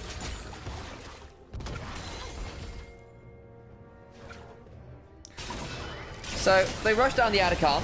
Equalizer is there and eats a fair amount of damage, and the Chains of Corruption means that this Nico just dies instantly. The bullet time is okay. Saber and Wacko back out of it, and then they're playing for petals. Get most of them, and then they have to run away. But this Weaver's Wall is excellent from Saber to keep chasing. As Care has gone the other direction, it would be a 3v5. Headbutt into the wall, into the knockup with the Keeper's Verdict. Nice combo from Ultra Prime to punish. Get 3 kills at the end of all that. Including a big shutdown onto Assume, who was before that 4-0.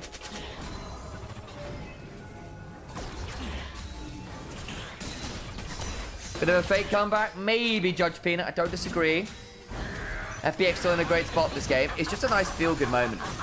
Especially because it felt like Ultra Prime hadn't made any good plays this game. Outside of a decent pick on Shadow. That's a bit more like it. But still, that Atakan is a permanent buff. It's 39 battles to 27.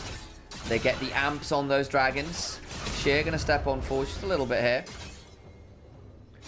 And 2 items now pretty much completed everywhere you look. Varus has not gotten his upgrade and transformation into the Muramana. That's about it.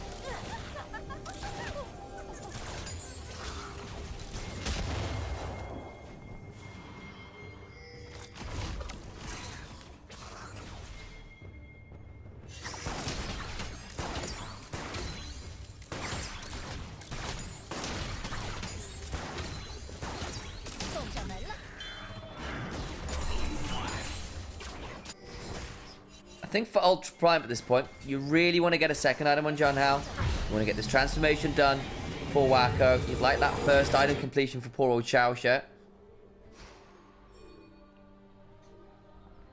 And then I think you can maybe look to play around this Infernal Dragon spawning in a minute and a half. You're going to start seeing resets come on through. You can hit those 2 item markers. You'll probably be an okay point of parity. Varus gets that transformation now, so there you go. Muramana is through. Zeke's convergence done for Alistair. This is looking playable, I think, at this point. How far is John now off converting that Giant Spell and Aegis into something a little bit more useful? Probably a Locket here, I would imagine, looking at that build. Really good into the burst combo of FPX. Don't think MF is going to quite get IE hit. Unlikely, at least. There's a reset coming on through now, though, so maybe I'm wrong. She is ahead quite a bit. If this is IE... Oh, boy. There it is. Infinity Edge for Misfortune.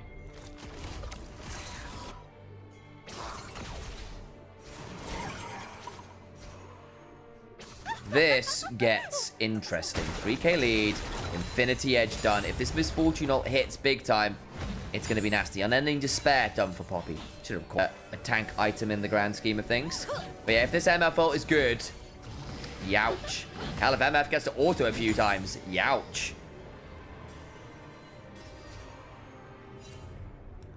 Dragon alive. Where are the rest of FPX? Shoving through mid lane. Started by John Hao. Shadow, Jue, Care in the river. Soon clearing out the mid lane. Gets the pressure there. Saber with teleport. Weaves all can join. Gwen. Rumble. Top side. Shoving up with the teleports available. Dragon started. John Hao. Looking for an angle on in here. The taunt comes on through. Keeper's verdict away. But again, it's onto a Galio who doesn't care all that much. They double teleport. Everyone's teleporting. They really want this fight. Saber and Jang teleport for what? The dragon's gone. You burned your double TPs to not find a fight. That's rough. FPX might just say, cool, well, I guess we can contest Baron now.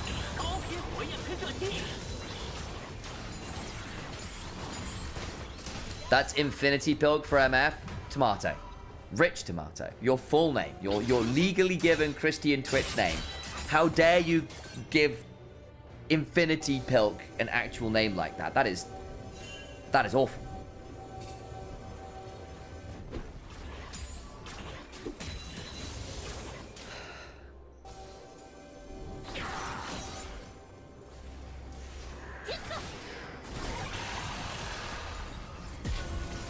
Been a bit slower over the last few minutes. FPX on Soul Point without a Khan.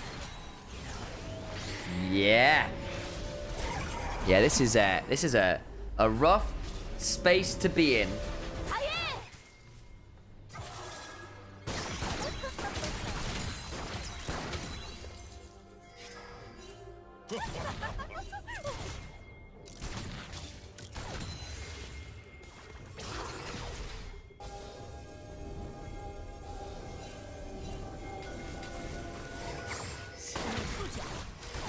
Okay.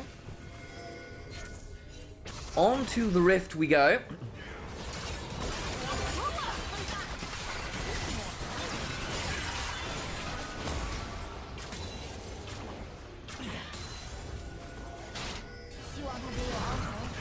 First, I don't think FPX comp does better at disengage. To an extent. I think Alistair, Poppy can do a really good job of that, but they need to hit right targets. John has largely hit this Galio, right? Really had the most valuable ults this game.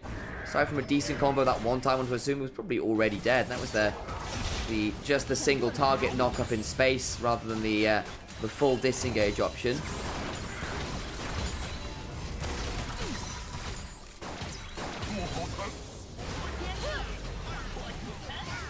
I know. I was just saying I think Ultra Prime have got good disengage tools this game.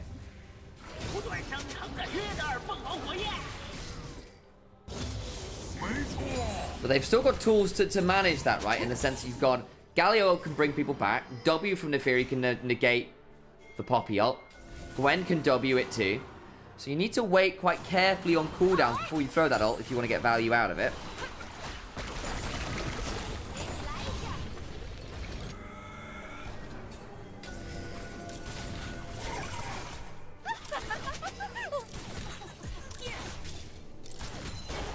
Misfortune laugh, always a joy. Very maniacal.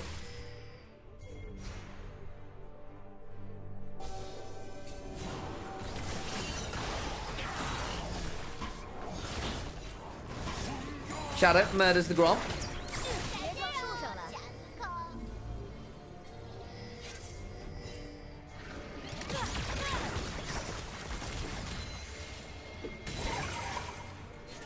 Sheer, hang on, TP's behind. Oh no, this could get really ugly. Xiao's just gonna try and disengage. Headbutt, pulverize. The taunt not quite over the wall. He gets to run away, but the bullet time is nasty. And John has to flash away as well. Good W back into the equalizer comes on down. Shadow has to get away. Does flash as well. Teleport's burned. John Hao, Zhang down theirs, but flash off Shadow. Exhaust off Sheer. Nearly looked like a great angle. Couldn't quite find the taunt on Zhang. Between phase rush, flash, and scrap shield. It's pretty fast in that mech. Dragon in 55 seconds. And that will be Soul. I think we're going to see some resets coming on through and seeing flash, teleport, equalizer down. Not great for Zhang here. Down Xiao's ult, down Wako's ult, down Junhao's ult. The bullet time being down, theoretically kind of nice, but you've still got Needlework, you've still got Pop Loss, you've still got the hero's entrance. I don't know how long Neferi's ult cooldown's going to be at this point in the game. Like Chains of Corruption will likely be back up as well, so that's good news. For Ultra Prime at least. An equalizer again at level 16, not the longest cooldown. Shadow being jumped on. Okay, gets to back away with Neferi. Assume fighting for mid lane wave control. And wins it.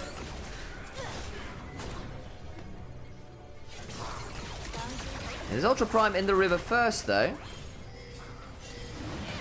Control wards taken. Dragon started. Look into that bush though. That little banana bush could be really problematic for FPX unless they can find a way to scout it out. Shadow on a flank angle can look to get over the wall here and contest that dragon. Neferi spotted out. Eviscerates away. Looking for a knock away. Pop Blossom comes on through. Dragon secure. But what about the fight afterwards? Ultra Prime. Step 1 complete. Equalizer. Splits the fight. Puts Shadow in danger. But does get to call the back and go. Intargetable. Chains of Corruption go wide. Bullet time. Flies across. Zhang in danger. Hostile takeover. Sorry, not hostile takeover. Hound's pursuit is denied by the steadfast presence. But John now still in danger. FPX running people down. Reset comes on through. You can't deny it. Dwight Wacko. Wacko's into the grave. Pac-Man by name and Pac-Man unfortunately by ghosty nature. It's FPX.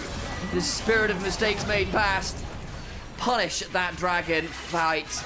That'll be the game, I fear. As Ultra Prime stops Soul, but at a hefty cost. Towards the inhibitors they roll. And Fun Plus Phoenix, in pretty convincing fashion, will secure game 1 of this best of 3. Compared to Ultra Prime for a few plays in the mid game, making it look a little bit more competitive, but it was just too much for them to handle as the game rolled on.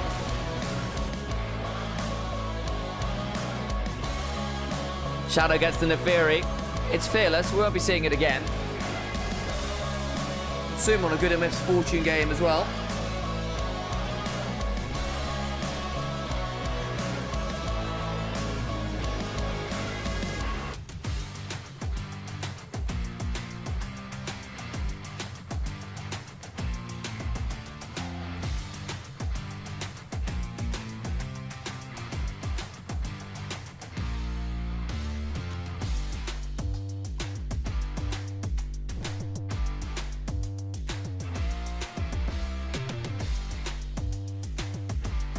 Okay, Assume getting the MVP vote currently. I think that's fair. He had a really good Misfortune game. Shadow also pretty solid on that Neferi. Sheer weren't bad either.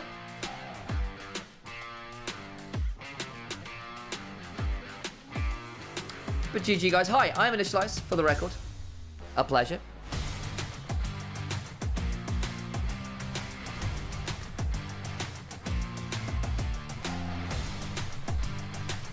I am not Nymaera. Nymaera is at LEC today, so he's not around. It means I...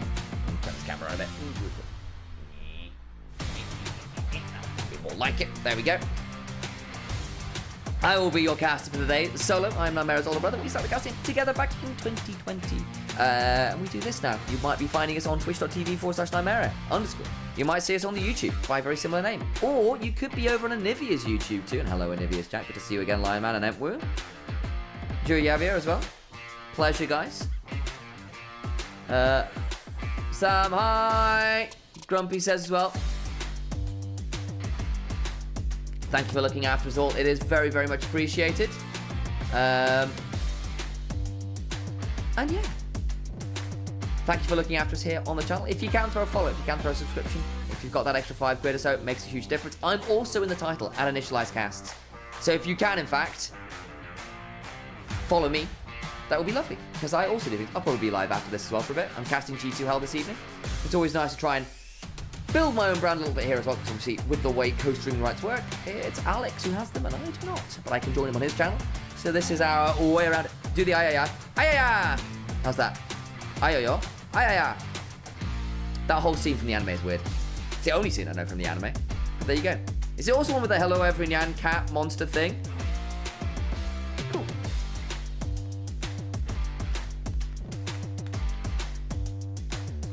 FPX having trouble engaging because the Ultra Prime got that idea to engage comp. A little bit of that. But assume... That's some MF damage there. How does a poke Varus only do 1300 damage? Oh dear. Wacko did not have fun that game.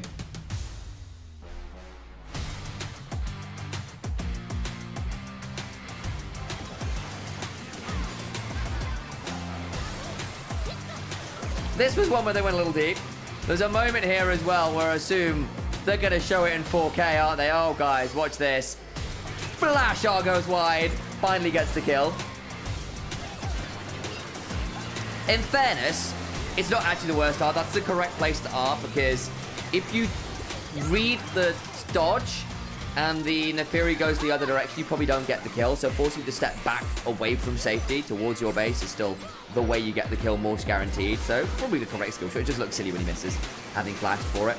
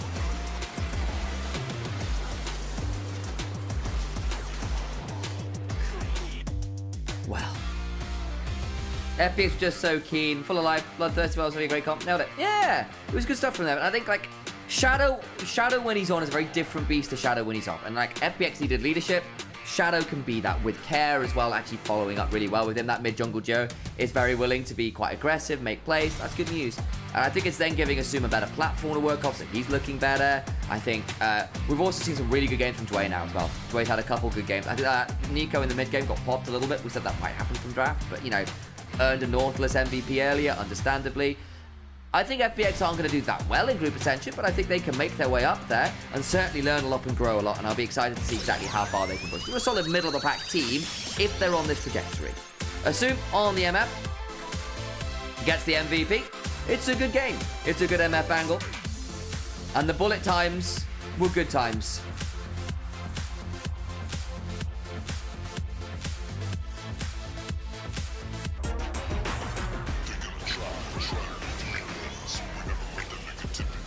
This is such a swag MVP angle song.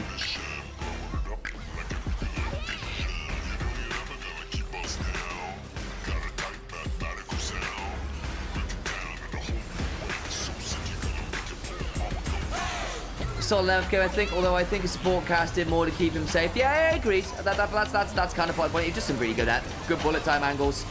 Permanently taking corridors out of action. And they had Nefiri, that tends to help the cause too, I think. Yeah, legend players, I agree. Nefiri's really strong. Shadow's a strong player of it.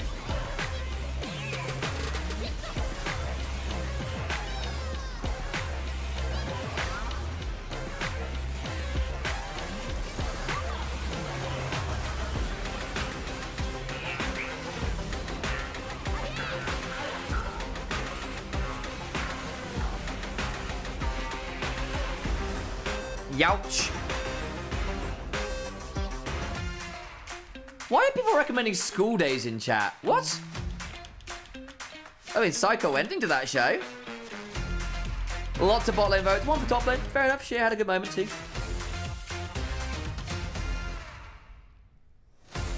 School days is a very silly ending. In fact, I think I've only ever seen the ending.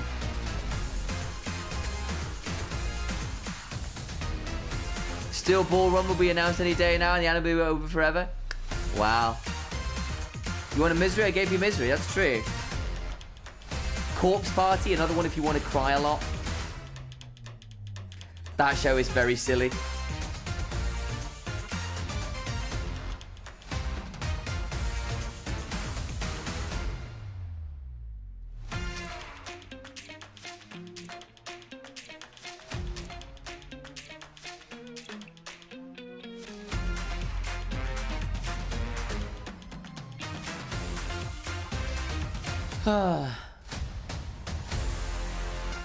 Unsweet man, having a good time there. But they're all good animes, are they? Supposed to get next nurse next patch? Yeah, she will do. My favourite manga is getting anime edition this year called Witch Hat Atelier. Oh, I've heard of that one. Probably quite cute. It does help, but MF Nico also had stood out too. I agree. The Nico really brought everything together. Crowd control is important. I agree. Also, it's good laning. Remember, they got that 2v2 kill early, like at level 2 when you saw Xiao try to make the play on the Alistair to no success. Bit of a shame. All right, I'm going to turn this off briefly. Run some ads. And get ready for the next game. Hope you're back soon.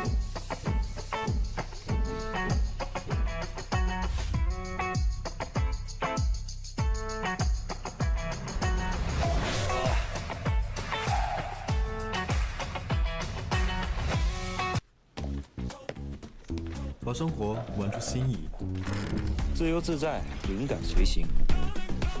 用个性的方式画世界，让眼界突破边界，让远在天边近在眼前，让每一刻精彩不再等待。买50系列电脑新品上京东，打开京东搜赛事预测，赢英雄联盟1000元礼盒。京东。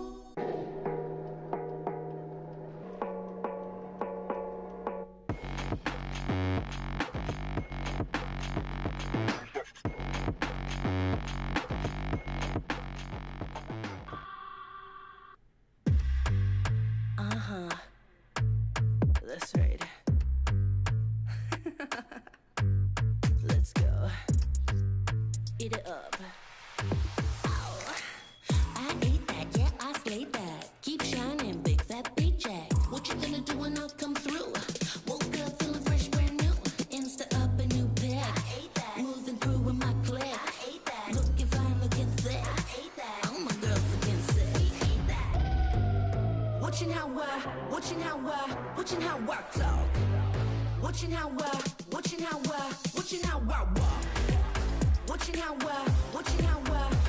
I talk. Make it look easy. Please wanna be me. Come and eat it up.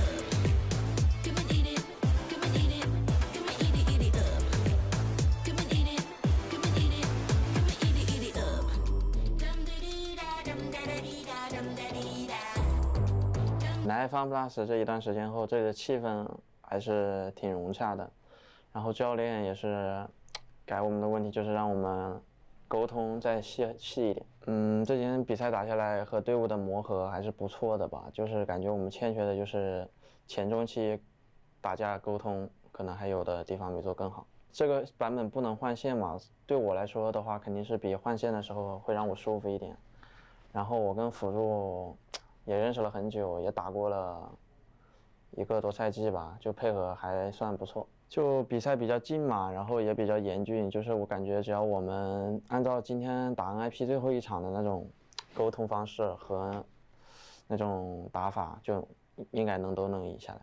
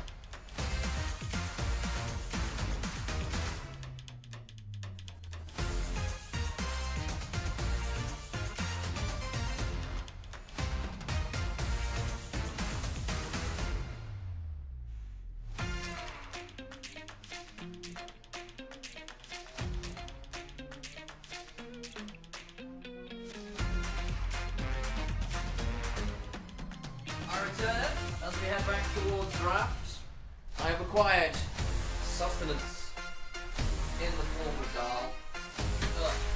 Door is closed.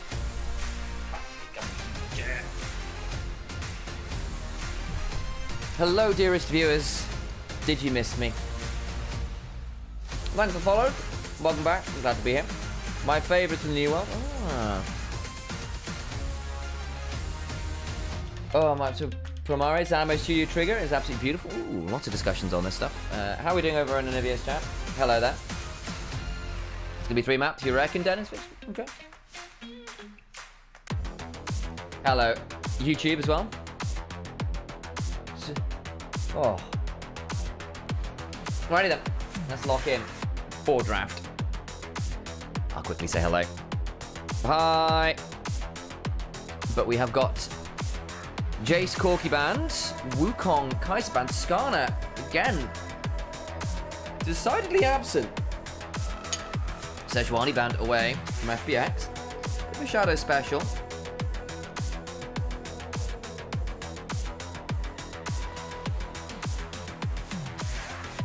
Explain why you don't like Kogias. I hate Lelouch and I don't think he's that smart.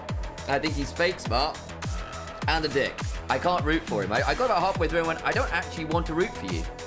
You're just not a cool person. Honest answer.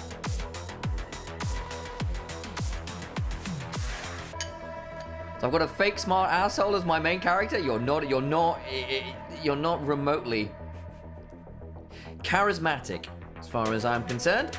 Vi first pick for Ultra Prime. That just means Ambessa Skarner on the other side. Take away from the Vi combo, of course. There is no Rumble, there is no Gwen. And there is no Neferi. But getting a hold of a Skarner gets through draft. I mean, it's been pretty tricky to manage. Are we debating a true carry top here? Nautilus, of course, already... No, not picked. That was in the first game, of course, of the day. Not in this series, so not on the fearless list. Shasha gets towards Laurel. What are we debating? Of course, Saber is a bit of an interesting player. That Echo could be really good fun. Those are fun hovers. These are really fun hovers. And it is Saber who locked in Zed earlier today. That's still a hover, guys. Do we need to page Troublelink? No, we don't. It's Camille locked in. Still a fun champion. Just not, you know, Katarina or Echo.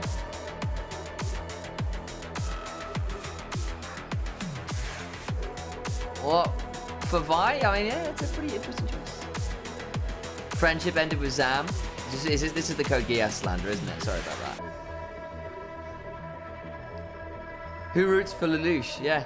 Oh, wow. Yeah, he shouldn't. Shouldn't. Echo would have been fun. Silas locked in. Some good ults to steal. Cease and Desist, Hextech Ultimatum, Magnet Storm, all good. Alex is my favorite caster now. Oh, sorry about that.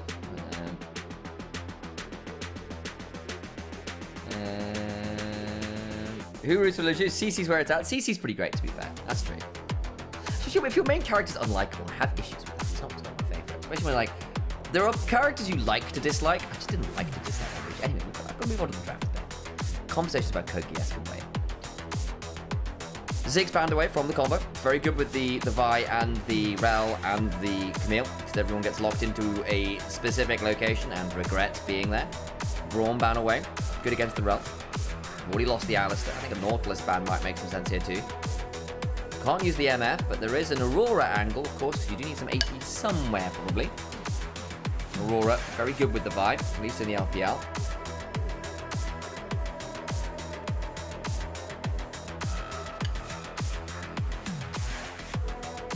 Renata is your other big defensive support.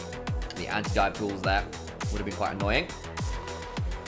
Just a Xayah Rakan attempt here. You can't steal the Rakan away, so Xayah's a good angle.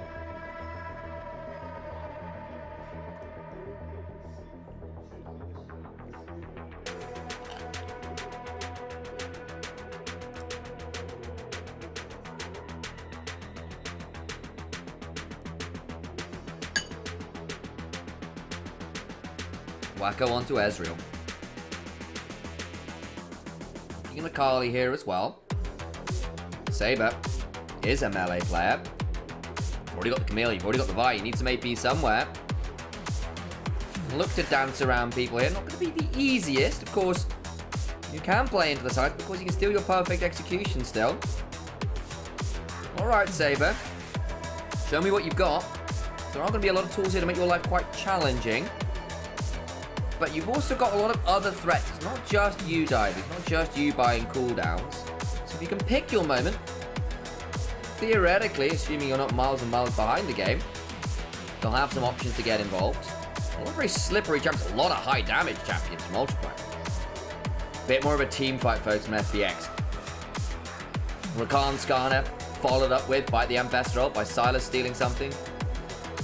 The Xayah there to offer a bit more team fight safety and defense against the likes of this Camille via Kali, all diving for your head. Ultra Prime, great skirmishing, great side laning, really nasty in terms of that ability to just execute a single target. It does come to those 5v5s in even scenarios.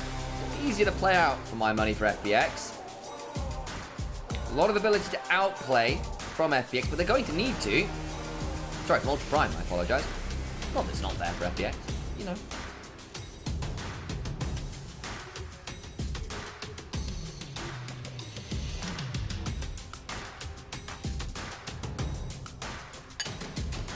It's a delicate trap to navigate from Ultra Prime. I agree. It is, however, much more Ultra Prime. It's a Saber on a much more Ultra Prime champion, on a much more Saber champion. This is Ejang on a much more Ejang champion.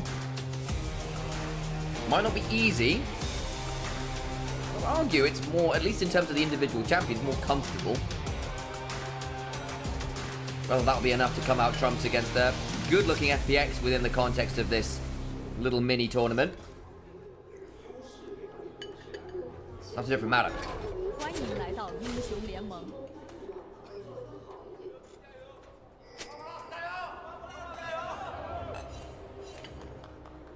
敌军还有30秒到达战场，碾碎他们。 I've finished off my dal. That was very tasty. I'm now refueled and ready to enjoy the joys of Ultra Prime versus FPX.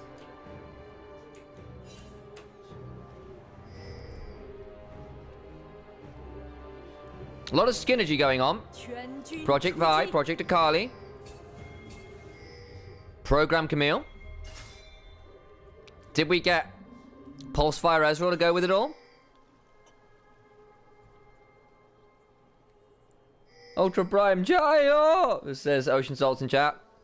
Thank you for doing that. We've been shy Jayo today. I don't know whether that's the crowd mics not being on. I don't know whether the crowds have just decided they don't want to do it today, which is very disappointing. FPX Jayo. There we go. We got even stuff. There you go. I've done my work. Better be good. Camille is terrible from behind. We did see a really rough Hoya Camille game the other day against Flandre's very unkillable Scion.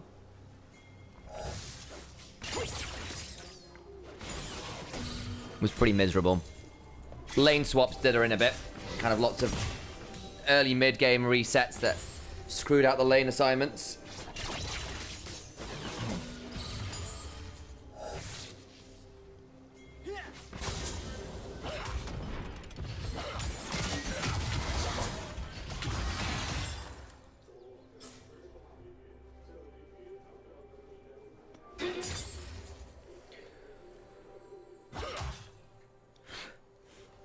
I'd say she could step on me too, but probably not the wisest decision. Is this Camille you're talking about, Mecha?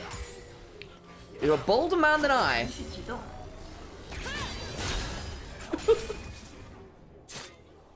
be fair, I probably trust Ejang Camille more than I trust Hoya Camille. Multi-Hunter redeemed a fun fact. Yeah. Mecha has a type. That's a fun fact.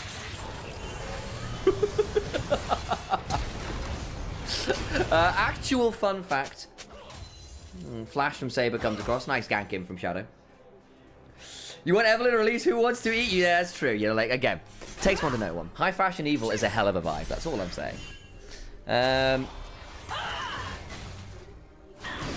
Me with Lysandra, but oof, oof, ouchie, owie, the rocks. Fair enough, Ocean Salts. Also, you know, that's not really being stepped on. That's being crushed. You know, if that's what you're into, no doubt. No judgment from me. I need a fun fact.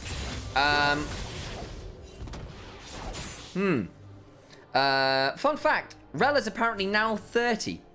I think is what it is. She's been doubled in age, practically, as a result of some reworks to lore. How's that for a wild fun fact?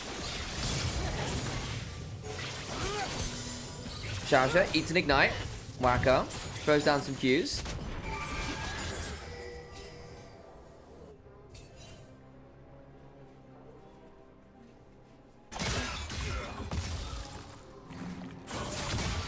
Okay, Saber in danger as Shadow is off on a decent angle here to potentially just drive through the Sigali. Especially with no flash, we need to pick a very safe route out. There's the E away, because he'll get driven into a wall.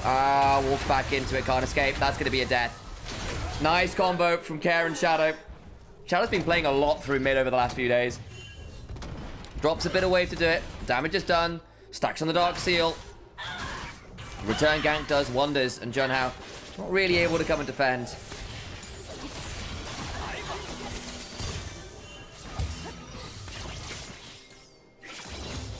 Wacko, Xiaoshe. Trying to threaten up in that bush. Some good Q damage coming on through from the Ezreal, who does outrange the Xayah somewhat.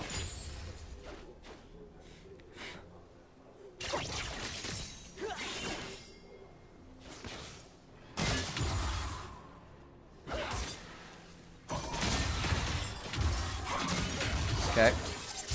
Saber. Lands the Shuriken flip, but Care off the races somewhat here.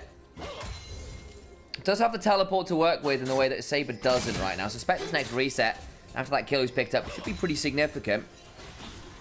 Potentially looking to catch Junhao out on the roam here. This dragon going down. Forced to reset on the dragon. That's going to be really annoying for Junhao. He's probably wasted a minute or so doing that. No, actually hasn't properly re-aggroed yet. Reset enough to be annoying. Way around, but so is Xiaoshe. Not the end of the world. Care goes to pick up the wave. Jue's here. I don't know what end he's here. He's just going to be annoying. Tries to go for the steal with the Q. Doesn't quite read it with the smite. And Junhao holds his nerve.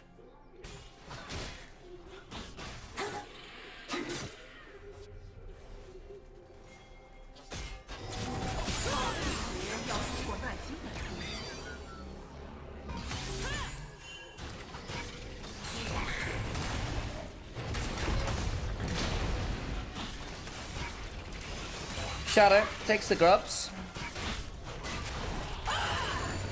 That'll be the trade out as Care and Assume come and clear out some of these wards. So like we're going to get a contest over them. It should be a solo grub take from that Skarner.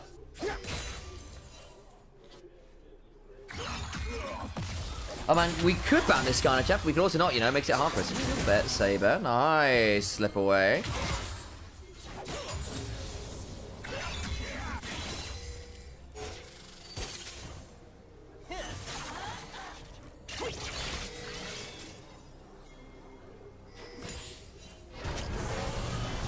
Alright, drive onto turret. Gonna lock down Shadow with that Hextech ultimatum. Burns an ultimate, not that much more seen there. Bot side dive. Wacko, lots of damage onto Assume. He needs to start looking for some feather balls. Doesn't really get that much value with them though. No, it was Wacko. Into Jachi, who had that really sick outplay with the Xayah the other day.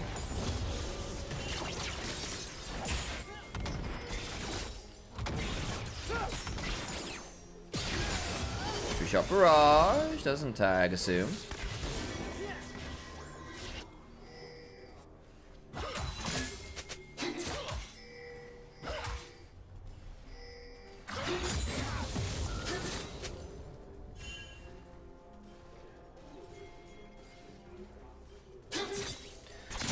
After that early bit of madness in mid lane, got a bit interesting. Hang on. We're going to see the cease and desist coming through. No, we're not. Stolen perfect execution. Xiaoshe was around. We could debate a fight there, but can't quite succeed. They'll help get the wave shoved. Leave it at that.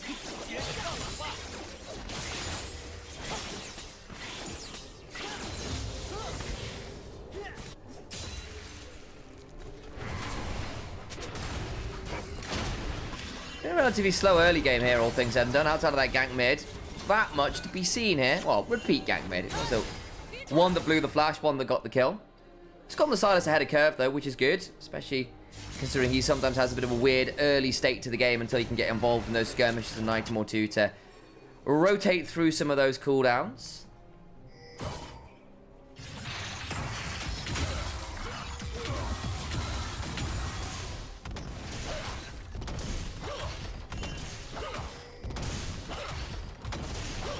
Okay, gonna get a plate down here. No real response yet. Saber now over. Hang on. Scond, Dark, Chain Lash. Doesn't quite catch Saber. Looking for some of those trades. Nice Shuriken flip.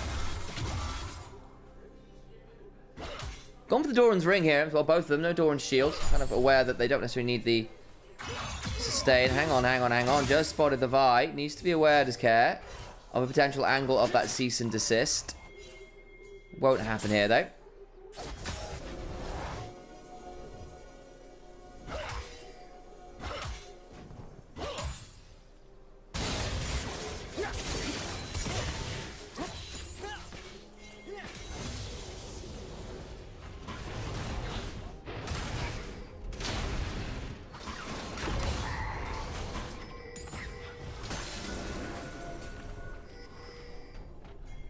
Grom. Being stood around by Shasha. John Howe around as well. Went on next set of grabs. 40 seconds. Hang on, engagement Dway. Should be okay to run out. There's a cease and desist. Back and battle dance away. Does so. Flash on out. Quickness comes down. Should be just about safe. Ignite was burned. Over they go. Flash for the Hextech ultimatum, but suddenly the turnaround comes on through. Huge pull with the Impale. Begins to turn things around as Sheer begins to lacerate, and Drake can't step through a lot of people's shadow. So much AP to work with as Jang in danger. Battle Dance comes on through. Dway can't quite read out that hook shot. Ultra Prime full send to lose a member regardless. Lot of flashes blown. I think every flash from the players involved blown in that one. Still a win in the end for FPX, just about. But the health bars being relatively low means I don't know whether they can turn that into grubs. Shadow's going to start this up, try and get at least one. Vi saying, yeah, no. And wants to think about playing instead for the Dragon. We'll have a look here as well, because Dway is over here clearing up vision. Gets hit by the Shattering Strike and Crash Down combo. And Dway tries to bounce away, gets knocked up before he can properly battle dance, and then followed by the cease and desist. They don't quite get the kill. They needed an auto, if that, to bring them down. And then Jang tries to go looking for it. Flash to the Hextech ultimatum. Bashir does a really good job buffering with the public execution. All the while Shadow gets the Impale. Dre gets a knock up again. Decent Gleaming Quill. Healing as well. They do get to run down some stuff there. So it ends up being pretty good for FPX, who play out the extended chase well. A bit too far, to be honest, from Ultra Prime there, all things said and done. Rookie gets counterpicked, fire the coach. Gala 8 moves into Skarner art. Sometimes that. Jeju doesn't, Zonya's on Lyra, lag.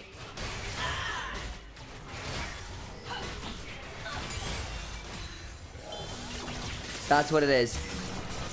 Everyone's still calling about it. That's fair. Hang on, quickness. Comes on down. Grand entrance. Comes on forwards. Impale comes across. That means this Rel is so dead. Rel, it's Rakan that picks it up. But the damage is done. Can they turn that into a topside play? They're not going to have the usual first responder of the support here. 4-man strong. Teleports come on through. In they go with the Abscond, the Abduct. The Hextech ultimatum is traded by another Hextech ultimatum. Shears stuck on a turret. Needs to start backing away. And they have overplayed it. Saber now looking to look for more with his perfect execution. Shuriken flips in for more. Flashed away for perfect execution. Part 2 and Care now in danger. Tries to get some in the back end of it all. And Saber comes away with 2 kills. Nice stuff from Ultra Prime, and big overdive from FPX this time around. Sure, you finally get the extra kill. Actually, did you even do that? No, you didn't. You didn't get the kill on Ejang, who plays that out really smoothly. Kill for the Camille, 2 for the Akali. Could not have gone better. This is with Rel not there, so they think, okay, we can do this. Don't see the Vi in the bush. They go diving, teleport comes on through. Care steals the Hextech ultimatum, uses it to drop turret aggro, but the cease and desist pins the person with turret aggro under the turret. That gives Saber first kill. They get more damage down. Shadow is absolutely annihilated by Q2. Saber forced the flash with the R2. And that means that Care, it's only D1. It's not D2 this time around. So the Astromech combo, not in and available. Still, game state. Relatively even. 6 scrubs, 2 dragons. Goldner back to even, basically, after that set of kills come on over. Means we're in a bit of a weird spot. Big gold lead for Rakan, who's got 2 of the kills for FPX.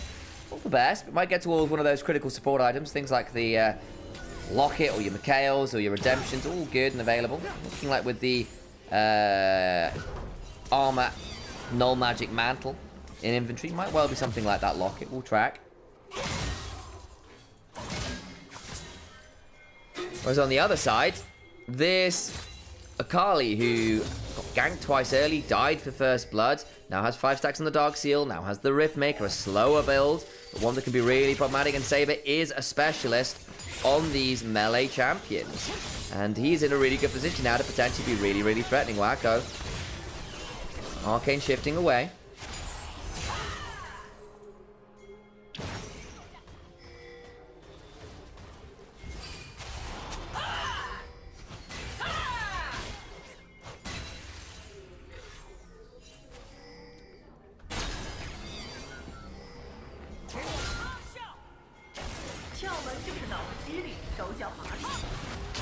Alright, Jun Hao jumps over the wall, punches Shadow. Impale comes on down though. That'll be a decent chunk onto Saber, who doesn't quite get dragged into turret aggro range. Not that great there, all things said and done. Nice idea from Shadow, doesn't quite work out. And now actually Dre potentially in danger, but just a Vault Breaker combo.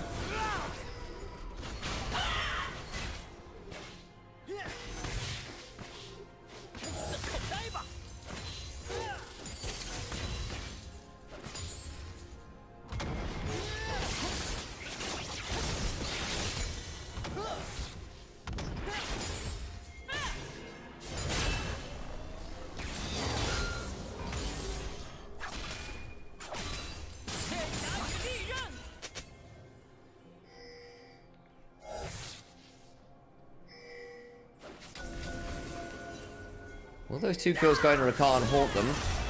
Don't know. Sheer. It's a pretty nasty chunk there from Jang. Can be a bit of a nasty matchup for Ambessa. She really needs to get value out of the Omni Vamp, because in the short trade, Jang goes in for a hook shot, gets the adaptive shielding, Q2 comes on through, and you win the trade. Despite, of course, things like Eclipse Shield and Repudiation, you can win the trade pretty easy there as the Camille. You need to get the extended trade, where you can get value out of the Drakehound steps, you can get value out of that Omni Vamp and Armor Pen to really punish the Camille. But if Camille is trading on cooldown for hookshot and adaptive shielding, the Q2, not as fun for the Ambassador again suddenly, especially if you're matching item to item. Does the winner play tomorrow or order advances? So the winner here advances to Ascension. This is the upper bracket final, basically. Loser drops into the lower bracket final to play the winner of the losers from tomorrow. So if FPX win this game, they would go forward. Ultraprime would drop down to the lower bracket finals, waiting the winner of LGD and who is our fourth team. I'm having a moment here.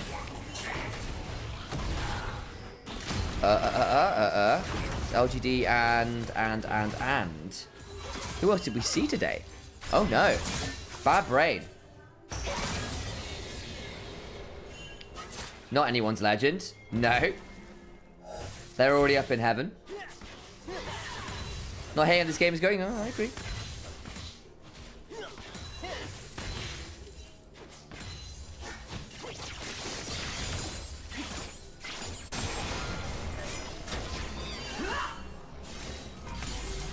Ultraprime in a good spot, I think, this game. Soul point. Gold leads. And Comp that's actually come online now. They can play the 1-3-1 really well. They've got really nasty lockdown.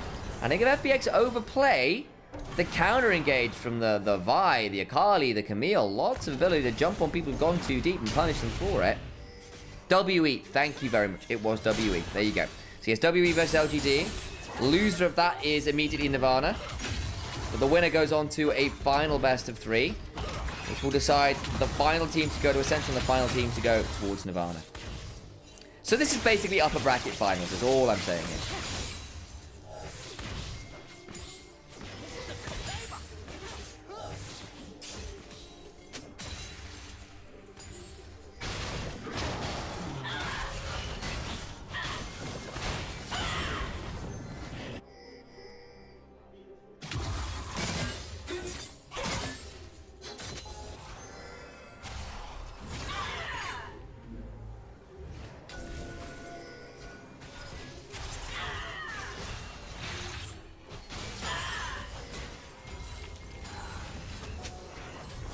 So, 50 seconds until a Ruinous Atacon. Interesting, so it's only 3 kills down. But I guess it's been a lot of dragons, a lot of grubs. So I think that maybe that's just enough action to count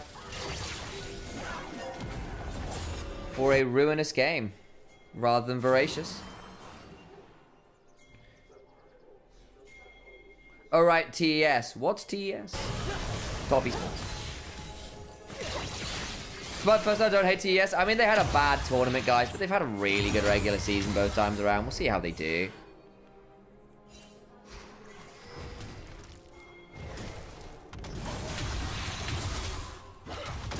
Okay, assume. Doing their best to chunk out that turret. We'll do so. That would be first turret over FPX. They got the 6 grubs, so not entirely surprising. Herald also dropped. They can really aggressively shove this. Oh my days, Camille. Not on that turret yet. I think this is going to be a tier 2 as well.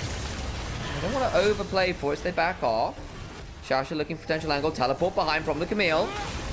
Fight begins. John Howe goes forward with the Vault Breaker. Doesn't find that much, but now the Season Desist combo comes on in! Massive damage. Care trying to heal on out. Flashes over the wall. Try to find an angle. Can't get towards the wave. And they blow up too.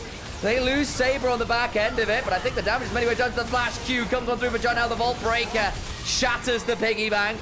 FPX humbled in the blue side jungle.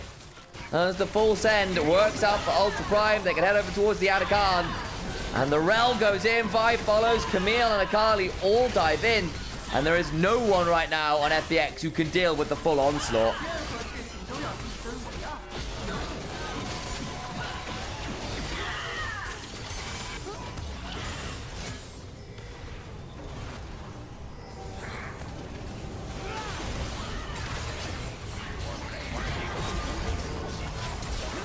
Flash from Saber for perfect execution into the E. Can start to come back on forwards again. Care tries to get out here with a clever jump over the wall. Can't get to the wave. And then Wako just gets to Arcane Shift over. Keep on playing. Assume get Saber at the very least. But then a flash Q comes on through and Shadow dies as well. Rough stuff. Really good teleport from Jang to get into the back line. The Herald play swiftly snuffed out. I think FPX suddenly looking at this and going, oh god. Souls in 20 seconds. They've just picked up Atacon. You know what that would buff? All of that damage from Soul and the dragons you picked up as well.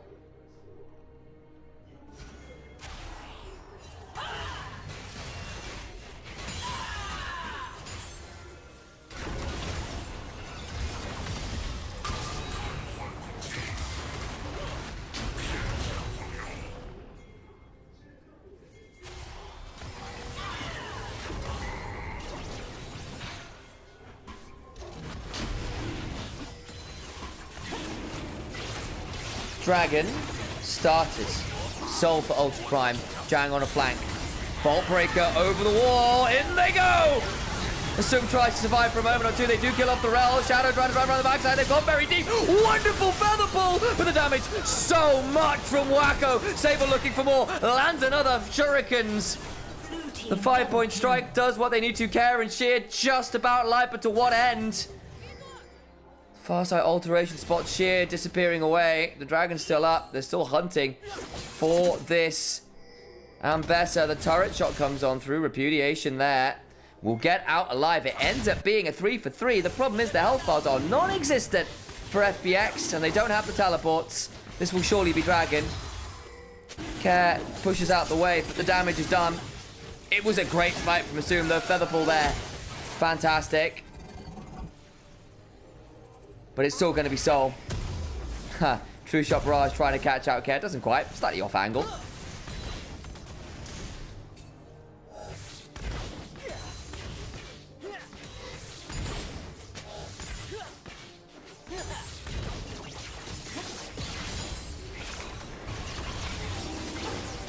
So, Dragon started, and then over the wall goes John, but it's onto the Skarner.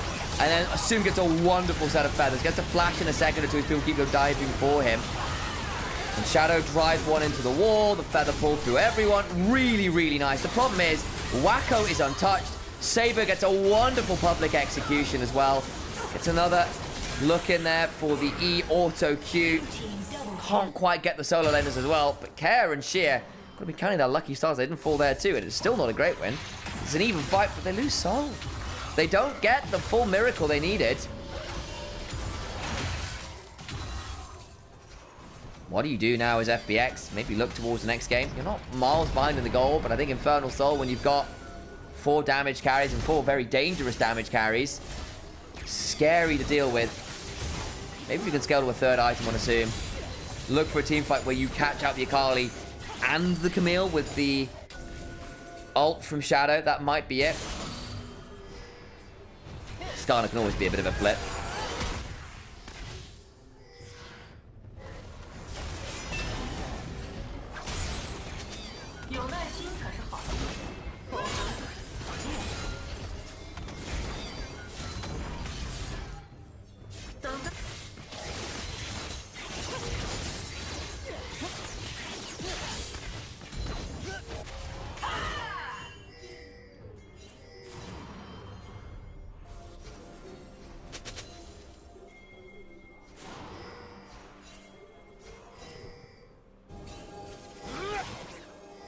Baron is at 20 seconds spawned on that one.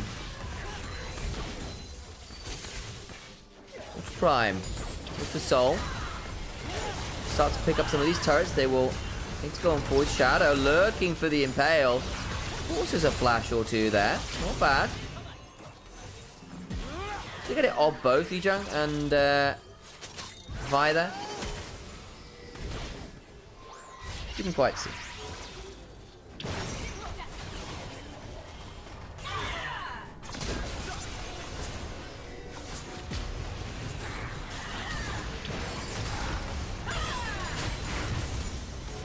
Wacko takes the turret. Nicely done.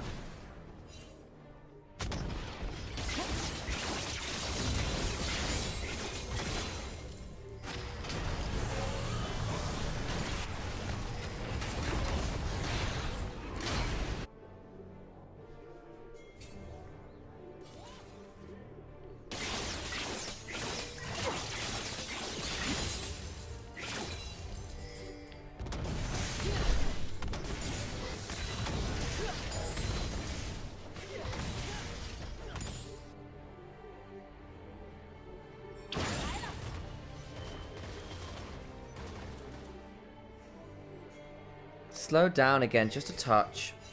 And it's strictly an Elder Dragon that will spawn at some point in the future now. Could be a couple minutes off still.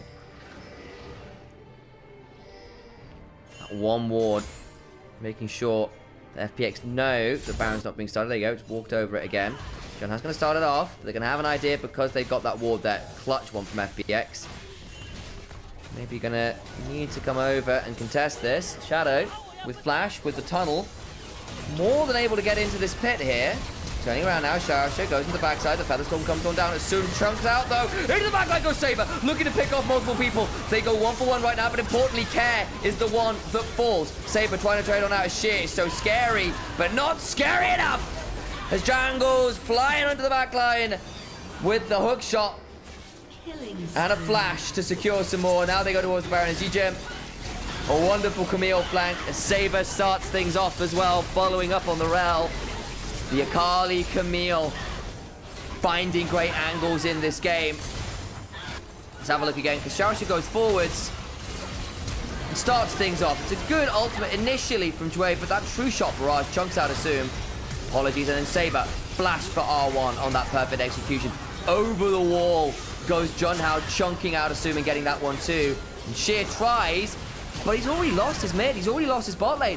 What do you do? The flash hook shot claims his life as well. And now you're down Baron. Elder's in under a minute. Struggle streak for FPX.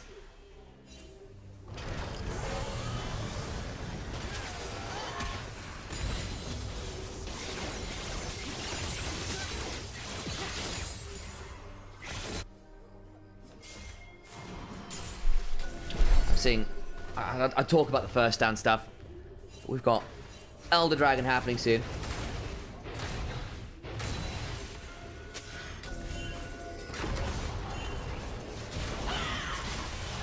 So, picking up a turret topside. This split pushing Camille with teleport and free items.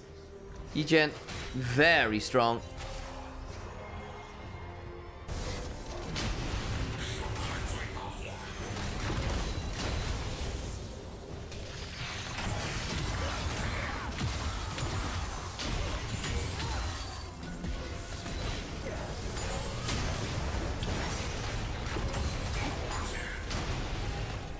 Can FPX find a way to contest in this river? Because if they give up Elder, the game is over. The problem is, no one's really able to match this Camille, who's now on inhibitors. If it turns into a single inhibitor, it's kind of fine. They're going to rush the Elder, aren't they? Forced to fight. Wacko's in the base. Well, they're trading inhibitors for this.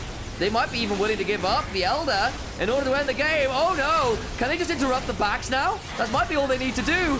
Sheer gets an ult in. The feathers come pulling on through. They do kill off the Xayah. Still trading as well. Dragon is stolen. That might be enough for all the while. They just need to stop people getting back to base. Shadow gets some, but they lose multiple members. True Shot Barrage is a celebratory one in a 3v4.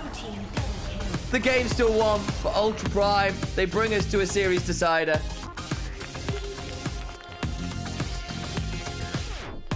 Well, well, well. Hey folks, Initialise here. I am solo casting these last couple games.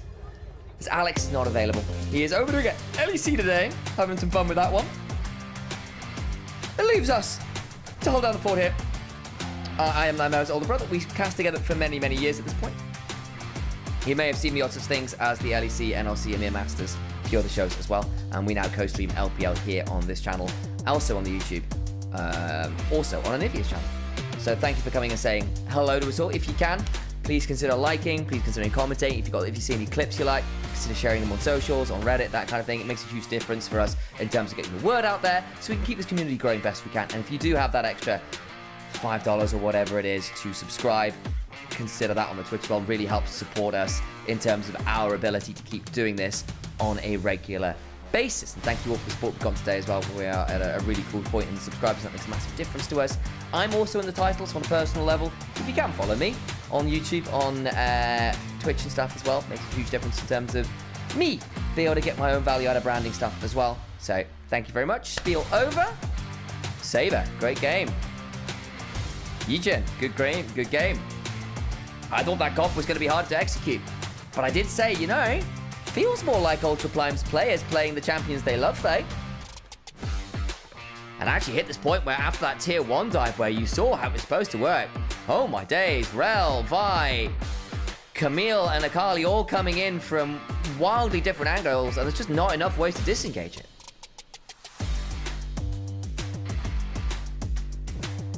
Hey, me. Comp diff from FPX, no damage. I think they might have had damage if Care wasn't miles behind. And in fairness, you've got a Silas, an Ambessa, and a Xayah. That's not low damage. It's not low damage. But after that play topside went wrong, you didn't really get to see the Ambessa and the Silas go forwards, really, at all.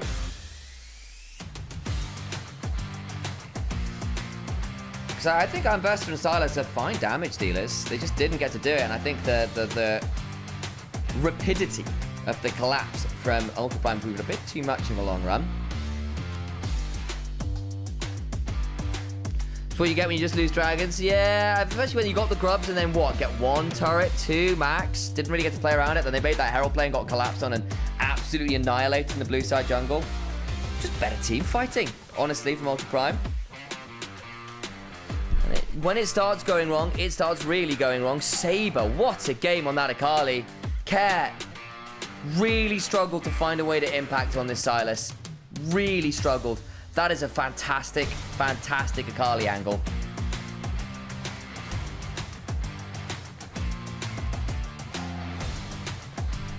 So look at the highlights. There's going to be a lot of people zooming around.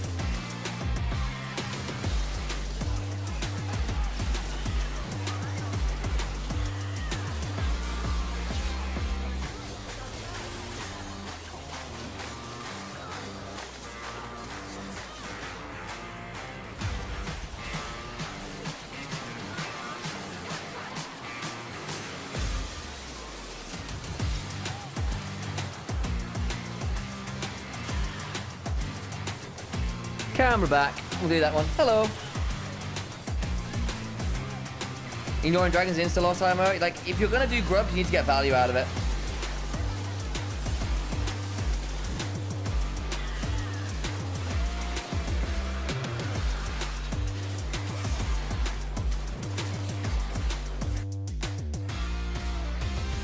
Shadow's Eve, let's go. He is an Evelyn player. If I get an Eve game, I will not be responsible for the style of cast you're going to get, guys. There will be unreal amounts of bias.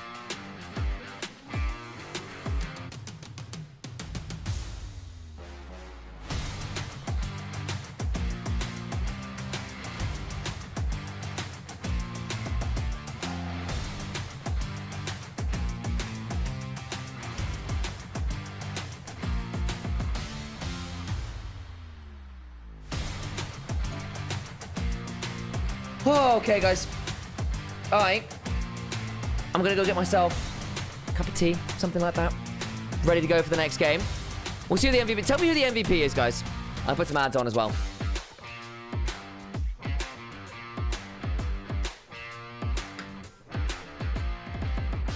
Oh. I'll never forget his Eva into the oncoming Asher. Oh, yeah, it wasn't fantastic. Please hydrate. Yeah, I'm going to go do that. Oh, everything's clicking.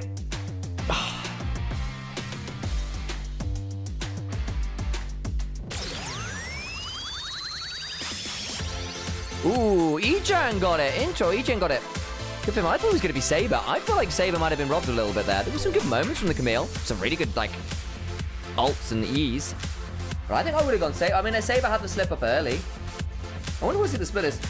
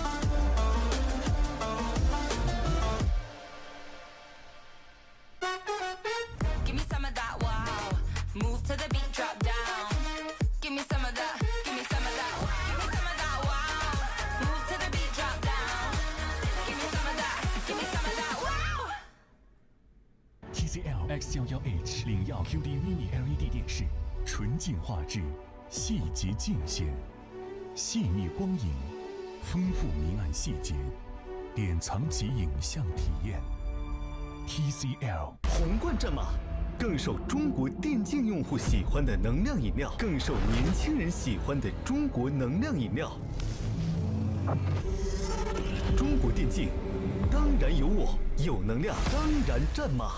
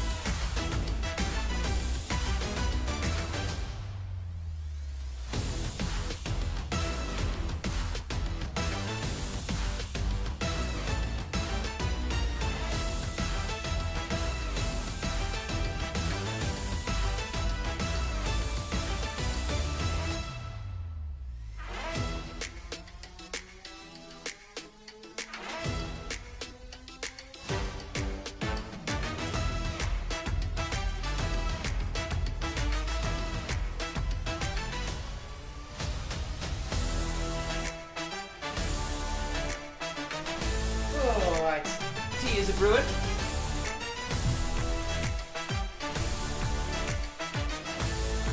And I am back, ready for a deciding game.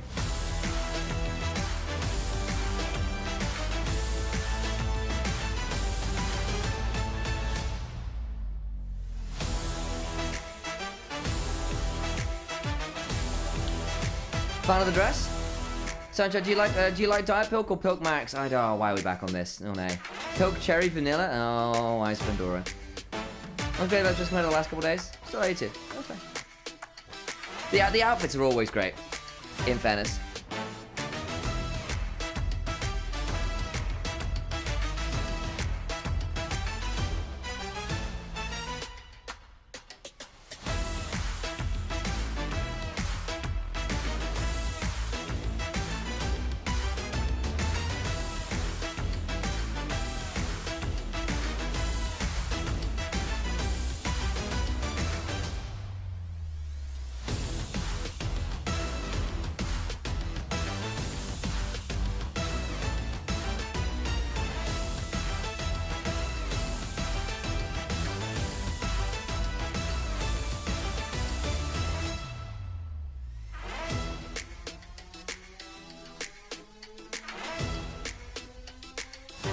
Yep, all fire. I like that green on the girls' outfits. Yeah, it's cool. The blazers they have for the Melcast are very sharp blazers. Interesting they go for those sort of like bolo ties as well. Very distinctive. What's happening in Nvidia chat? How we doing?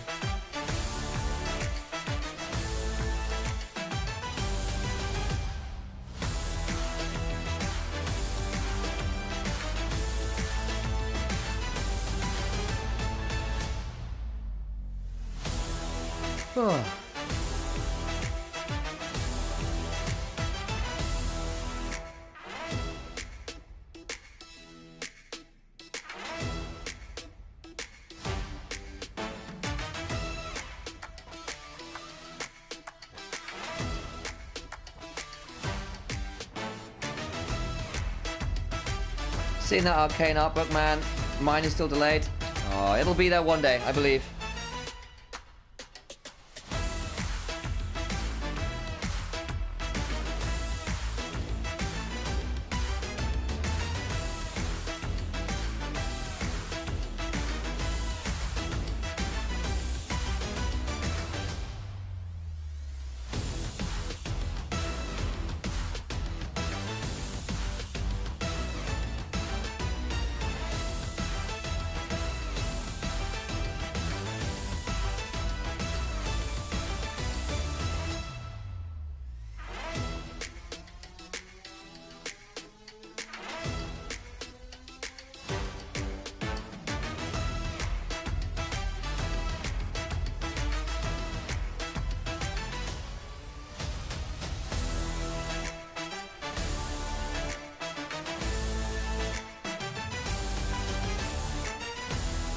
Oh, it looks like people back on stage.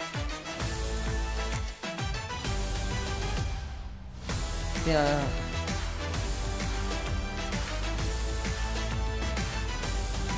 Deciding game. Ultra Prime, much better game too. Looked like not the best start again, remember? Shadow made Saber look a little bit silly early on. What was the vote split in the end between Saber and Yijin? Was it all for Yijin? I thought he had a good Camille game, don't get me wrong. I think I would have leaned Saber personally.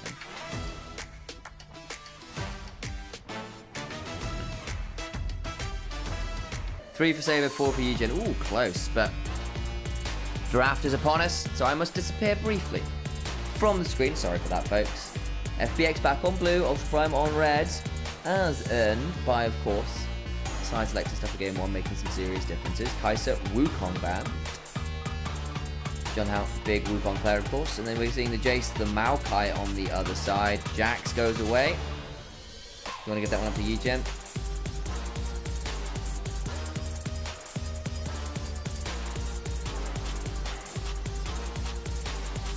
And there's the Xin Zhao 2. So, what are we thinking? Sejuani was up. And that might mean we just lock in this Yone. Are you going to be forced into a Sejuani lock here? Take it away from Shadow. Prevent that really nasty pairing. Lilia, a consideration. Can be pretty good in some of those melee options if you are suspecting a Sejuani in. To carry for Junhao, always a sign of good things for him as a player. Sejuani feels like an obvious lock right now, but it can be a bit of a miserable matchup into the Lilia. So do you just pick something else and deal with the fact that you lose out on that melee synergy?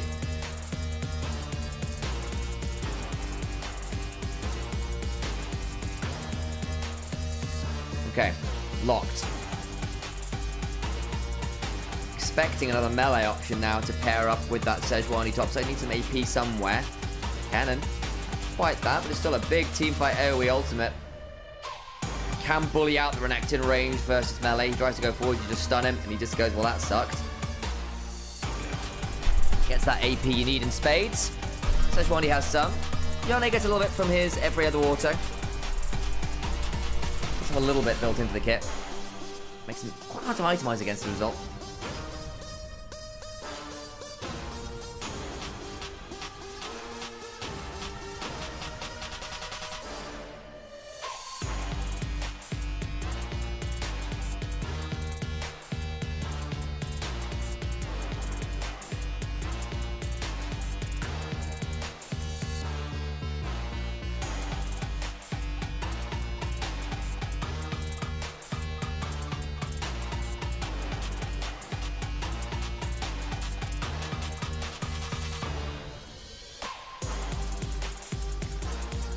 Leona was the lock for Ultra Primers. We're into that second phase of bans. Zig's away. It's a good pairing with that Leona. Wacko does like it occasionally. His fortune's already been burnt. That's another one of those big AoE ult users from bot lane.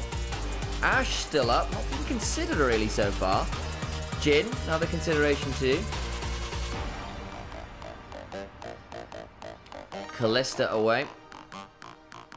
Alongside that Renata, so lane dominance for the bot lane removed. There goes the Corki as a good pairing with the Leona. You just lock the Ashe now. Jhin, good combo with the Leona too. Probably feels like there's two options. I feel like FPX will be looking at Ashe Braum here. For Sumin Dwayne. No Alistar, no Rel. Nautilus is up though. Nautilus could be a consideration for FPX as well. Oh, he's back. Second time today. We're seeing the Zed. Oh, yes. 2 games today. Saber has decided enough playing the meta stuff. Give me the champions. I know how to pilot. We'll need to outplay a little harder, I think, here. Not quite as simple into the Yone. Or the cannon for that matter. Nautilus now locked. Can be annoying for the Zed if he dives on in. You can just say, cool. Eat a stagger, eat a death, eat a Dredgestone and the R. Can't run away from that one in particular. Draven for Assume. Oh my days. We'll give you the lane dominance they were looking for. You got carries elsewhere. You do need that as the Draven. A way to draw the Eye of Sauron away from bot lane. So you can look to put pressure down. Or if you do draw all that pressure, it gives that opportunity for the Ken and for the Yone to have a bit more freedom. Jhin would be a very standard option here as well. Can play a long way back from some of these really scary divers. Quite safe with the speed up, with the traps, with the W. The range at which you play fights is long enough to keep you safe theoretically from all of the aggressive dive and pick. Still going to be a great lane into the Draven Nautilus, but what is? Very few things, at least early on, unless you're going for those kind of double range matchups where you can poke and bully that melee option. The real spice here, of course, is that Zed. Zed feed Draven. Zed feed Draven.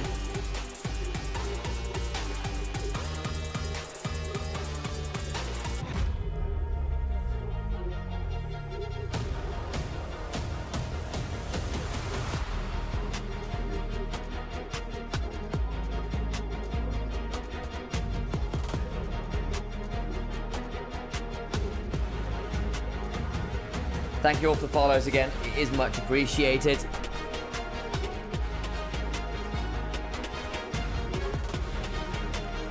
Prepping for our final game of the day. I'm gonna get my cup of tea so I'm ready to go, eh? You're logging on to the Rift in short order.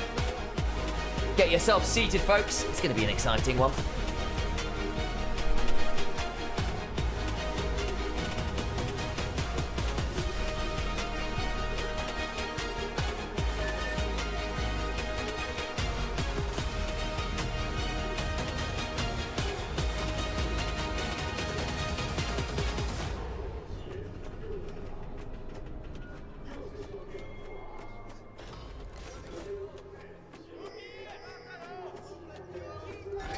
欢迎来到英雄联盟。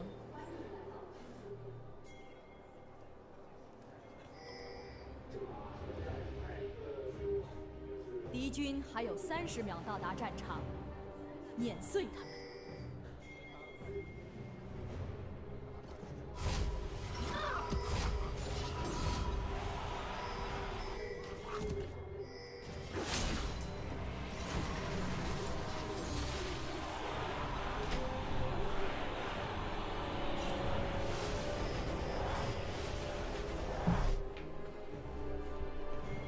I return. 援军出击。 The Ignite again for Saber. He knows exactly how he wants to play this. Yone, of course, is E. It's just a fake version of Zed's R.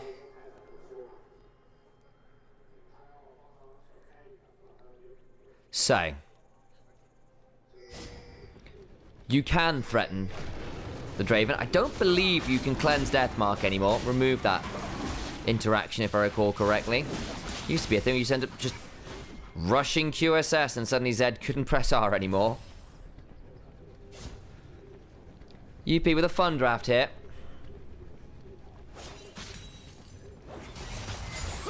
Not bad team fighting, especially get a good lilting lullaby. Ooh, nice hook early on. Wacko's going to burn the barrier early, especially as the Ignite comes on through. Wax is flying. Not quite secure the kill, though. Exhaust down, barrier down, and trade for the Ignite and Cleanse. Nice hook again. Level 2 going to be hit pretty shortly here, you'd imagine. That's why they're pushing really hard. This level up will do them wonders for keeping a lot of HP, threatening under this turret. Where are the junglers? Not here. Pathing away. Flash out of the turret. Just going to be an easy kill. Assume gets it. Dway will die. But that's a support getting a kill versus Assume, who cashes in nice and early.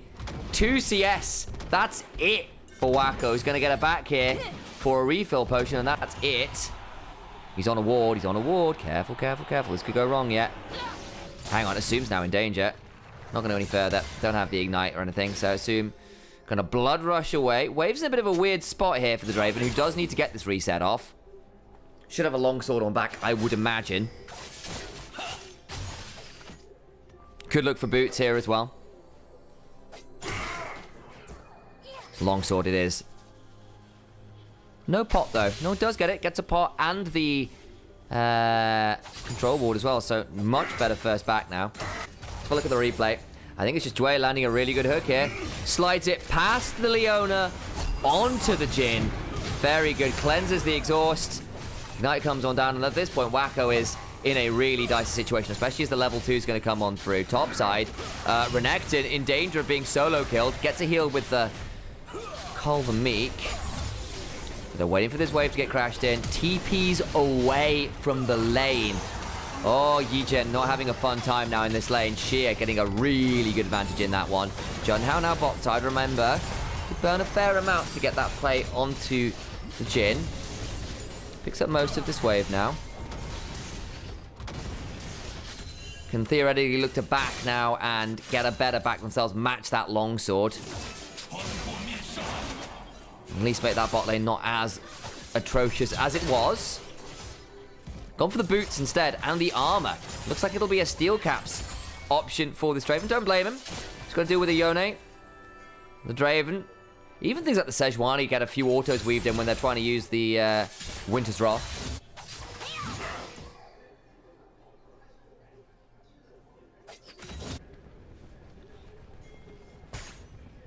Have we got someone being a dick in chat? Might need to deal with them.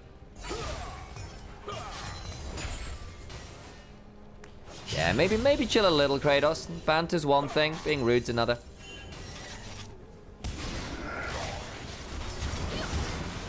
Just as a heads up.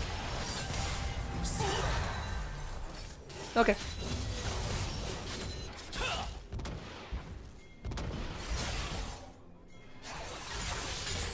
Okay. Doing relatively well here in the Saber, but again, Zed not gone for the back yet. Got to be a bit wary, of course, when he's running with the Ignite.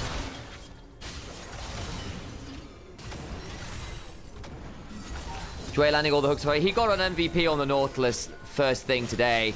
Was really, really clean. Looking to replicate that performance. Top side. Good stun onto Yigen, who's just not enjoying that cannon matchup at all. It does feel like a lot of these lanes are getting shoved in pretty aggressively right now for FPX, and that should be good news for them. Come the skirmishes. I think FPX, again, looking at things like the Sejuani, Yone, Kennen combos, not going to be that fun for Ultra Prime to deal with. If the Jin can stay while away, that's good. If the Zed can find good 1v1 angles, that can be nice too, especially as Kennen doesn't tend to build towards things like the Zhonya so freely anymore. But it's not as obvious, I think, for me, a Zed angle as it was earlier. Things like the Talia was a good matchup for the Zed. Zed versus Yone, a lot more of a skill matchup, and the Yone, the team fight value tends to be that little bit cleaner. Goes Mortal Stealing through.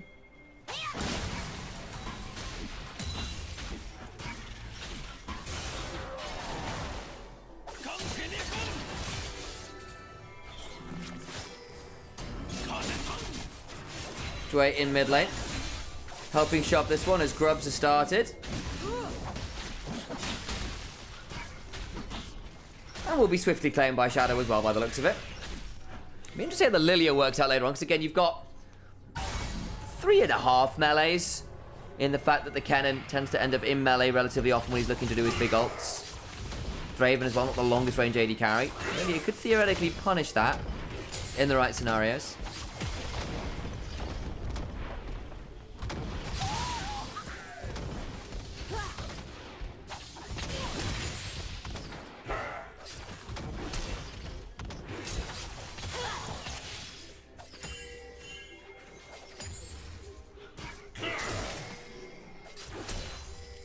Yep. Gem.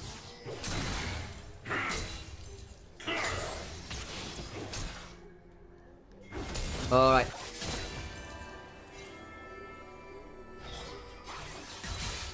Good to see you as well. Over in chats. I see you, Camilo. See you, Juns. Everett as well. Nice to see you guys back. Over in Anivia's chat. Eugen goes towards the Merc Tread's first item, can't blame him. He's having a miserable... He's down 30 CS, oh my god. Gonna lose most of this wave too, I think. Not a fun time to be Renekton. Roaming topside. Oh boy, hang on. Slicing Maelstrom, gonna prevent Eugen from getting the turret. Second stun comes on through, there's the Dominus. Dredgeline goes wide, it's into the wall, still gets that option for the staggering blow. Could Lilting Lullaby shear, but I don't know how much value you get there. Assume took a turret shot. The back end of it. Eugen clears out the wave. Dominus popped. Flash burned. Can they just hook? They might just trade Nautilus here for a bit more. Shasha has roamed up.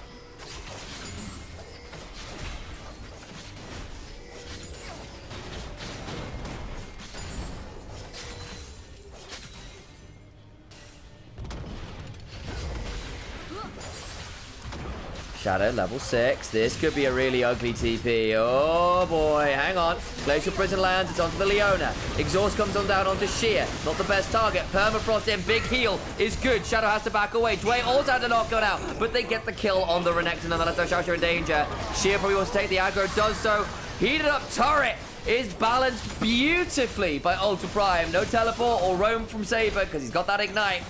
No way on over, and they get 2 kills under the lane. Another kill for the Draven, 1 for the Kennen. That's big news, and suddenly that gold lead beginning to extend a little bit for the Draven. Dropped a bit of farm to do it, of course, because the Jin's just been quietly farming out bot side, but that's a good start. Indeed. for this Draven. Let's have a look again. Dive comes on through. Glacial Prison onto the Leona, who does not get to do anything here for a significant amount of time. Puts the exhaust onto Sheer, but Draven still getting the free fire. Flash away from Shouting to keep him alive as Sheer just gets to throw a Shuriken, get that one. And he's the one who takes turret aggro after. He's the one with all the HP bars. Lightning rushes away. 1,500 gold lead for this cannon into the Renekton. Renekton's just not going to have a playable matchup at the minute. Draven's ahead despite being behind in the farm slightly. Hasn't really had stands to stack much of the glory up. The adoration.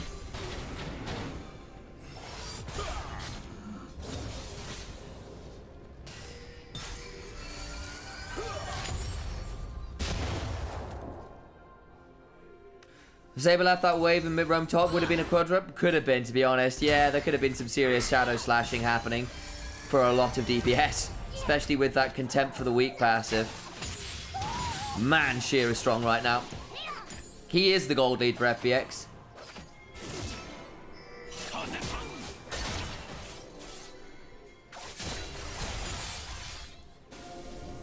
Yeah, quick heads up for the Twitch chat as well. Twitch chat specifically as well. Don't mind asking questions about the game. Don't mind learning about the game. But like, straight up betting talk, we tend to avoid if possible. Just as a heads up. Again, people aren't necessarily to know, let you know, and again, no issues with asking questions about the game. Don't mind helping people learn about it. If they don't know that much about it, super fine. If they use that for other stuff, super cool. Not a problem. However, we just want to make sure that the chat is placed, particularly for Twitch at least, and YouTube, for our YouTube. A place where we can actually enjoy the game, be fans of the game, and keep it more gameplay focused if we can. It's just a better vibe we found. We've had issues in the past with people not dealing well with some of the other stuff. Just a heads up.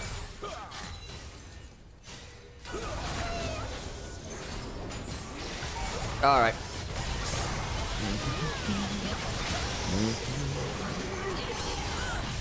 Big fight happening, and they actually killed the Jhin there. That's huge.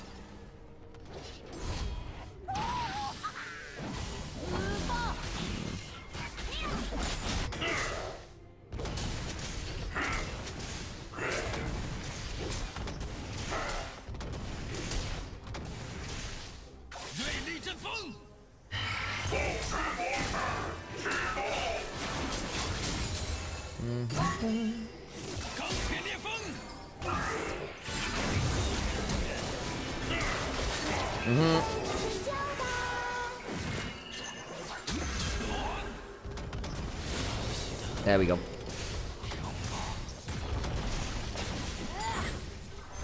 Man, this cannon, very strong. Was pretty ugly from Care. Was a little. I turned away for a second. Dealing with some stuff in chat.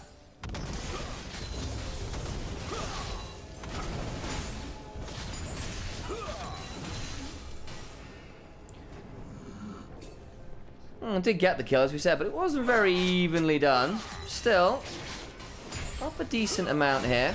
The issue is basically this cannon's going to be such a menace. Yeah, the Zed can theoretically pop them. Got the Eclipse now as well. Can hop in and out of the Slicing Maelstrom pretty well.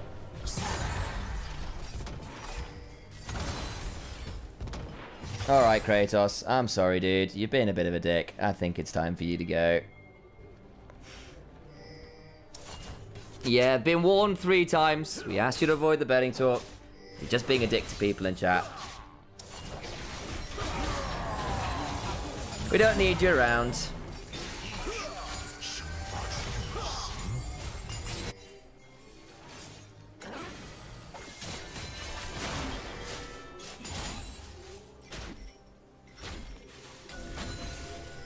Unfortunate stuff.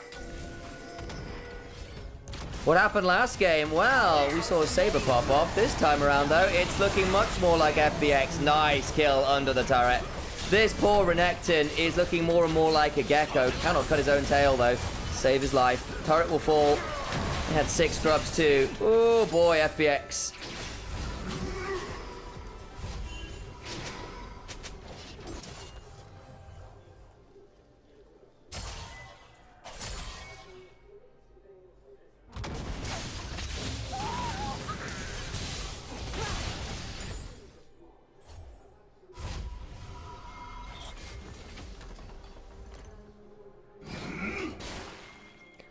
This Draven, now 1,300 gold ahead.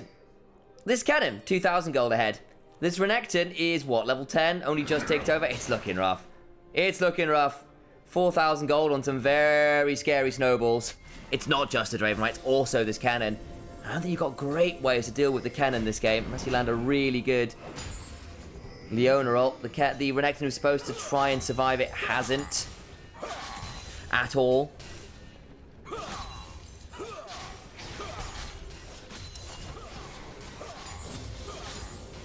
Grumpy, maybe we don't taunt too much either. Just chill out a little bit. The issue's been dealt with. I see you. I understand. Chill, please. Turret goes down. Another Zed. Yeah, it was Saber playing the Zed again. It's just not had much. I mean, it's not been about Saber. He's not gone to... I don't think we've seen him ult, really.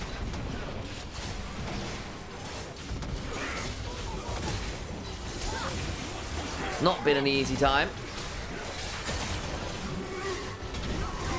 Solar Flare comes on through. Pretty good here. Actually, hang on. They get 1 or 2 back. Still going to keep on going as finally Sheer turns up and murders John Howe.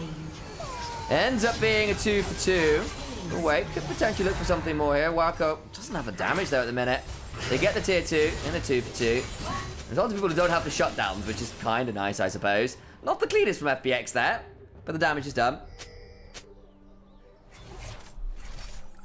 FPX have indeed been playing well around the Draven. Also the cannon, moving the Draven to play around that cannon as well. That topside dive tier 1, I think really broke the game. This is pretty aggro. They go looking for this. Lands a hook onto the Lilia. Staggering blow, depth charge. Whirling death. Oh my days. The solar flare back is pretty solid. Fate Seal just wide though. Means that John Howe does get to flash out for a moment or two. John Howe doesn't have that happen. He gets a bit ugly. She ends up making a flash to secure the kill, but does so. Eugenbe does his flash now as well. Not the best. Coming into a soul point fight. Mounted soul point would be pretty scary indeed.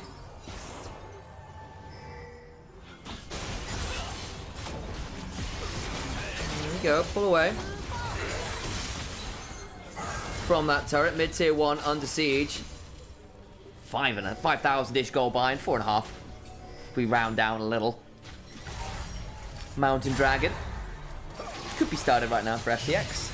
Not decided to yet, and assume having a good game. And Sheer, again, this player who we chatted about is kind of this secondary seat to Flandre. People were asking why is he not playing over Flandre, but then kind of disappeared a bit. People were wondering whether he'd even be allowed to play again because of some of the age stuff that was rumored to be a thing. We still don't know exactly where all that is, but this year on FPX in general, bit of a budget roster. Some places you go, oh, that's kind of fun, but you don't exactly know where they're going to land. Shadow having a pretty good day on the whole. Sheer having a great day on this cannon. Assume Giga fed on the Nautilus too. Saber looking for an angle. Shadow slash into the Shuriken, gets a bit of a jungle care, but to what avail? What does the Zed do? Charger flashes over. Whirling Death will not secure the kill, but the cannon will, as in goes care on that Fate Seal. They've got a Lilting Lullaby. There's still a Slicing Maelstrom working. The curtains are called, but I don't think anyone from FPX wants to take a bow. Herald did get taken by Ultra Prime. At the cost of 3 members. At the cost of the mid-tier 1. At the cost of the Mountain Soul Point. This Zed just doesn't have an angle. Where do you go? Who do you target? The game is so far out of control before you've got to do anything.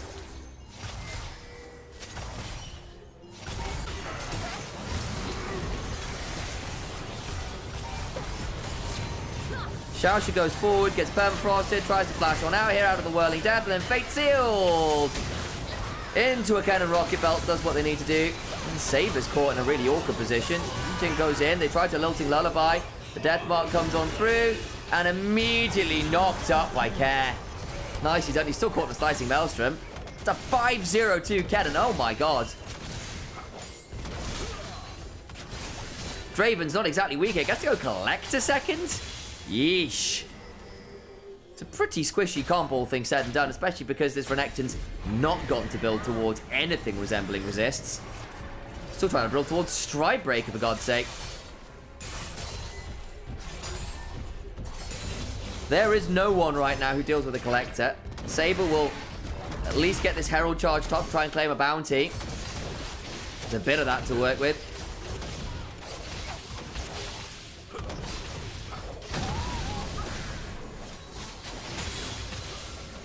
We did see a Katarina hover early. I know people say, oh man, could we see a Katarina at some point? Maybe. Not today, unfortunately. If anyone was going to do it, it would be someone like Saber.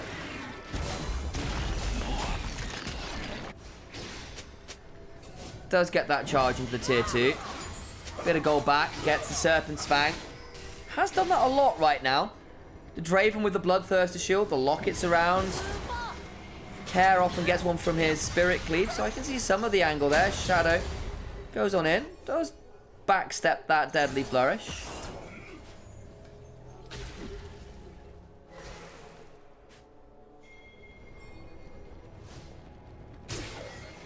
But this Zed is going to have to do some miracle work in a 1v1. It's at least stayed even with the other solo laners.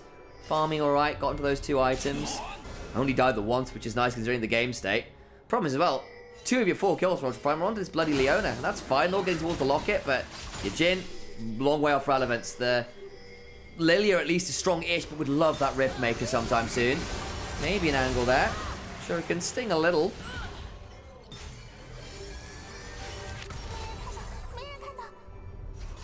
Atacam being started. We saw a Yone solo Atacam the other day.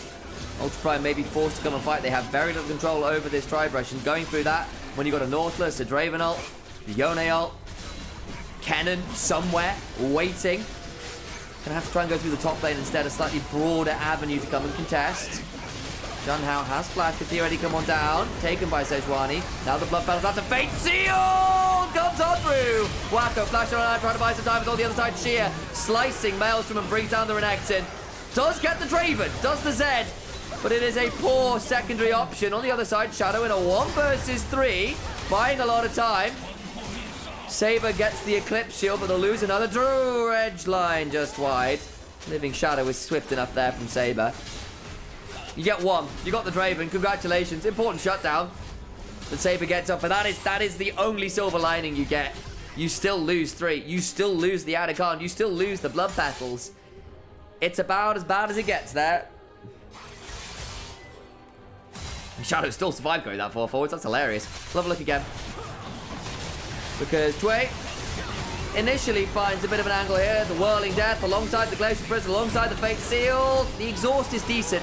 Keeps Wacko alive, allows him to flash up. On the other side, Sheer gets to do a defensive slicing Maelstrom. Prevents easy access. That depth charge on the Junhao means they're not getting much value. Saber does flash it and get in, and then flash out with the assassination on the Draven. That's something, but you don't get anything more. And then Shadow in this 1 versus 3. 1 versus 3 is still too much to handle. They eventually get that initial kill onto Wacko. Nice. Living Shadow out. Gets you something.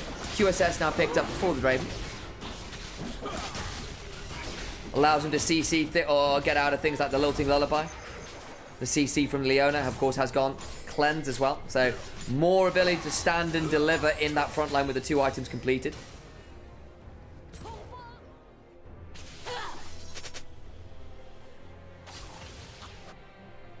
I think Saber on that HP gets 1 tap by Cannon, I'm not going to lie. He's got a Shadow Flame. A single Q kills the Zed there. So I'm not sure he could have stuck around in that fight. Kennen would have absolutely 1-tapped him. I see your point. I just don't think, unless Junhao was able to threaten as well, but that depth charge really screwed him over. Mountain Soul has also now been picked up for FPX, just by the by. So now you've got Soul, empowered by a ruinous Atacon. Oof. This is unfun, okay. Deathmark used, but where do you go at this point as the Zed gets an Eclipse shield, shadows away. Glacial Prison lands, Whirling Death! Oh no! Cash in for Draven, vengeance for the Atacon fight for a Zoom on the Draven. Fight now commences. Over the entrance to the red side jungle from the base gate. That is how far pushed back Ultra Prime are. Baron's not even spawned yet.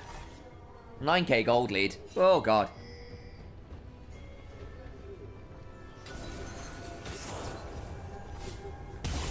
Wait, well, Hex Flash forwards, Deadly Flourish doesn't root because why would it at this point? Doesn't have any damage put forwards. Rocket Belt away from the swells to prevent being hit by that Dream Dust. Inhibitor top, taken by the minions. We go forward. Might look for a Lilting Lullaby here. Not really any avail as Xiaoxi just flashes away and dies. They'll throw down a curtain call, but what does this Jin do? Tickling right now. Dway loses a third of their HP. Mountain Soul is anathema to Jin, who's having to build Lord Dominic second here to try and deal with all of the shields and armor. Over the wall they go. Shadow, Fate Sealed as well. Ejin in danger. Sheer now looking to come on in. Saber tries to buy time, but can only buffer through the CC for so long. They lose their solo lanes. 5v3 with no wave clear to speak of. None that's safe anyway. Double TP back. Oh boy, they want to end it here. And now FPX wanting to ascend in front of our very eyes and force Ultra Prime to play at least one more series. Xiaoxi in danger. Has to deal with it. Can't. Junhao, watch out. Eeping away. It's a good Lilting Lullaby. Buying some time. 15 seconds on Saber. 9 on Yijin. Shadow flashing away. Swell Seed down. They can't quite end the game. They lose the jungler. But it comes to trade. They can still go on to the last Nexus turret. Assume dying. Potentially significant here. They can't end the game. Especially with the solo lanes coming back. Ultra Prime hold on. Just. But they are still here.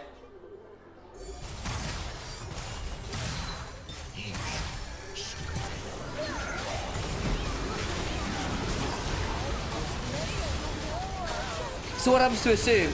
He gets Lilting Lullaby. Under the turret cleanses. Does he take the turret to it? Oh my god, Assume!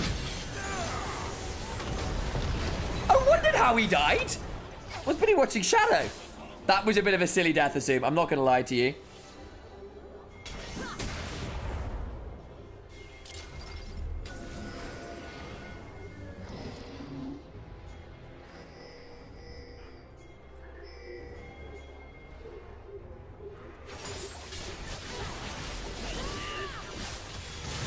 So, Baron, up and available. Started. Junhao, no flash.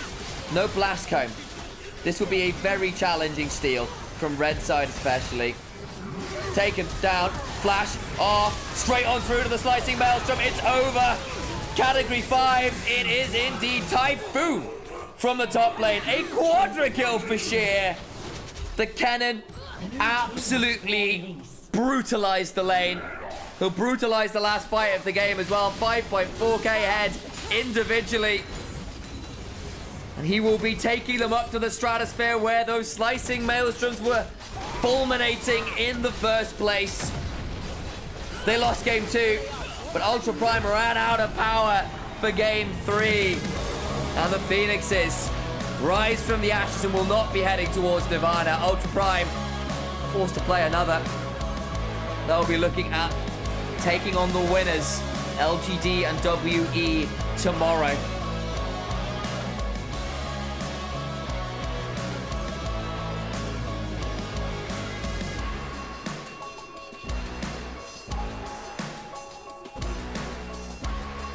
Whew.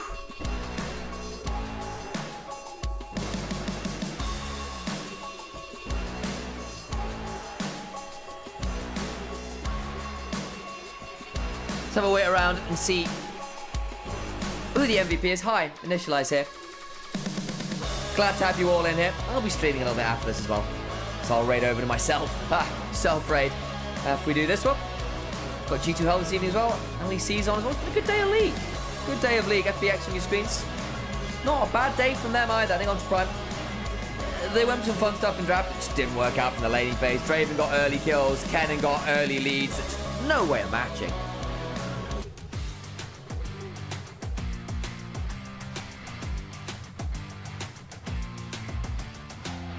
Wait and see who the MVP is. I suspect Sheer. Assume could be in for a shout, but Sheer had a very, very good cannon game.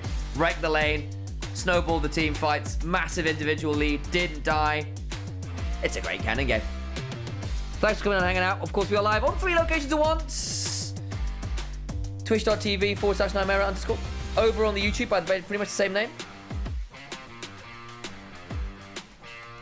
And then, of course, live over on Anivia's YouTube too. LGD and WE tomorrow, first match, that's the one. Should be a big one. Perfect aggro juggling. Yeah, it was a really good turret dive. Good to see you over there as well.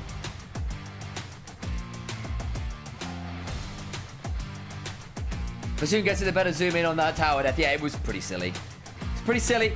There you go. It happens. Alright.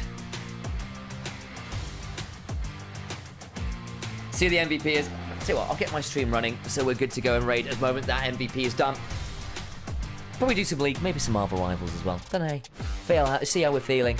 See how we're feeling. Oh. Oh.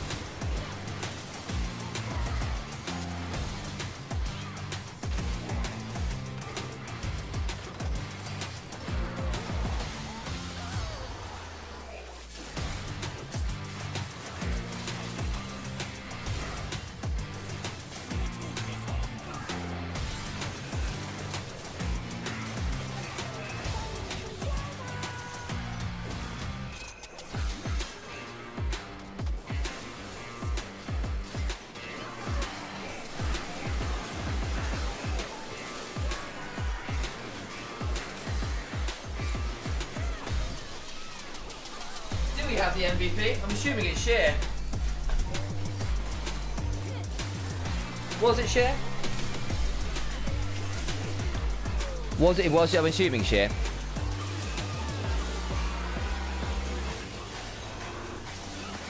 Very anticlimactic. A little bit at the end. Yeah, I mean, game 2 made us hope. I think there was some fun picks. I don't think it had that much synergy into the enemy comp. Like, you went for the Lilia to try and counter the Sejuani, and that's cool, but the Renekton really suffered the cannon. The Draven got way ahead in the bot lane, they couldn't survive that. Zed, when the team's fallen behind and you're asking to find a champion who's supposed to be there to 1v1 threaten people, didn't really get to because the rest of the map had fallen apart. And look, Kennen into Renekton sucks. It's a miserable time. Share MVP for sure, none yet. Okay.